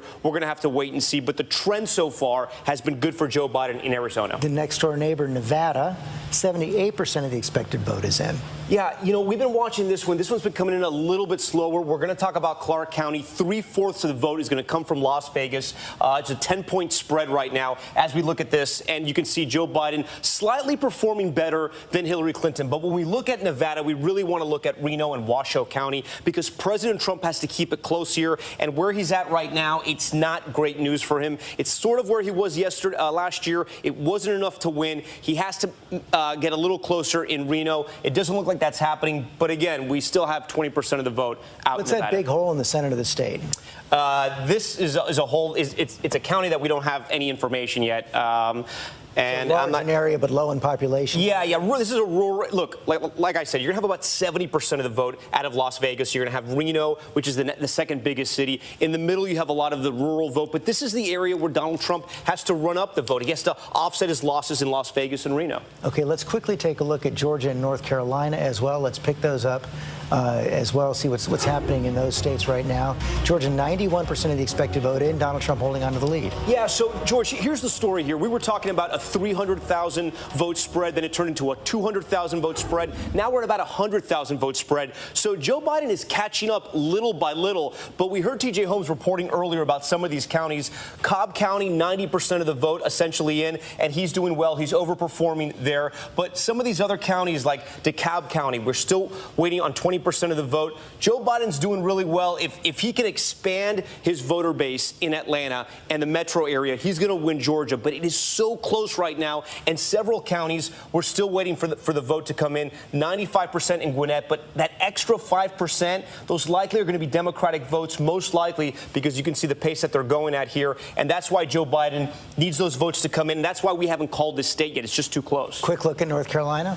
Yeah. Take you in there.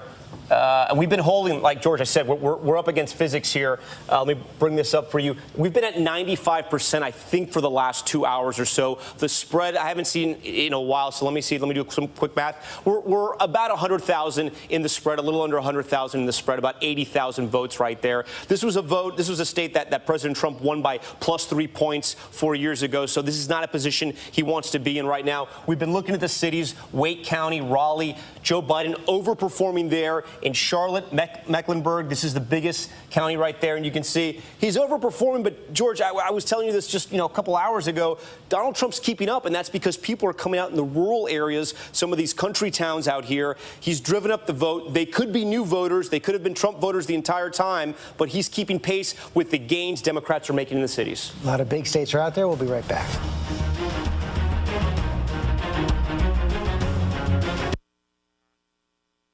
Welcome to Disney Plus. Are you ready? Drop in and explore. The action, the adventure, and the originals. There's no limit to what you'll find. These are your worlds. So come on, dive deeper into the universes you love. Wherever and whenever you want them, you'll find them all here on Disney Plus. Now could be a good time to have another baby. Are you crazy? I'm in love with you. Now that I said it out loud, it does sound weird. Please stop. When I see you were so fine, I had to remind myself to breathe. Let's do this. How's your quarantine going?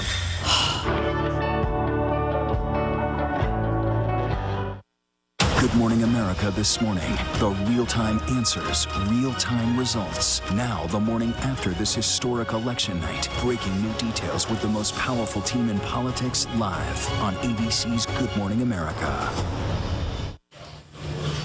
Okay, we are back now from our ABC News election headquarters, and you see there we have the popular vote up there. 82% of the expected vote is in nationwide, 132 million total votes, plus that is approaching the total number that voted in 2016. The estimate is 160. That would shatter all records.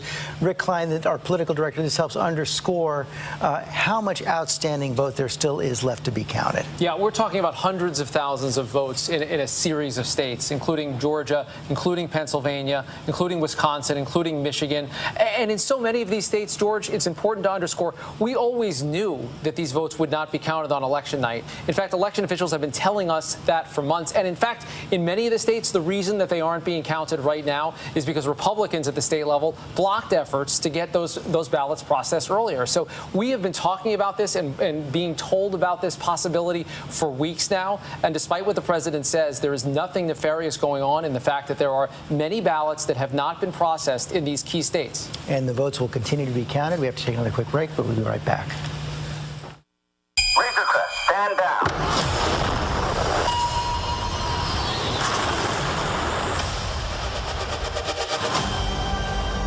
I've been quested to bring this one back to its kind. If I can locate other Mandalorians, they can guide me.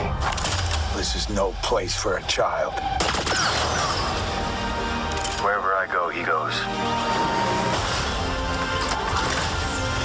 The Mandalorian, new season now streaming only on Disney Plus. What's the most innovative daily news podcast out there to listen to every day? Well, the Edward R. Murrow Awards say it's Start Here, the daily news podcast from ABC News. Even the New York Times calls us a top news podcast worth listening to. So if you like getting behind the biggest news stories of the day, inside all the details, the backstory, and what will happen next, then listen to Start Here, the daily news podcast from ABC News. It's like no other news podcast out there. Even the critics agree. Listen free on Apple Podcasts. Now, when it matters most, the straightforward facts. ABC News is America's #1 news. #1 in the morning, #1 in the evening, and the #1 show on all of television. #1 in late night versus the competition. #1 in politics versus the competition. The #1 daytime talk show. And #1 in streaming news. Most trusted, most watched. ABC News is America's #1 news. Oh, look at this clear sky. Hey, clear sky, guys. Made it through.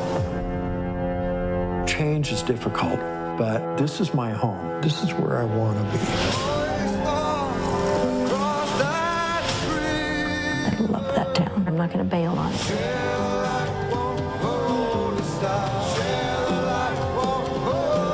Big deal. New beginning. Rebuilding Paradise. Network premieres Sunday at 9 on National Geographic. Welcome to Disney Plus. Are you ready? Drop in and explore. The action, the adventure, and the originals. There's no limit to what you'll find. These are your worlds. So come on. Dive deeper into the universes you love. Wherever and whenever you want them.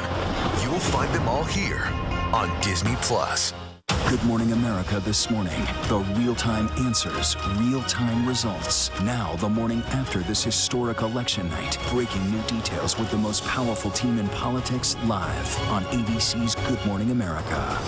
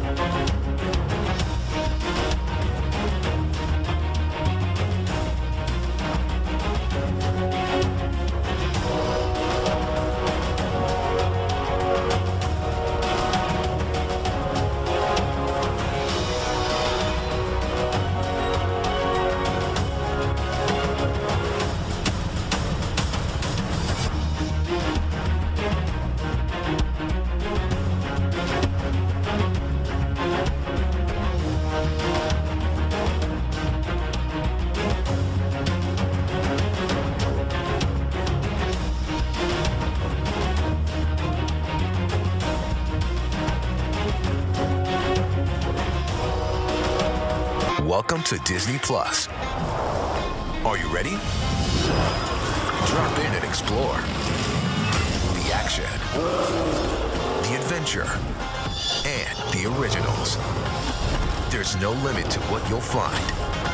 These are your worlds. So come on. Dive deeper into the universes you love. Wherever and whenever you want them. You'll find them all here on Disney Plus. Now could be a good time to have another baby. Are you crazy? I'm in love with you. Now that I said it out loud, it does sound weird. Please stop. You were so fine, I had to remind myself to breathe. Let's do this. How's your quarantine going?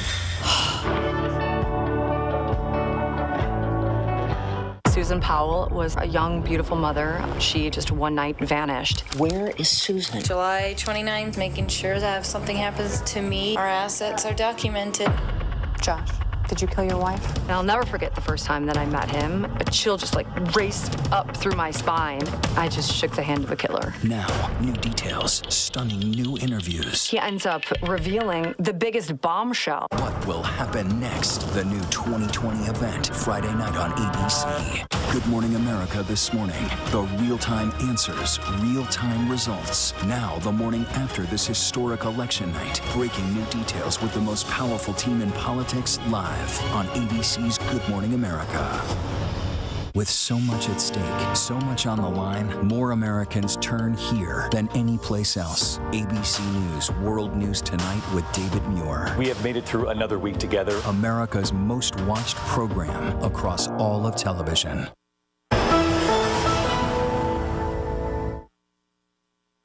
Live from ABC News election headquarters in New York City, here again, George Stephanopoulos. And we are back 3 a.m. in the East, midnight in the West, and this is where things stand right now. Joe Biden has 221 electoral votes, winning 18 states. Donald Trump, 213 electoral votes. He's won 23 states so far tonight. One of the things we want to keep an eye on now is what's happening in the financial world as they digest these results that are coming in through the night. I want to go to our chief business correspondent, Rebecca Jarvis. Rebecca, track what's been happening over the last several hours.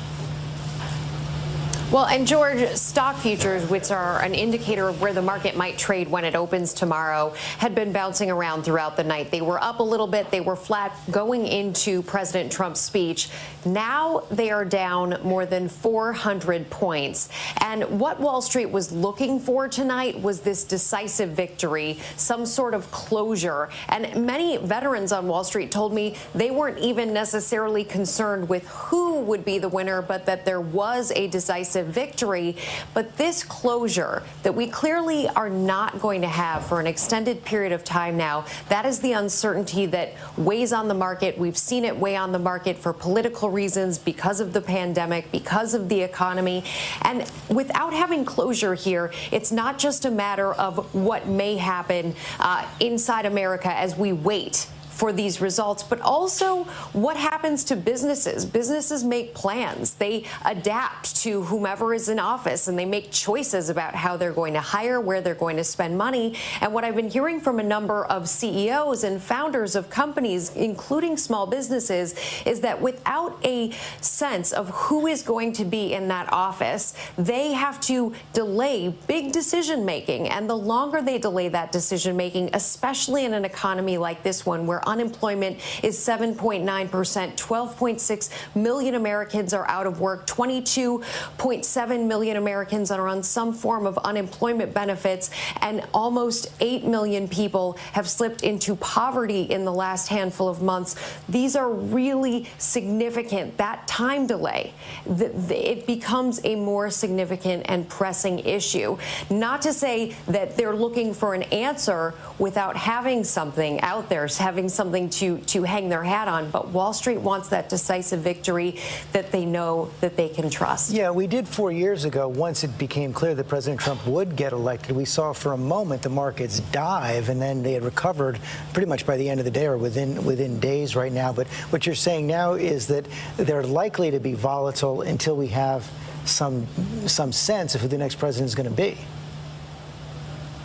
Absolutely. And your point is a very valid one. I was thinking a little bit deja vu 2016, because at this point in 2016, overnight, the futures market was selling off, but by the following day, stocks had rebounded and actually closed higher the day after Election Day. That said, this is a very different time, and the economy is facing very serious headwinds. While we've recovered a great deal from the losses imposed by the coronavirus and the pandemic, there's still a long way to go. And George, when you look at where things stood when President Trump took office, 4.8% unemployment. Today, 7.9% unemployment.